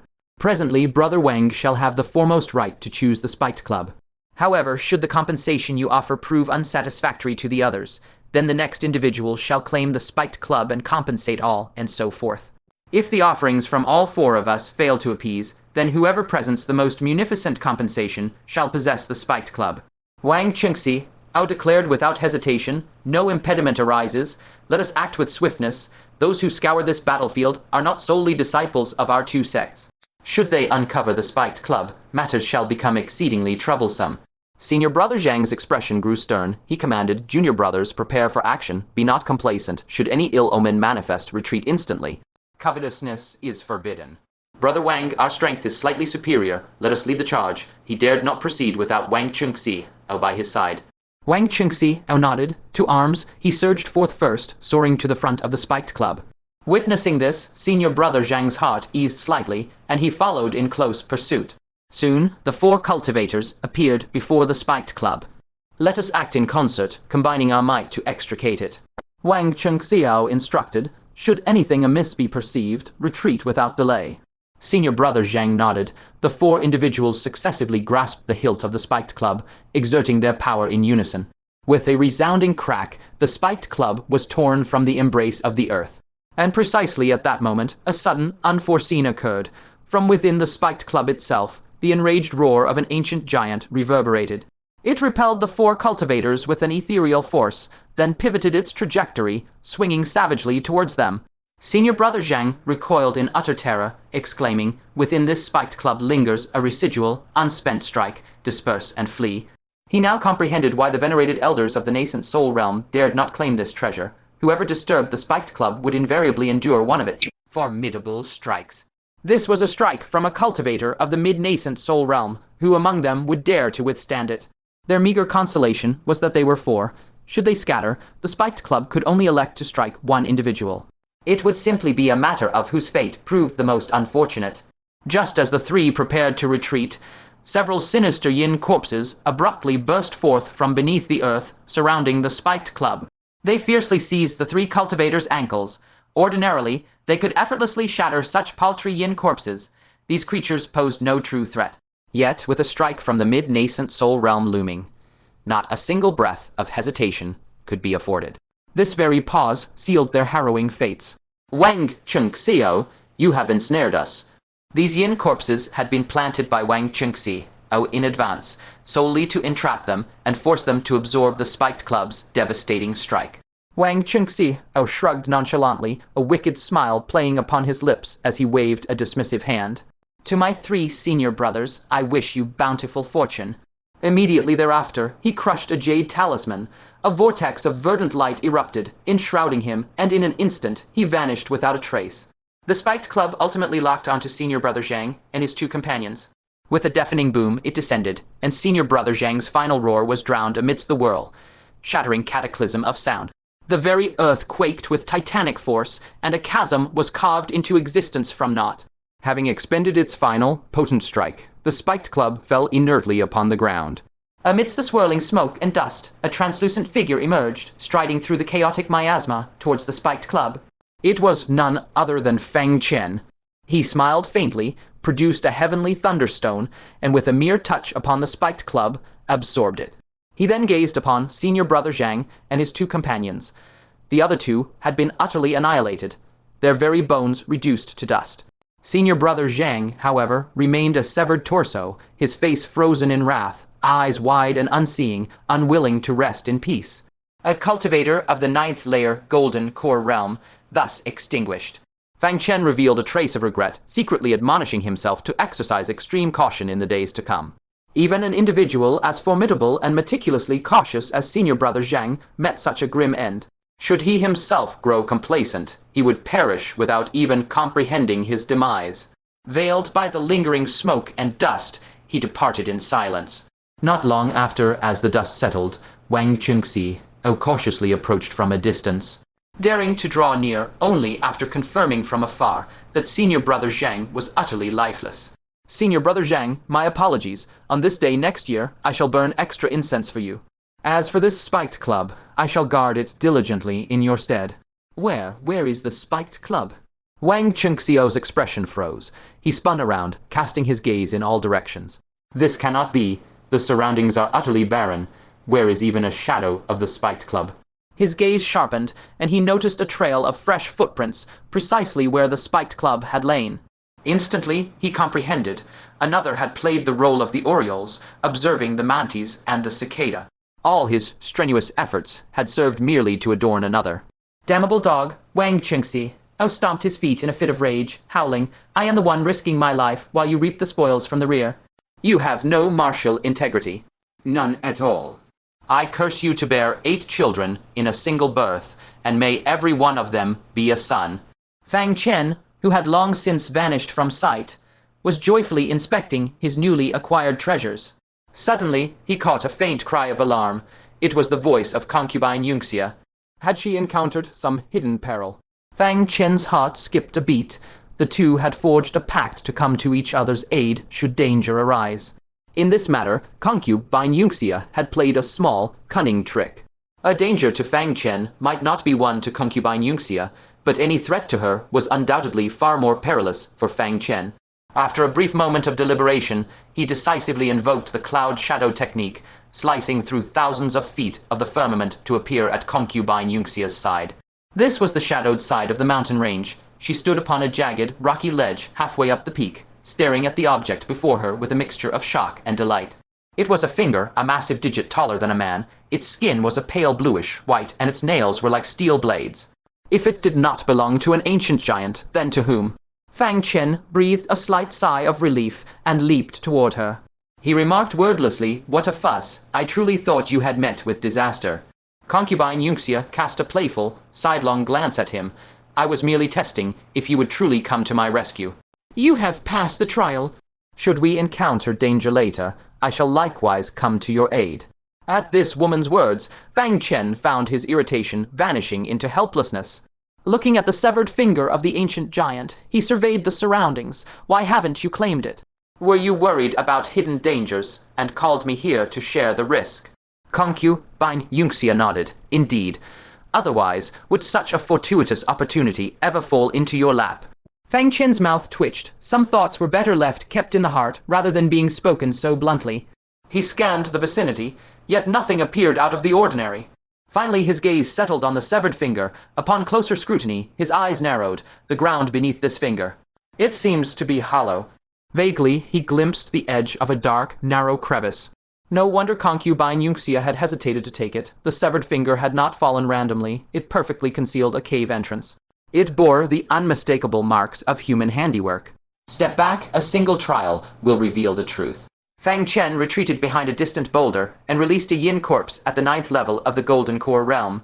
Concubine Yunxia's brows arched as she muttered to herself, "This fellow has added yet another trick to his repertoire. Just how many methods must he prepare before he is satisfied?" Recalling the endless stream of techniques Fang Chen had used against her in the past, her scalp tingled. Fortunately, they were now allies, and these methods would not be turned upon her. Seeing the yin corpse prepare to strike, she also found a hiding spot to observe in secret. The yin corpse moved with swift agility. Within moments it reached the finger and, grasping it with both arms, hoisted the man, high digit into the air. Beneath the finger, a cave entrance several feet deep was indeed revealed, clearly excavated by hand. Who could be hiding within this place? Just as the yin corpse was about to retreat with the finger, a burst of snow-white silk threads erupted from the cave without warning, binding the corpse and dragging it inside. Fang Chen's pupils constricted. Were those not the tranquil heart lotus silks? And those silks belonged to none other than Venerable King He. "Venerable Kaian Hu, is that you, Venerable Kaian Hu?" The aged voice of Venerable King He drifted from the cave. "No, who is outside?" Venerable King, he immediately realized that the one who had struck was not Venerable Kaian, who himself, and issued a majestic, commanding shout. Fang Chen's pupils trembled. Concubine Yunxia's expression also shifted in alarm. To think a nascent soul realm powerhouse truly remained here. He was likely heavily wounded, otherwise he would have no need to hide in such a place. The two exchanged a swift glance, wisely preparing to retreat. Ancient records claimed that encountering such a nascent soul powerhouse was a grand providence, but that was only if one waited until they were dead to claim the spoils. Otherwise, even a wounded nascent soul cultivator remained a master of the nascent soul realm. To provoke such might would lead to a miserable end. "Is that you, concubine Yunxia?" For some reason, Venerable King, he had sensed her presence. Concubine Yunxia's expression changed. She drew a strand of tranquil heart lotus silk from her robe. The thread now seemed to come alive, writhing in her palm. It was through this, that venerable king, he had identified her. Her gaze flickered for a moment before she signaled Fang Chen to remain still. She then stepped forward and spoke. Yunxia pays respects to venerable King He. I did not know the venerable was here and have offended you. This junior shall take her leave at once. Wait! Venerable King, he called out to stop her. My disciple is injured. Do you have any healing medicinal pills or perhaps some heavenly treasures? Disciple, you mean yourself, concubine Yunxia thought, her mind as clear as a mirror, though she dared not expose him. She replied submissively, replying to the venerable, we of the demon race do not often carry the spirit elixirs of the human race. My heavenly treasures are mostly for cultivation. I have none for healing. Replying to the venerable, we of the demon race do not often carry the spirit elixirs of the human race. My heavenly treasures are mostly for cultivation. I have none for healing. Fang Chen finally understood why venerable king was hiding here and had deliberately used the severed finger of an ancient giant as bait. He sought to lure disciples of the outworld divine Sect to this place, intending to seize the healing medicinal pills from their persons. But why did he feel the need to hide? Even if he were heavily injured with his nascent soul realm cultivation, capturing a few disciples of the outworld divine Sect should have been as effortless as reaching for an object in his own pocket. From whom was he hiding? Fang Chen's eyes flickered with a faint, discerning light. A voice of disappointment drifted from within the cave. You do not have them. In that case, might I trouble you to seek some out for me? Once the task is complete, I shall surely bestow upon you tranquil heart, lotus silk, which is guaranteed to cleanse all baleful Kai from your soul. A look of joy spread across Consort Yunxia's face as she replied, very well, Yunxia shall seek them for the Venerable One immediately. I pray the Venerable One remains patient. Venerable King spoke in a slow, measured tone, go quickly and return in haste. Consort Yunxia turned instantly, soaring into the air toward the distance. Yet at the very moment she turned, a flurry of snow-white silken threads shot forth from the cave without warning, coiling toward Consort Yunxia. Since you have learned the location of this old man's seclusion, how could I possibly let you leave? Venerable King let out a ruthless, cold snort. Consort Yunxia, however, spun around abruptly as if she had long anticipated this. Behind her, 9 tails unfurled in unison as a surge of nascent soul-level aura erupted forth. The incoming threads of the horsetail whisk were entirely repelled by the blast. It appears Senior's injuries are quite severe. If you must resort to a sneak attack against a mere junior. She had been on her guard against Venerable King from the very beginning. Having associated with him for some time, Consort Yunxia naturally knew his true character. Though he appeared benevolent and kind, his heart was profoundly scheming. A sliver of killing intent emanated from the cave as Venerable King said icily, since you know so much, you must die all the more. A minor demon who failed her tribulation actually dares to think she can defy me. Swish, a cold light suddenly flashed as the repelled whisk threads converged into a blade, slashing down in an instant. Consort Yunxia's expression shifted drastically as she shielded herself with her 9 tails, attempting to withstand the blow. Pachai, in that heartbeat, all 9 tails were severed simultaneously, and blood sprayed into the heavens. Consort Yunxia groaned in agony as her gathered nascent soul aura was instantly shattered. Among those at the 9th layer of the Golden Core realm, one such as her who had survived a tribulation was undoubtedly a peerless figure.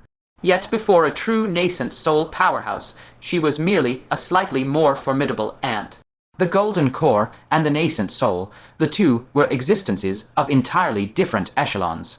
What was more terrifying was that the great blade formed by the whisk continued its descent unabated, poised to cleave Consort Yunxia in two. At the critical moment, a massive mountain descended from the sky, crashing onto the great blade. The momentum of the great blade was momentarily halted. Fang Chen blurred forward, grabbing Consort Yunxia by the waist and retreating with lightning speed. There is another. Venerable King's voice turned suddenly somber. He was indeed injured, so severely, in fact, that he failed to sense someone hiding nearby. His killing intent grew even more potent. With a shudder of the great blade, the 5 magnetic primordial mountain was sent flying, and the blade slashed toward the retreating pair. Fang Chen's pupils constricted. This was the genuine strike of a nascent soul expert. He bellowed, "Halt! Unless you wish for us to perish together." Venerable King recognized Fang Chen.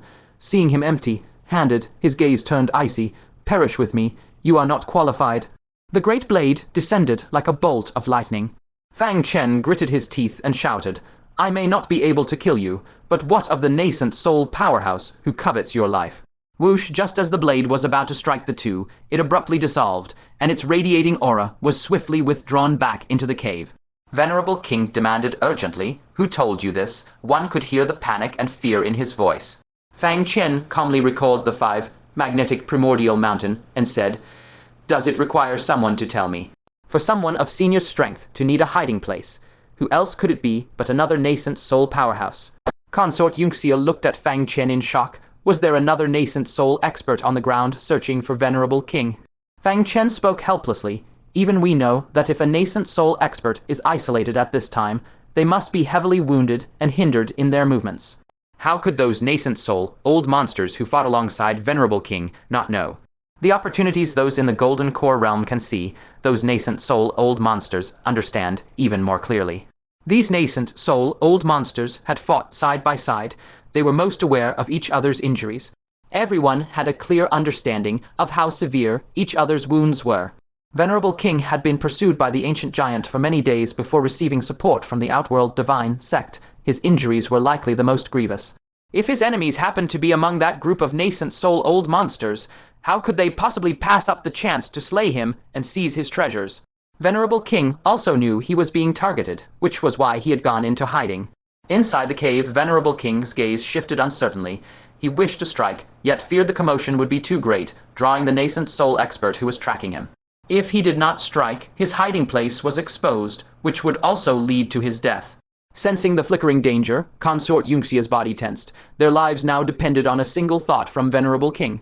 Should he choose to attack regardless of the consequences, they would be utterly unable to withstand him. Fang Chen narrowed his eyes and spoke.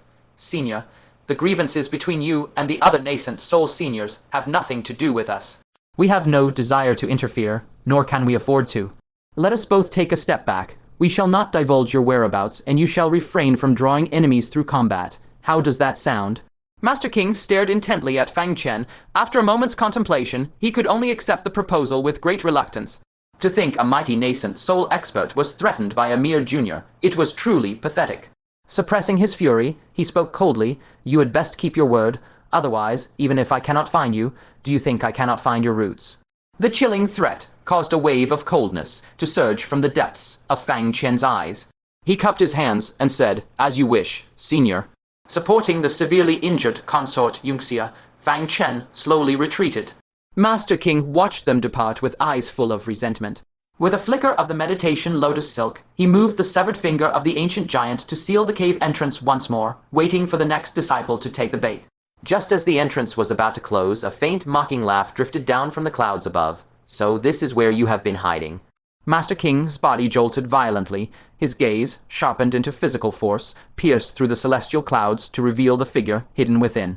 There stood a middle-aged scholar clad in long robes, an embroidery of majestic mountains and rivers upon his back, hovering high in the air with a faint smile on his face. Yan Daeon of the Peerless Pavilion of Mountains and Rivers. Master King spoke in a heavy voice. "Why have you not left yet?" Yan Daeon slowly descended. Out of the corner of his eye, he glanced at Fang Chen and Consort Yunxia, who had retreated into the distance.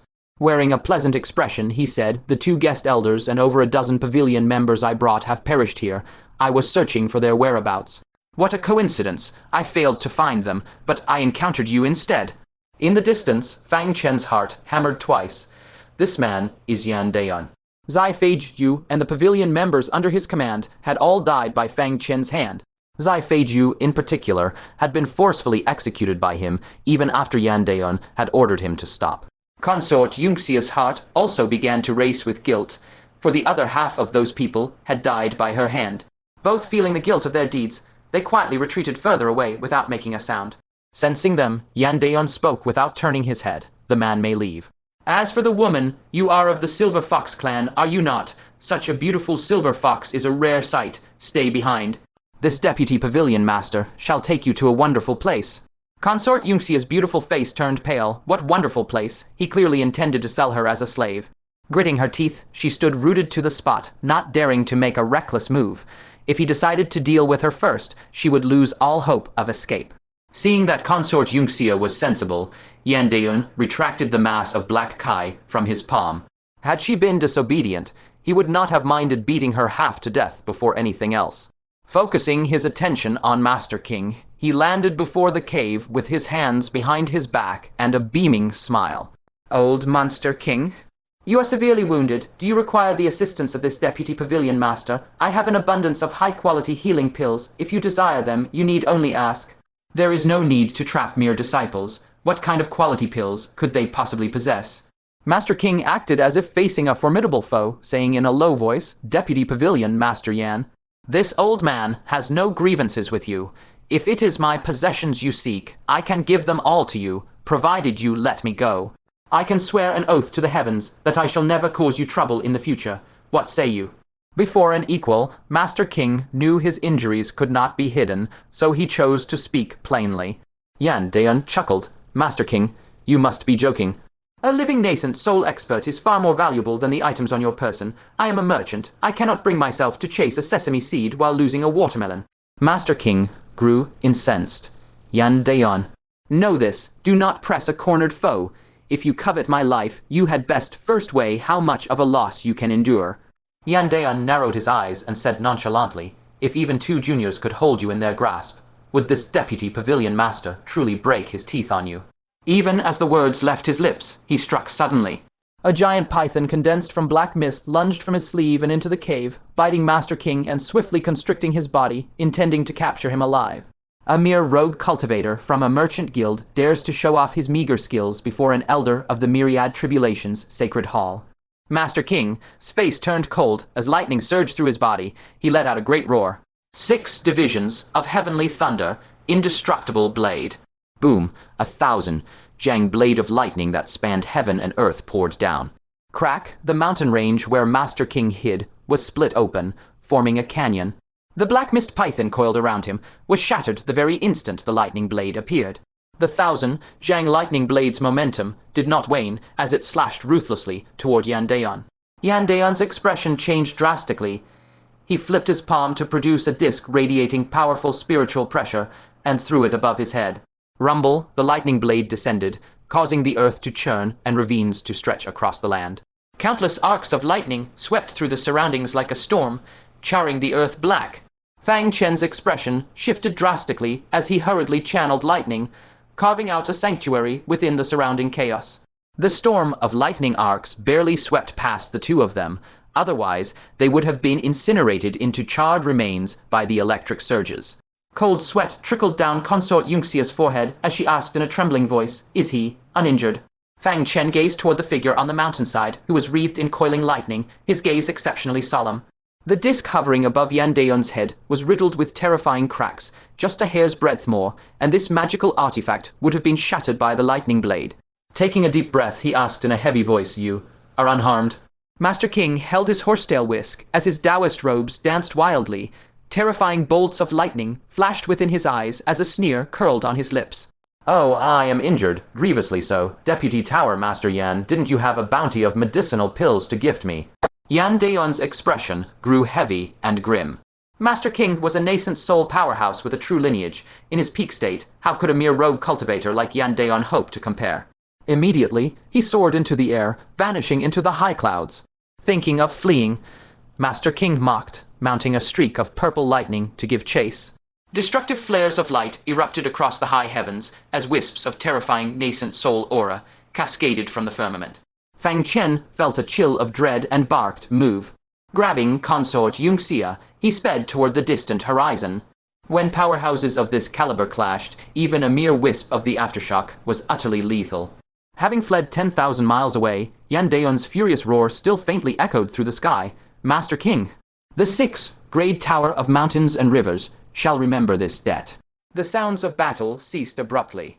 Fang Chen couldn't help but curse under his breath, "Useless wretch, he's fleeing already." He had hoped Yandeon and Master King would fight to the death, but it ended like this. Where was that arrogant bravado he displayed when he first appeared? What caused his heart to sink further was a terrifying nascent soul aura that suddenly enveloped them. With a thunderous boom, Master King, riding upon purple lightning, blocked their path. He retracted the lightning from his body and stared at Fang Chen with a cold, piercing gaze. Just being pinned by that gaze made Fang Chen feel a stinging pain across his entire body. Suppressing his pounding heart, he cupped his hands and said, "Senior, what are your commands?" Master King looked away, silently watching the direction in which Yan Daeon had fled until long after the man's aura had completely vanished. Only then did Master King turn back to Fang Chen, his eyes glinting with murderous intent. "You dared to threaten this old man just now? Is this a settling of scores after the fact?" Fang Chen's heart hammered against his ribs. At that moment, Consort Yunxia, who was in his arms, suddenly traced the word hand on his back. Hand, Fang Chen was momentarily dazed. Glancing at Master King's palm from the corner of his eye, he was shocked to find that the man's hand was trembling. Fang Chen's eyes flickered as he immediately replied, "This junior would not dare. I only wished to preserve my life." Secretly, he activated the silent Zen bead. He sent a divine sense transmission to Consort Yunxia. Master King is not uninjured. He must have used some secret technique to force a temporary recovery. He is now rapidly weakening. Consort Yunxia, having grown accustomed to Fang Chen's voice appearing in her mind, agreed. It must be so. If he were truly at his peak, why would he have tolerated our threats? He could have slain us with a casual wave of his hand. Stall for time, he will soon wither. Fang Chen replied solemnly, "There is no time, that Yan Daeon will realize the truth soon enough." A man as cautious as Master King wouldn't fail to foresee this. He will surely kill us quickly and find a place to hide. Indeed, just as Fang Chen finished his transmission, a flash of killing intent crossed Master King's eyes. Fang Chen's heart leapt, and he quickly shouted, "Senior, wait. This junior knows of a place that is extremely safe, where Yan Daeon would never think to look." Master King snorted coldly. "Why should I believe you?" Fang Chen said, "Simply because both our lives are in your hands, Senior. How would we dare deceive you?" Master King hesitated. He did not entirely trust the two of them. "Senior Deputy Tower, Master Yan will likely return soon. If you hesitate any longer, it will be too late." Master King's expression tightened. Gritting his teeth slightly, he commanded, "Lead the way." "If you dare deceive me, this old man shall make you wish for death, yet find no release." Fang Chen nodded, his voice resonating, 5,000 zheng to the southeast. Venerable King gripped a shoulder of each person, instantly harnessing bolts of purple lightning. After 5 consecutive flashes, they had barely traversed 5,000 zheng. Fang Chen understood in his heart. Venerable King had also cultivated the 6 heavenly thunder scrolls, Shadow in the Clouds, to its second layer, achieving the feat of traversing 1,000 zheng with a single thought. Yet his command over lightning was far more profound than Fang Chen's. Bearing 2 individuals did not diminish his traversal distance in the slightest. "Where is it?" Venerable King's gaze swept across their surroundings. Fang Chen gestured towards the pile of chaotic boulders, revealing, "This place marks the entrance to a secret realm. It requires a unique technique of the demonic race to activate, though for a venerable elder such as yourself, it should pose no arduous challenge." Venerable King cast a glance, his discerning eye instantly perceiving the hidden mechanism. He immediately pointed a finger, forcefully breaching the passage's entrance. His eyes glimmered with subtle surprise. Such a place exists within these very lands. Without hesitation, he seized both individuals and plunged within, emerging at the very depths of the secret realm. Gazing upon the multitude of corpses from the Jiangshan Yipin Tower strewn across the ground, Venerable King's eyes narrowed with suspicion as he looked at Fang Chen. "Could it be that those Yandaean Sikhs were all slain by your hand in this very place?" Fang Chen deftly shifted the topic, inquiring, "Venerable Elder, can this place be deemed secure?" Venerable King fixed his gaze upon Fang Chen for a moment, then decided it was beneath him to ascertain if these individuals had indeed fallen by Fang Chen's blade. He surveyed his surroundings, and upon discerning a gaping fissure rent open above them, he immediately unleashed his power, summoning colossal boulders to seal the rift's mouth. Thus, the secret realm was utterly concealed, its depths now so profoundly hidden that even if Yandaeon were to dig 3 feet into the earth, he would never unearth this subterranean sanctuary. A look of contentment graced his features. It is, for now, secure. His aura, however, had diminished significantly compared to moments ago. What manner of place is this? He scrutinized his surroundings, naturally discerning the ancient formation encircling them, a hint of peculiar wonder gracing his countenance. Consort Yunxia replied to answer the venerable elder, "This is a secret realm of my clan." Venerable King's composure remained unshaken. This array has been active for no less than a millennium. Are there any legends or secrets tied to this place? Beholding the desolate, empty chamber, a shadow of doubt crossed his face. Such a formidable grand formation could not have been erected without profound purpose. Consort Yunxia, genuinely unaware of this, responded, "This junior does not know either. This formation periodically births demonic Kai. It serves as a secret realm for the secluded cultivation of our clan's elites." Venerable King shook his head slightly. This place must hold a deeper, profound mystery. It cannot be as simple as merely birthing a trace of demonic Kai. A flicker of curiosity ignited within him. He wished to delve into the secrets of this realm. However, mindful of the potential commotion that might alert Yandaeon, he temporarily restrained his impulses.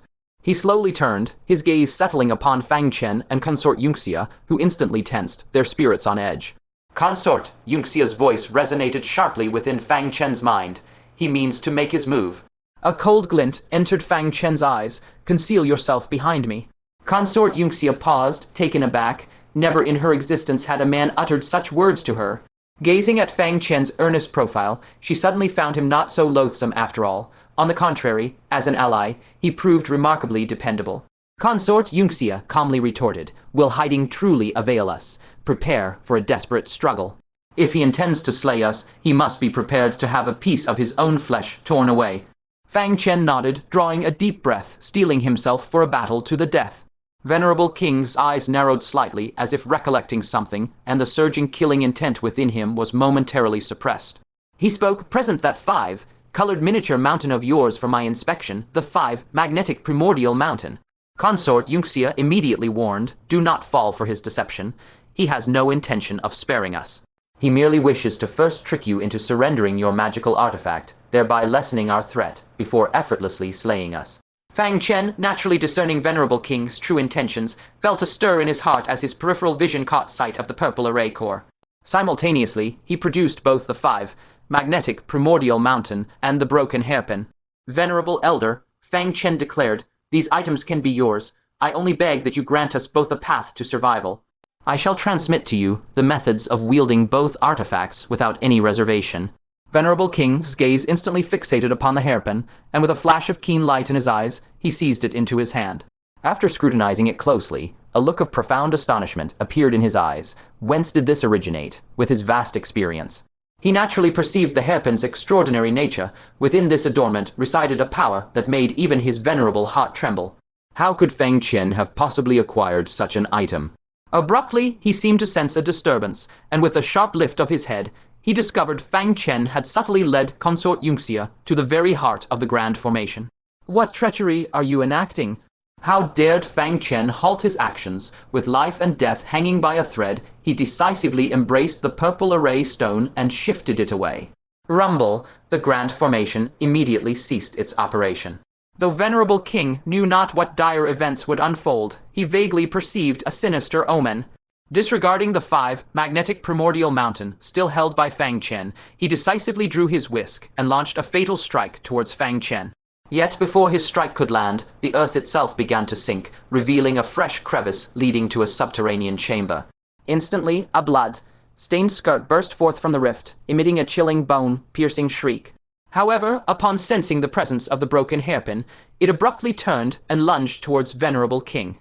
Its speed was exceedingly swift, far surpassing that of a Nascent Soul realm cultivator.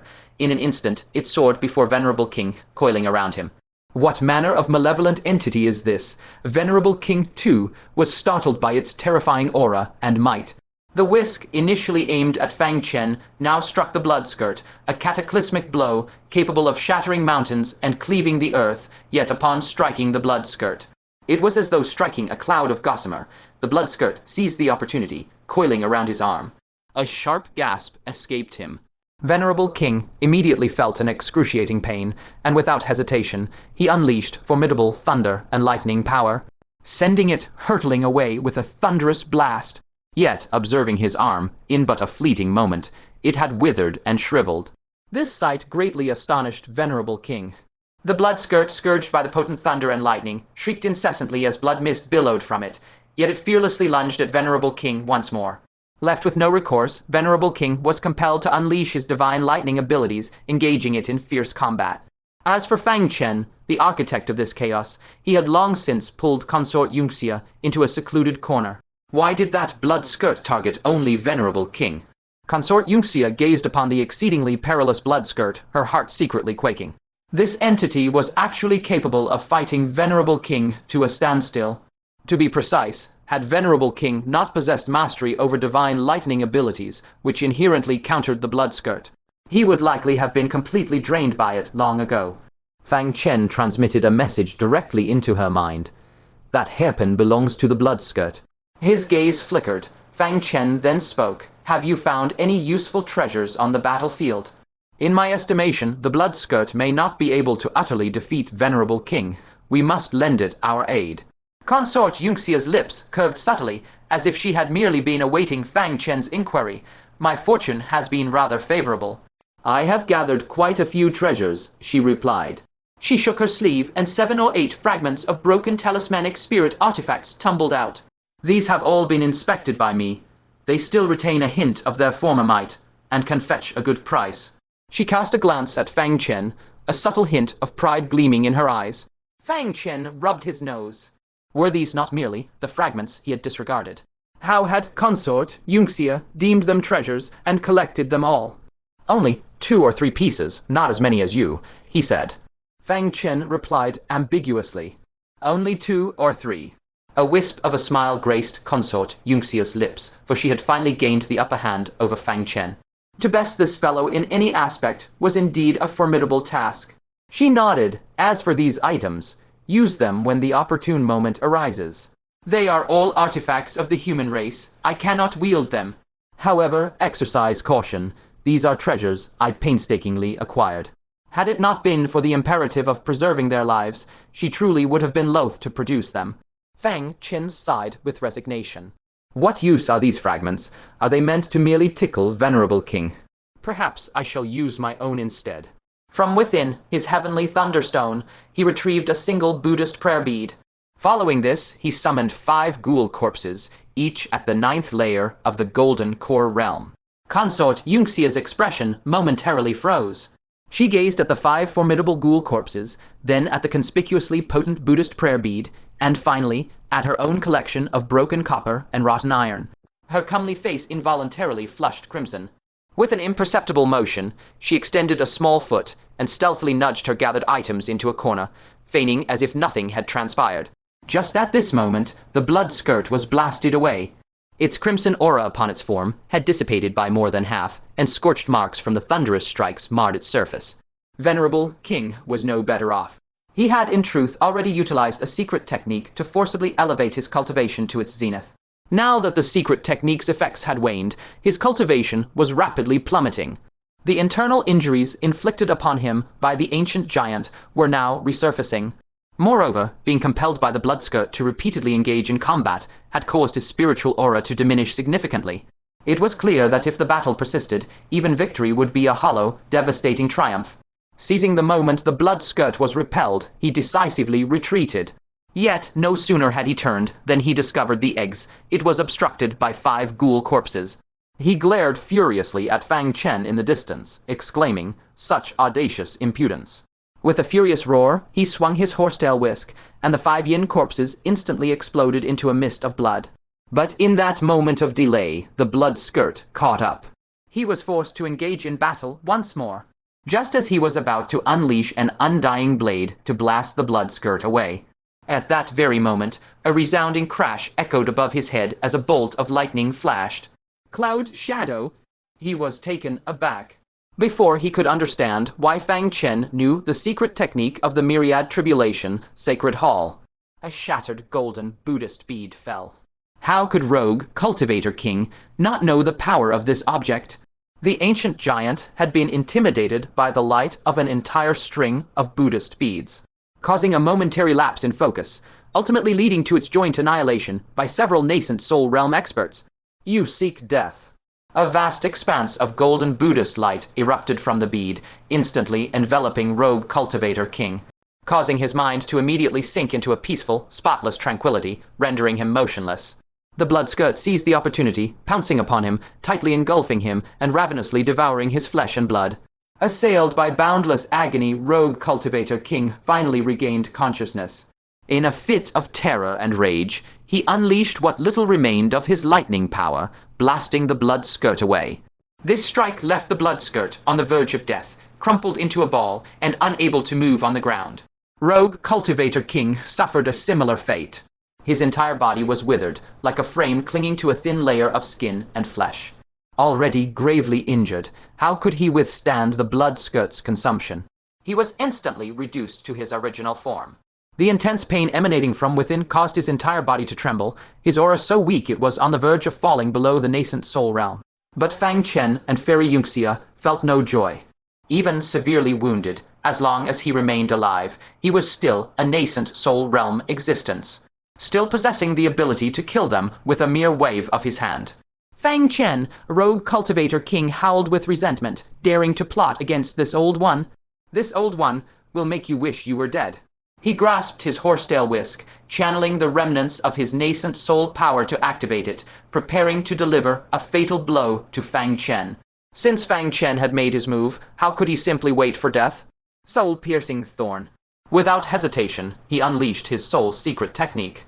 Rogue Cultivator King felt as though his soul had been bitten by a cat, although it didn't inflict any real injury.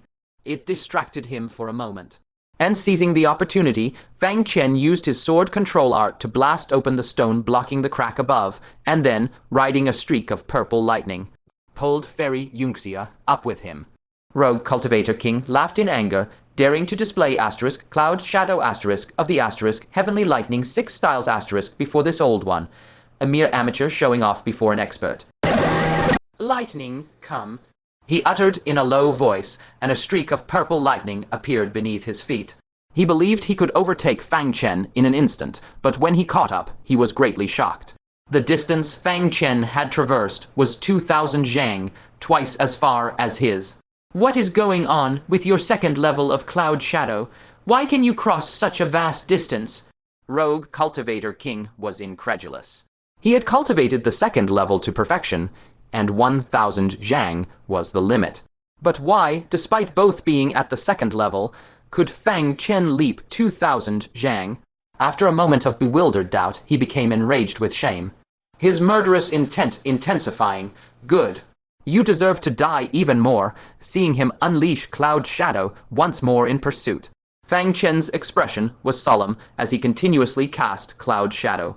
His lightning power was far from as abundant as Rogue Cultivator King's. He could not sustain it for long. Finally, as they neared the ground, their reserves of thunderous power were utterly depleted.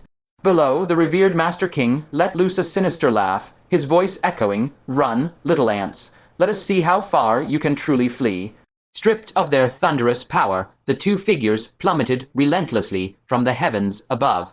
Even without the revered Master King raising a hand, their fate was sealed. They would be dashed to death upon the unforgiving earth.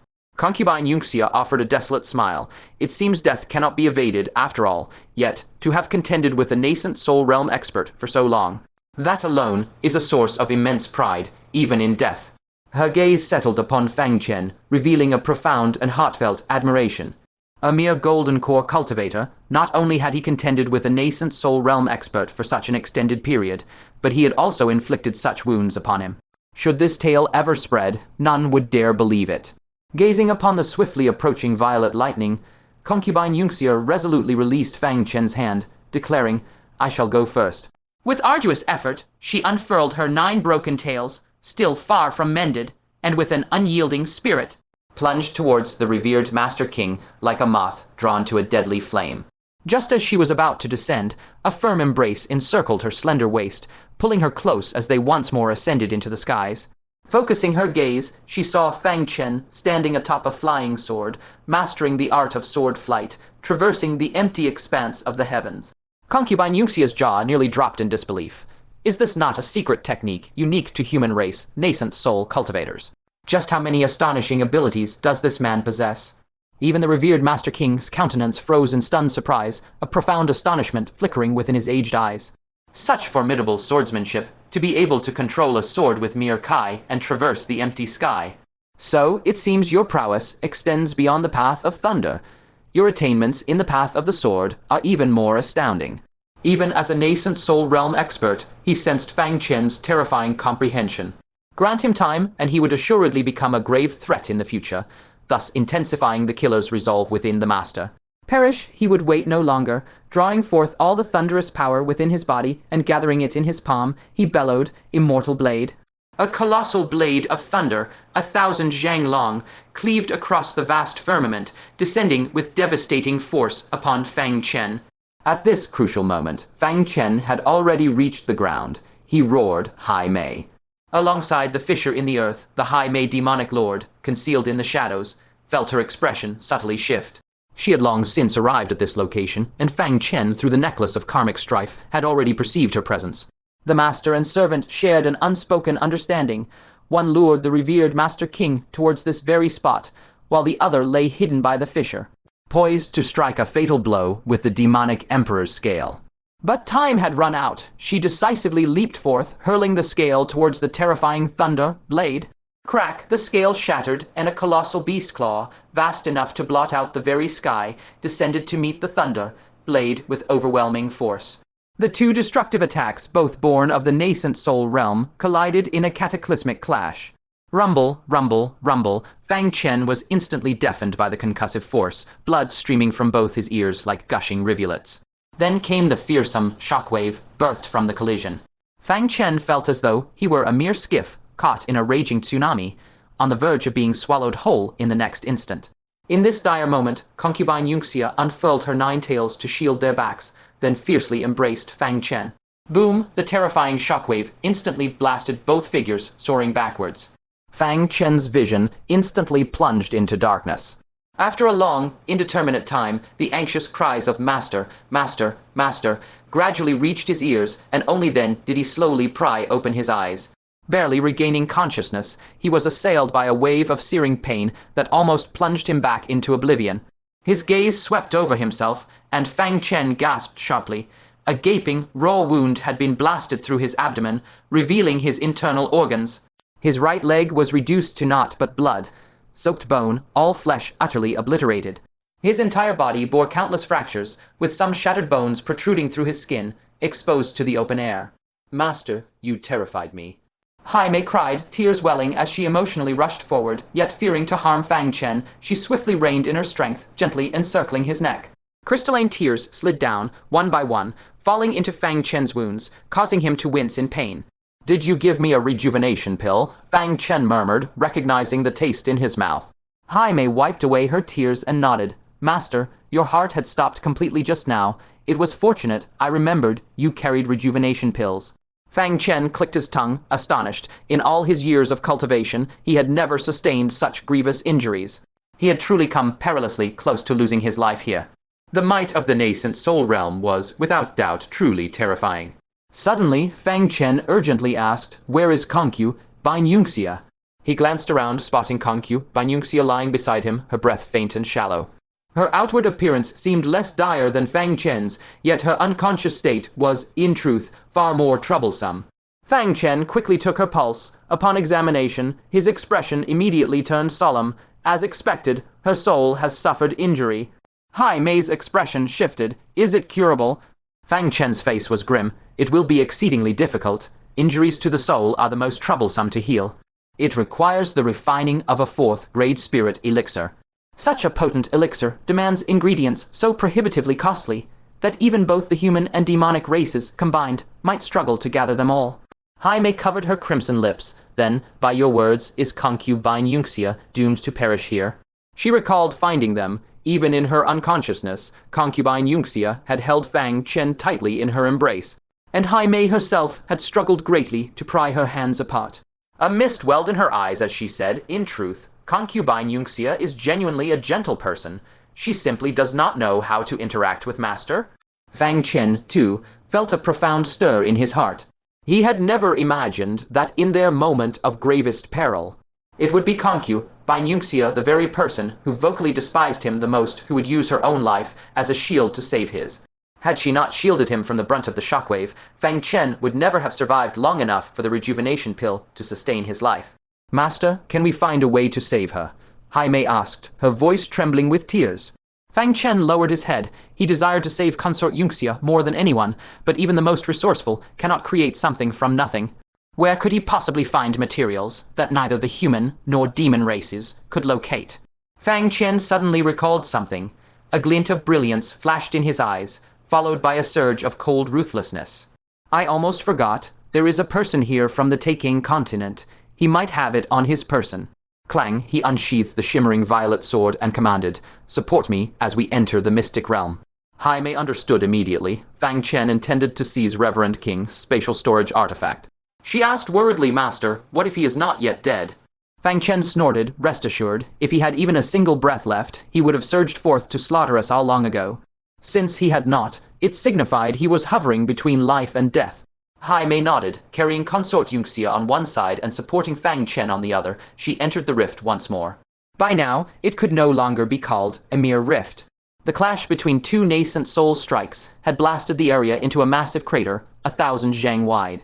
Before even reaching the bottom, they saw Reverend King lying upon the ground, devoid of breath. Although the previous shockwave had injured Fang Chen, how much better could the already severely wounded Reverend King be? "He is dead," Jaime exclaimed with excitement. A sharp light flickered in Fang Chen's eyes. That old fox is cunning and treacherous. He might very well be feigning death. To know if he was dead or alive, one only needed to test him. With a flick of his hand, the violet sword transformed into a streak of sharp violet light, piercing toward Reverend King's heart. Just as it was about to strike, Reverend King's eyes snapped open. He grabbed his horsetail whisk and swiped the violet sword away. This strike was entirely devoid of the power characteristic of the nascent soul realm. Fang Chen, Reverend King, roared in fury. He had hoped that feigning death would cause Fang Chen to lower his guard, but he had not expected the lad to be so incredibly devious. Without a word, Fang Chen summoned the 5-element magnetism mountain and slammed it down with crushing force. Reverend King raised his whisk in an attempt to block it, but that previous move had exhausted the final dregs of his strength. Utterly powerless to resist, he was instantly suppressed beneath the 5-element magnetism mountain, and the whisk flew from his grasp. Fang Chen reached out with his spiritual power and snatched it from the air. Since Reverend King could not even hold onto such a vital magical artifact, he truly had no strength left to struggle. The silk on this whisk was tranquil heart lotus silk, capable of cleansing baleful energy. It was undoubtedly a supreme treasure. He immediately stowed it in his spatial storage artifact, then turned his gaze toward the 5-element magnetism mountain. Observing the suppressed and immobile Reverend King, he spotted the spatial storage ring on the old man's finger. Having experienced the trap within Reverend Liu Dao's spatial ring, Fang Chen did not dare take it directly. He summoned his flying sword and severed the finger with a single stroke. Reverend King let out a heart-wrenching roar of agony. "If you want it, take it. Why must you resort to such brutality?" Fang Chen replied indifferently, "What if you had tampered with the spatial ring?" He struck the spatial ring with a bolt of spiritual energy from a distance. A burst of blood red light suddenly erupted from the back of the ring, blasting through the cavern ceiling and leaving a massive hole in the hard stone. Fang Chen felt a slight chill. Fortunately, he had been cautious, or he would have surely fallen into the trap. "Truly a cunning and treacherous old fox," Fang Chen said coldly. Reverend King felt like spitting blood from pure frustration. "You have the audacity to call me devious." His feigned death was seen through, and his trap on the spatial ring was also seen through. Who exactly was the cunning old fox here? Reverend King felt as though he were facing not a wet behind the ears youth, but an old monster who had lived even longer than himself. Fang Chen finally picked up the spatial storage ring and snorted coldly. "The opening incantation. Will you reveal it yourself, or shall I resort to torture?" Reverend King laughed sharply. "Torture a nascent soul? Every nascent soul expert is forged through 1,000 trials. Do you think I cannot withstand your petty torments? You seek this old man's lifelong accumulations." Fang Chen's expression was solemn. Even the golden, clawed iron wolf was unafraid of torture, let alone a nascent soul powerhouse. Ordinary methods would likely fail to break him. His eyes flickered as he calmly took out the ancient heart, reflecting mirror, and asked again, "What is the incantation?" Reverend King seemed to sense something and sneered, "Peering into my soul. Ha ha ha, how naive. Can a soul of the nascent soul realm be peered into by the likes of you? So long as I safeguard my mind, you will see nothing." Fang Chen's face darkened. Indeed, the ancient heart-reflecting mirror remained deathly silent, unable to sense any fluctuation in Reverend King's thoughts. His eyes narrowed as he said, "Safeguarding your mind, is it? Does that mean if I break your mental state, I can peer inside? Reverend King chuckled. What, you think you can shatter my mental state? My heart is as firm as a monolith. Even were Mount Tai to collapse before my eyes, it would not shake my state of mind. Your disciple, Lu Liang, has had his bones ground to dust and his ashes scattered by me, Fang Chen said calmly. Reverend King's gaze froze. It was you. When Lu Liang perished, the Lu Liang soul tablet he carried shattered. He always believed Lu Liang died at the hands of the ancient giant, but it was Fang Chen who delivered the final blow. Very well. This debt I shall remember. Venerable King, his gaze was malevolent, his resolve remained unyielding.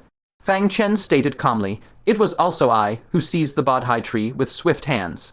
What, Venerable King, his expression shifted drastically. He roared in fury, it is you again. And what of the treasures of the Lord of Six Paths? Fang Chen produced the ring, asking, do you speak of this? Venerable King, he gnashed his teeth, his eyes blazing with wrath. I should have slain you directly when I first suspected. It turned out that his initial suspicion was not misplaced. The one who seized the opportunity was truly Fang Chen. To be deceived by Fang Chen was unbearable. A trace of remorse pervaded his heart, causing a loosening in his mental defenses. Fang Chen continued, do you know why you were relentlessly pursued by the ancient giant? Venerable King, he paused, asking, you wouldn't suggest that it also has something to do with you, would you? Fang Chen nodded. I plundered the ancient giant's possessions, and in the process, utilized 6 heavens under manual shadow in the clouds. Thus, he mistakenly believed it was the work of you 3, master and disciples, and pursued only you. Venerable King, he felt a darkness descend before his eyes, slamming the earth as he roared, you diverted the calamity upon us. No wonder the ancient giant was like a maddened beast, relentlessly pursuing them, master and disciples. His grievous wounds were precisely the result of this pursuit. The instigator of it all was actually Fang Chen. Fang Chen, Venerable King, he roared with venom, wishing he could tear Fang Chen apart alive. He, a dignified Nascent Soul cultivator, was brought to such a pathetic state by Fang Chen. Do you know why the blood skirt only chases after you? Fang Chen revealed a mocking expression. Venerable King, his pupils trembled. He painstakingly extracted the broken hairpin from his robes, asking in disbelief, is it because of this? Fang Chen nodded. Indeed, this hair belongs to the blood skirt. Thanks to your avarice for my treasures, I had the opportunity to slip the hair onto you, drawing the blood skirt's pursuit. Fang Chen thoroughly understood the entire truth. Venerable King, he raged with madness. I will kill you. I must kill you. His lifelong reputation had been utterly ruined in the hands of a mere whelp. At this moment, his mental defenses were wide open. Fang Chen seized the opportunity and shouted, what is the incantation? Upon hearing this, Venerable King, he subconsciously considered the incantation. By the time he realized something was amiss, Fang Chen had already recited it. Caution above all, vigilance first. Fang Chen shook the spatial ring. Thank you for your guidance. Your possessions are now mine. Venerable King, his eyes were about to burst from their sockets, roaring, you little beast. I will make sure you suffer a fate worse than death. A coldness flashed in Fang Chen's eyes as he coldly said, it seems it will be you who dies first. Having already obtained the incantation, why keep Venerable King he around for the new year? He raised his hand, and the violet sword transformed into a streak of light, piercing towards his head. At this moment, Venerable King, he was suppressed by the 5-magnet primal mountain, utterly unable to evade. Just as he was about to be slain, a resolute look flashed in Venerable King his eyes. From between his brows, a palm-sized, hazy ball of light abruptly shot forth. Within the light was a miniature version of Venerable King, he completely transparent, radiating a powerful soul aura. It was the soul separation that only Nascent Soul realm cultivators could achieve. Fang Chen, the miniature Venerable King, he shrieked with boundless, venomous resentment, forcing me to abandon my nascent soul form, ruining centuries of my cultivation. Plundering my life savings, this hatred is higher than the heavens, deeper than the seas. I, King He, swear to the heavens that when I seize a body and resume my cultivation, I will cleanse your sect with blood, slaughter your clan, and annihilate your friends. May I die without a burial place if I break this oath. His hatred for Fang Chen reached its zenith. The chillingly malevolent vow sent shivers down one's spine. The sea enchantress felt her hair stand on end and immediately unleashed a vast expanse of ice and snow, attempting to freeze his soul and retain him. However, ordinary attacks were of no use against a soul. Venerable King, his soul form directly pierced through the ice and snow, flying upwards. turning his head to stare at Fang Chen, his eyes filled with boundless hatred. "Wait for it, Fang Chen. Wait for my return to seek revenge." Fang Chen's face was icy as he reached into his robes, coldly stating, "Do you think you can escape?" "Venerable King," he laughed heartily, "you know nothing of soul separation. The means to restrain a soul form in this world are as rare as phoenix feathers and unicorn horns. Let alone a mere golden core whelp like you. Even a nascent soul realm expert can only watch helplessly as I depart." This statement was indeed true. Back then, the Tiger Demon Emperor possessed such earth-shattering power, nearly reaching the soul formation realm with unparalleled might. Yet the remnant soul of the Lord of Six Paths still escaped from under his very nose. Ordinary body techniques, spells, and innate bloodlines were utterly useless against an ethereal soul form. Once a nascent soul cultivator decisively separated their soul before death, no one could restrain them. Unless, by chance, that person possessed a magical artifact that could suppress souls, and it had to be above the spirit tool level. Fang Chen coldly said, "Then I must tell you some bad news. I happen to possess the means to restrain soul forms." Before Venerable King he could come to his senses, Fang Chen abruptly drew the soul-suppressing rosary. The remnant soul of the Lord of Six Paths was tightly entangled by this string of soul-suppressing rosary beads. Perhaps due to being entangled for too long, it had fallen into a state of slumber. Fang Chen could no longer spare him any attention. With a sharp flick of his prayer beads, he cast him aside as a mere nuisance. Then, with a wave of his hand, the soul-suppressing Buddhist beads streaked toward Master King. "The soul-suppressing Buddhist beads of the White Horse Temple, lost for a millennium. How can they be in your hands?" Master King's sinister sneer froze, followed by a ghost-stricken shriek as he fled in abject terror. He transformed into a misty orb of light, surging toward the fissure with blinding speed. Yet the soul-suppressing Buddhist beads had already locked onto him. In an instant, they unleashed a radiant golden Buddhist light that enveloped him entirely. Under the illumination of the Buddhist light, Master King's soul form seemed to suffer a profound suppression, his movements slowing as if he were mired in a deep swamp. He struggled with all his might, yet it was all in vain. In an instant, he was bound by the beads, which coiled around him several times, twisting him tight like a hempen rope. Only at this moment did Fang Chen's heart finally settle in peace. With a beckoning gesture, the beads, along with the suppressed soul of Master King, descended into his palm. "Washing my sect in blood, slaughtering my entire clan, murdering my friends, and even swearing a vile oath." Fang Chen narrowed his eyes, staring at him with a chilling gaze. Master King trembled violently and pleaded, "Little friend, those were but words of anger spoken in a moment of haste. Please, do not take them to heart." "How about this? I see your attainments in the path of lightning are profound, making you a perfect fit for the arts of my myriad tribulations' holy hall. I shall write you a letter of recommendation to join our sect. This way, you will have the chance to master the supreme lightning techniques of the myriad tribulations' holy hall." Fang Chen pondered for a moment. He opened the spatial storage device in his palm, once again reciting his mantra of prudence above all, caution first. With a crisp click, the device swung open. Sweeping his divine sense casually inside, he immediately discovered two strikingly familiar tokens and withdrew them at once. Lightning eruption commands, and two of them at that. Fang Chen could not help but reveal a look of joy. Upon closer inspection, his delight grew even more pronounced. The 6 parts of Heavenly Thunder, Shadow Within Clouds, the complete edition. The lightning eruption command Lei Zhen I had allowed him to peruse was incomplete, only reaching the 2nd layer. The most critical 3rd layer had been beyond reach. Now, at last, he held the complete version. Upon seeing the other scroll, his joy reached its peak. The 6 parts of Heavenly Thunder, imperishable blade. Fang Chen had personally witnessed the peerless power of Master King summoning a 1,000-foot shadow of a lightning blade with a mere wave of his hand. Given Fang Chen's current realm and lightning power, achieving such might would be difficult, yet should he master this cultivation, its power would certainly be formidable. Heh, it seems I have no need to seek afar for what is already at hand. Fang Chen glanced at the deathly pale Master King. He was in no rush to extinguish the soul. Instead, he hurriedly searched the spatial storage device for any natural treasures related to healing the soul. Upon closer inspection, Fang Chen's brow furrowed. Aside from the 2 lightning eruption commands, there were only various bottles of grade 3 spirit pills. There were a few precious, but not particularly rare treasures of heaven and earth, along with a scattering of spirit stones.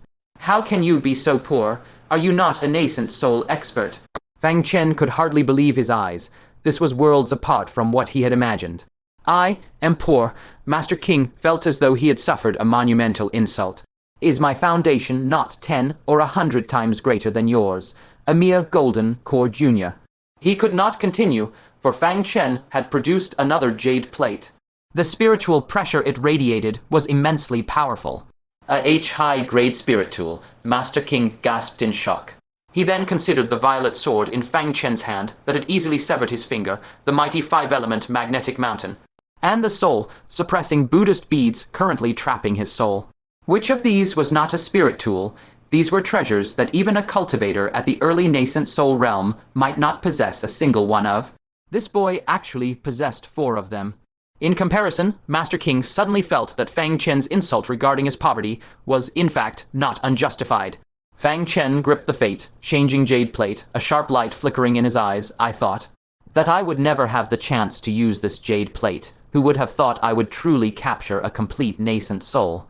This fate-changing jade plate, fallen from the ancient tree of great void, could manifest a drop of heaven, reaching marrow once it gathered 3 nascent souls and a single drop of soul formation essence blood. It guaranteed 100% chance of breaking through to the nascent soul realm. Fang Chen had never held much hope. After all, a nascent soul was something far beyond the reach of those in the golden core realm. Now staring at Master King, soul form, a trace of fervor burned in his eyes. This heaven, reaching marrow, he might just have a chance to obtain it. Unsettling unease gripped Venerable King. Fang Chen narrowed his eyes, uttering, I seek but a small favor from you. He then infused spiritual energy into the destiny, altering jade disc. Instantly, the artifact emanated brilliant, pure white jade radiance, enveloping the soul of Venerable King, who was but a breath away. An irresistible, devouring force erupted, instantly drawing his very soul form within its depths. What is this? My soul, it crumbles, it dissipates. Fang Chen, release me. I beg of you, release me. As the last wisp of his soul was drawn into its maw, Venerable King's desperate pleas ceased abruptly. His soul utterly dissipated between heaven and earth. Thus fell a venerable cultivator of the nascent soul realm. Within the destiny, altering jade disc's 3 nascent soul apertures, one glowed with a faint crimson light. Fang Chen's expression remained impassive as he spoke. Had you shown even a sliver of mercy towards me and concubine Yunxia, you would not have met such a wretched fate. Silently retrieving the destiny altering jade disc, Fang Chen immediately set about clearing the battlefield. First, his gaze fell upon the blood red skirt. It lay motionless, utterly devoid of any vitality. Its consciousness had been annihilated, shattered into dust and smoke by Venerable King's formidable Thunder Dao. Nevertheless, Fang Chen had personally witnessed its terror. Should it strike a foe, it could instantly drain a portion of their vital blood essence, a fate even powerful, nascent soul cultivators could not evade. Such a treasure, how could it be overlooked? He wasted no time in securing it. Next, his attention turned to the severed hairpin. The blood red skirt had guarded it. Surely there was a profound reason. Moving aside the 5 magnetic primordial mountain, Fang Chen beheld the hairpin clutched tightly in Venerable King's hand. Just as he prepared to retrieve it, Venerable King's corporeal form suddenly opened its eyes, letting out a sinister chuckle, a sound eerily familiar. Young one, with such a bounty of treasures at your disposal, could you not spare a few for me? Fang Chen decisively retreated, his gaze fixed upon the seemingly resurrected Venerable King, his expression a complex tapestry of emotions. Heima's face turned ashen white. She gasped in alarm. How has he risen again? Fang Chen narrowed his eyes, stating, It is not resurrection, it is spirit possession. Old schemer, you truly let no opportunity for spirit possession slip by.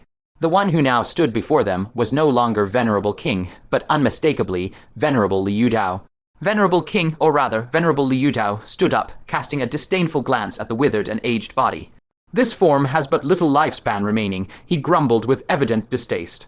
And it was drained of much vital blood essence by that blood red skirt, if only it were Yandeon's physical form. Fang Chen cast him a dismissive glance. To complain of hair when presented with meat, your ingratitude knows no bounds. That I did not extinguish you outright, you should already be secretly rejoicing. Indeed, upon reflection, Venerable Liu Dao had previously been suppressed by Fang Chen, his very life hanging by Fang Chen's whim.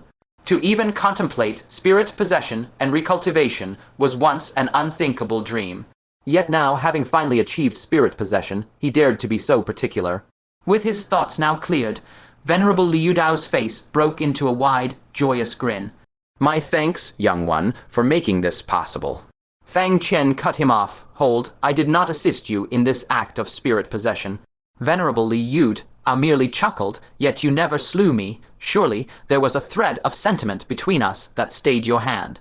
When his initial attempt at spirit possession had failed, and Fang Chen had suppressed him, Fang Chen could have ended his existence then and there. Yet he never did. Fang Chen replied blandly, "You are mistaken. I merely forgot." Venerable Liu simply smiled, offering no words. How could Fang Chen, a man of such meticulous thought and profound cunning, possibly forget his existence? The only plausible explanation was that Fang Chen held a flicker of mercy, unable to bring himself to slay him. Observing the purple sword in Fang Chen's hand, clenched tight one moment, loosened the next, Venerable Liu understood. Fang Chen wished to spare him, yet feared he would emerge to wreak havoc upon the lands. Thus his expression became fraught with complexity. He sighed, "Very well, I shall not impose upon you further. I pledge to you now, from this day forward, I shall no longer indiscriminately slaughter the innocent, unless, of course, they foolishly provoke my wrath." Fang Chen pondered for a moment, then retracted his purple sword. He declared, "You would do well to honor your pledge, lest I be compelled to send you to follow in Venerable King's ill-fated footsteps." Venerable Liu Dao's ancient face twitched slightly. "King, that old schemer, a being so cunning, yet to fall by your hand. None would believe it if told." However, he paused. That old schemer still held a trick up his sleeve, even unto his demise. "From what I know, he once ensnared and slew no fewer than 3 Nascent Soul cultivators. The treasures he amassed were astonishing. How could there be so meager a collection within his spatial storage ring? There is but one explanation. He had foreseen his soul's departure and prepared a fallback path for spirit possession and recultivation." Fang Chen's heart shook. What a cunning old fox to have prepared such a path of retreat. Abruptly, Fang Chen shifted his gaze, scrutinizing Master Liu Dao. Did you not leave yourself a path of retreat? Speaking of being a cunning old fox, Master Liu was no less skilled. He had nearly succeeded in his attempt at possession against Fang Chen. Master Liu was slightly taken aback when he noticed that Fang Chen was looking at him as if he were a mountain of treasures. Infuriated, he glared with bristling whiskers. "You little brat, are you actually coveting my possessions now? If I truly had a path of retreat, would I have fallen to such a wretched state?" "That is true." Fang Chen asked, "Then what are your plans for the future?" Master Liu chuckled mischievously. "Naturally, I shall seek out the hidden treasures left behind by that old geezer. Though I possess a nascent soul body, it is heavily wounded, and my soul is but a remnant. I am in dire need of vast resources to replenish myself." Master Liu Dao's eyes flickered as he said, "Of course. I shall leave a portion for you as well. Once you arrive at the taking great continent, I shall bestow it upon you." Fang Chen eyed him skeptically, his face filled with doubt. "You being so kind-hearted, surely you must have a request of me." He knew Master Liu all too well, a man who would never rise without the prospect of profit.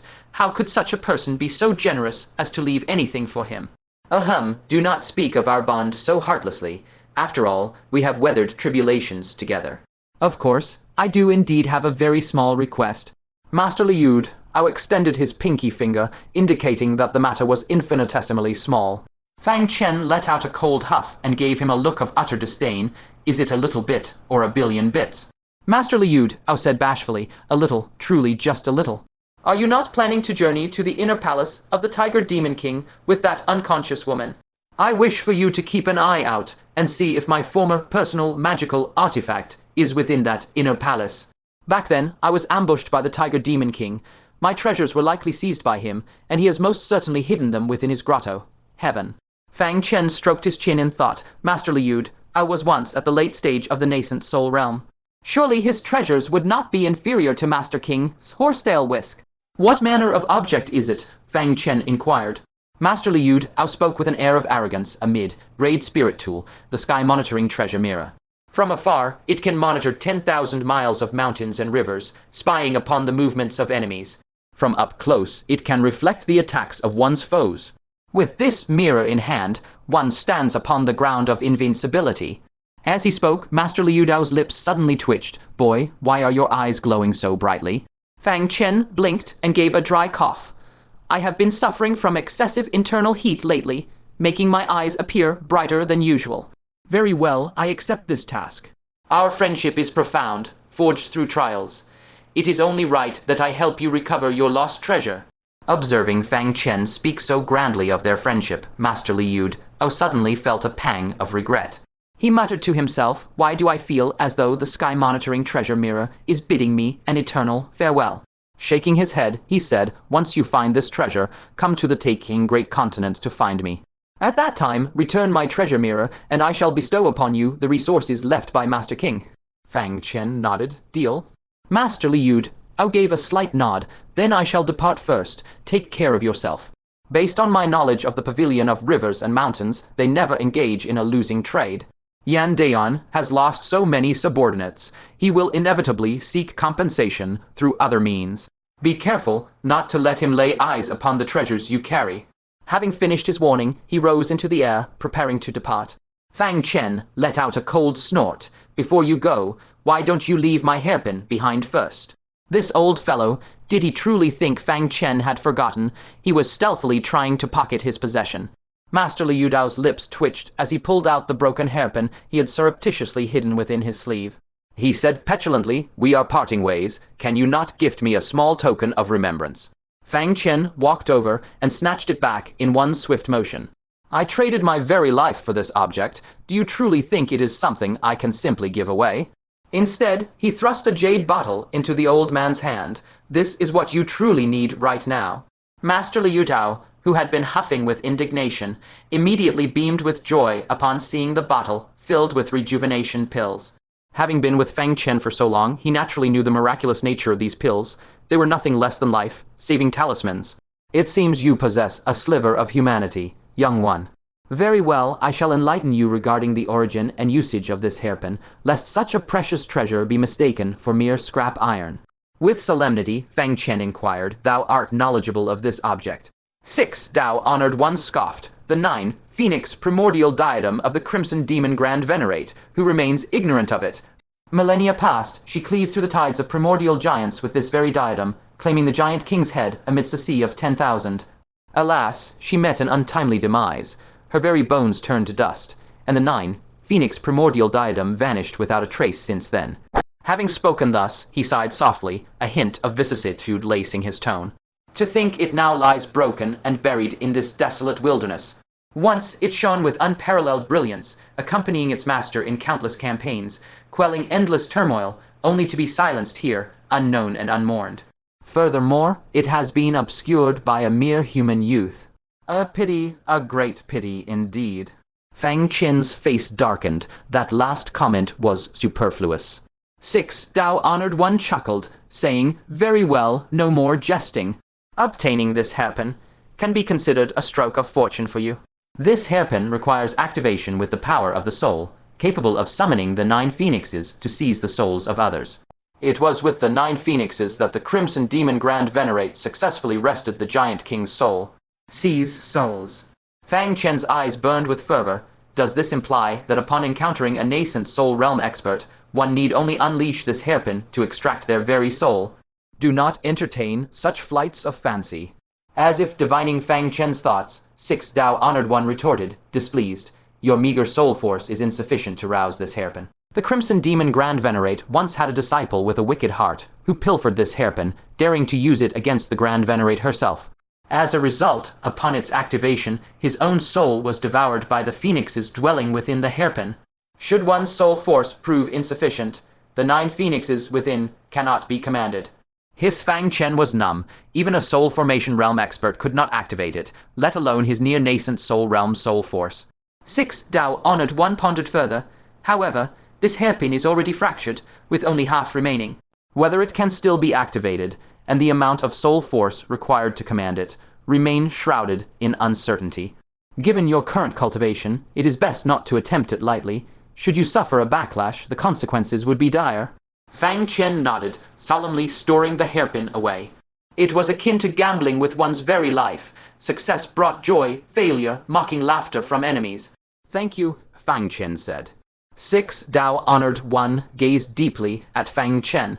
Farewell, Taoist friend, young one. May our paths cross again in this vast cultivation world. He transformed into a bolt of lightning, tearing through the void and vanishing. Fang Chen felt a pang of loss, but shook his head after a moment, resuming the cleanup of the battlefield. The only thing left untouched was the bronze coffin. Its eerie nature was etched deeply in his memory. A mere touch would cause one to be immobilized, rendering it largely useless in combat. Fang Chen muttered. He couldn't exactly smash people with a coffin during battle, could he? Its ability to remain impervious to decay for millennia marked it as something extraordinary, deserving to be kept for now. With a wave of his hand, Fang Chen stored it within the heavenly thunderstone. Having thoroughly cleared the area, Fang Chen carried Yunxia Fizi, his heart heavy, back to the Silver Fox clan's refuge. Gazing upon Jiu Yinju and the assembled Silver Fox clan members who came to greet him, Fang Chen felt a pang of guilt. Senior Jiu Yinju's expression shifted, stating, Yunxia, she. Fang Chen stated, she yet lives, but her soul is grievously wounded, beyond the healing arts of both human and demon races. His sole hope rested upon King Honored One's spatial storage ring, but the contents proved deeply disappointing. His only course of action now was a journey to the Great Kang Prefecture. Perhaps within the divine sects beyond the realms, he might find the necessary ingredients. Senior Jiu, I intend to, Fang Chen began to say. But Jiu Yinju waved his hand, his stoic face displaying an exceedingly complex expression. Worry not, I possess a medicinal pill capable of healing the soul. Fang Chen's body trembled violently. Is this truly the truth? How could such a thing be? Elixirs for healing the soul are grade 4 spiritual elixirs. Neither the human nor demon races possess them. Even the so-called Great Kang Prefecture would be hard-pressed to find a single one. Could a demon clan tribe such as the Silver Foxes truly possess such a spiritual elixir? Fang Chen found it difficult to believe. Jiu Yinju withdrew a jade bottle from her robes. Fang Chen accepted it, and upon taking a closer look, his pupils quaked. A rank 4 medicinal pill, the soul-nourishing pill, hiss. Senior Jiu, how did your noble tribe come into possession of such a spiritual elixir? Jiu Yinju replied in a hoarse voice, it was a gift from someone. Fang Chen was in sheer disbelief. Who would bestow such a precious medicinal pill upon the Silver Fox tribe? Who was it? High Priestess Lingyan, Jiu Yinju stated calmly. Lingyan, that profoundly mysterious old priestess, to think she possessed such a spiritual elixir, Fang Chen was greatly astonished. Nevertheless, the outcome was fortunate. It was exactly what was needed to save Consort Yunxia. Gripping the jade bottle, he could not suppress his astonishment. What a heaven-defying coincidence. Of all the myriad spiritual elixirs, she just so happened to deliver one that mends the soul. Jiu Yinju raised her eyes to fixate upon Fang Chen, her gaze profound and piercing. Are you acquainted with Priestess Lingyan? Fang Chen shook his head in bewilderment. We are complete strangers. Even among your demonic race, exceedingly few have the privilege of laying eyes upon her, let alone an outsider like myself. A flicker of doubt crossed Jiu Yinju's features. After a long pause, she spoke slowly. This spiritual elixir, she delivered it just moments ago. Just moments ago, Fang Chen suspected his own ears had deceived him. Are you implying that Priestess Lingyan delivering this elixir was no mere coincidence?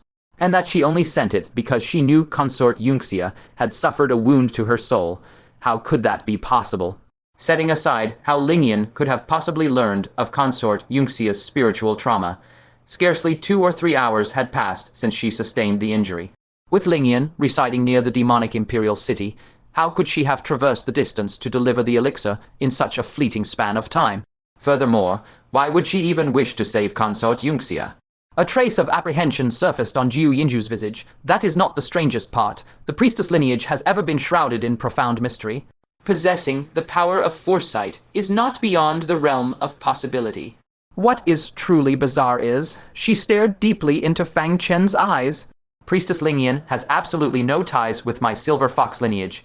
She is renowned for her aloof nature and loathes meddling in mundane affairs. She would absolutely never bestow an elixir simply to save Yunxia. There is only one logical explanation. She came for you. For a moment, Fang Chen was utterly torn between feeling grateful to Priestess Lingyan and succumbing to a profound sense of unease. This woman was simply too unfathomable. Senior Jiu, I eradicated an undead puppet belonging to her priestess lineage, and I ruthlessly bullied her daughter. For her to go out of her way for me, it defies all logic. Ju Yinju stated with absolute certainty, do not doubt it. The sole variable within my Silver Fox tribe as of late is your arrival. She came for you. Of this, there is no shadow of a doubt. Still fixated upon Fang Chen, Ju Yinju took a few subtle steps backward, a deep, seated wariness welling up within her eyes. Since you have entangled yourself with Priestess Lingyan, this old woman must reevaluate the alliance between us, lest my Silver Fox tribe be dragged into unforeseen calamity. A sudden chill crept down Fang Chen's spine. Senior Ju, is this Priestess Lingyan truly so terrifying? Ju Yinju cast wary glances around her surroundings, as if terrified that the heavens themselves might eavesdrop on her words. Upon her wizened face, irrepressible tendrils of dread surfaced. She lowered her voice to a mere whisper. During your time at the demonic Imperial Court, did no one warn you to keep your distance from Priestess Lingyan? Fang Chen's heart turned cold, his expression growing solemn. I was but a mere captive. Who would bother warning me of such matters? However, I did overhear members of your demonic race discussing her in passing, universally claiming her to be an entity of profound mystery. Ju Yinju's state of mind appeared entirely disrupted. The words died on her lips as she hesitated to speak further. Ultimately, she buried the topic, refusing to elaborate lest she draw ruinous disaster upon herself. This spiritual elixir, Ju Yinju gazed at the soul, nourishing pill, her aged visage etched with profound worry. It was agonizingly evident that she feared the pill held hidden perils. Fang Chen pondered for a moment. The medicinal pill itself should be fine. If Priestess Lingyi truly harbored malicious intent toward Consort Yunxia, she could simply sit back and watch her remain comatose forever. There would be no need to expend the effort of personally delivering an elixir, only to sully her own reputation. Ju Yinju let out a faint sigh. I know. It is simply that her methods have always been utterly unpredictable. If this elixir is ingested, I fear it may lay a hidden trap. Yet, gazing at the unconscious form of Consort Yunxia, she found herself devoid of any alternatives. She could only feed the spiritual elixir to the comatose consort. The efficacy of the elixir was miraculous. Within moments, a faint glimmer of consciousness flickered within Consort Yunxia. Fang Chen exhaled a long breath, the crushing boulder weighing upon his chest finally lifted. Had Consort Yunxia perished because of him, the heavy chains of guilt would have bound him for an eternity. Young Master Fang, allow Yunxia some time to recuperate. It will not be too late for you to set off for the demonic Emperor's cave mansion once her soul has fully healed. Ju Yinju said. Fang Chen nodded in agreement. There is no rush, let her heal in peace. It just so happens that I too require a few days of secluded cultivation. Returning to his cave mansion. A slender, graceful silhouette could be seen bending over, tidying his bedding. Her wasp-like waist was so slender, it seemed one could clasp it with a single hand, while the curve of her hips pressed a peach-shaped silhouette against her pale green robes. Sensing a presence behind her, the graceful figure turned her head to look. Brother, are you unharmed? You were gone for so long, Lingshu was worried to death about you. A look of pure joy surfaced upon Lingshu's delicate and fair countenance. She hurried over, scanning Fang Chen from head to toe, and asked with deep concern, Brother, are you injured? Fang Chen offered a gentle smile and took hold of her soft, warm hand. Henceforth, you must not risk your life for me so recklessly. It is simply not worth it. Lingshu's snow-white cheeks flushed crimson, visible to the naked eye. She shyly withdrew her hand, only to discover that something had been placed within her palm. Opening her palm, she saw a small jade box. Within it lay a clear, viscous spiritual liquid. Even through the jade box, she could feel a deep inner yearning for the essence contained inside. Brother, what is this? Lingshu asked, puzzled. Fang Chen replied, the secret behind Lielai's breakthrough of 2 levels in a single night. For you, breaking through to the 8th level of the Golden Core Realm should pose little difficulty. A look of pleasant surprise washed over Lingshu's face. This was the mysterious opportunity she had long yearned for. She held it in her hands, turning it over and over, unable to part with it. Fang Chen said, You saved my life. Consider this a small token of my gratitude. Upon hearing this, Lingshu's smile faded. She gripped the small jade box and fell into a brief moment of contemplation. She took Fang Chen's hand and returned the small jade box to him, saying, Then I do not want it. Why, Fang Chen was stunned. Had Lingshu not stayed close to him all this time precisely for this spiritual liquid? Now that it was in her grasp, why would she refuse? Could she be playing a psychological game of cat and mouse?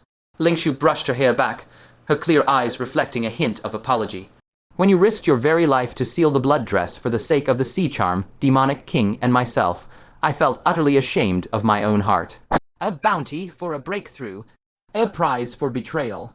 In this twisted game of cultivation, righteous cultivators scheme with shadows, sacrificing allies for a fleeting chance at the Tao. Wang Chengxiao, cooked. Phage, you. Absolutely wrecked. His Voidflow Thunderforce compass pointed straight to his doom. And King, that old serpent, outmaneuvered at every turn, his centuries of cultivation dissolving into a pathetic whimper. Fang Chen, once a plaything, now orchestrates their demise, weaponizing secrets and turning desperate pleas into death knells.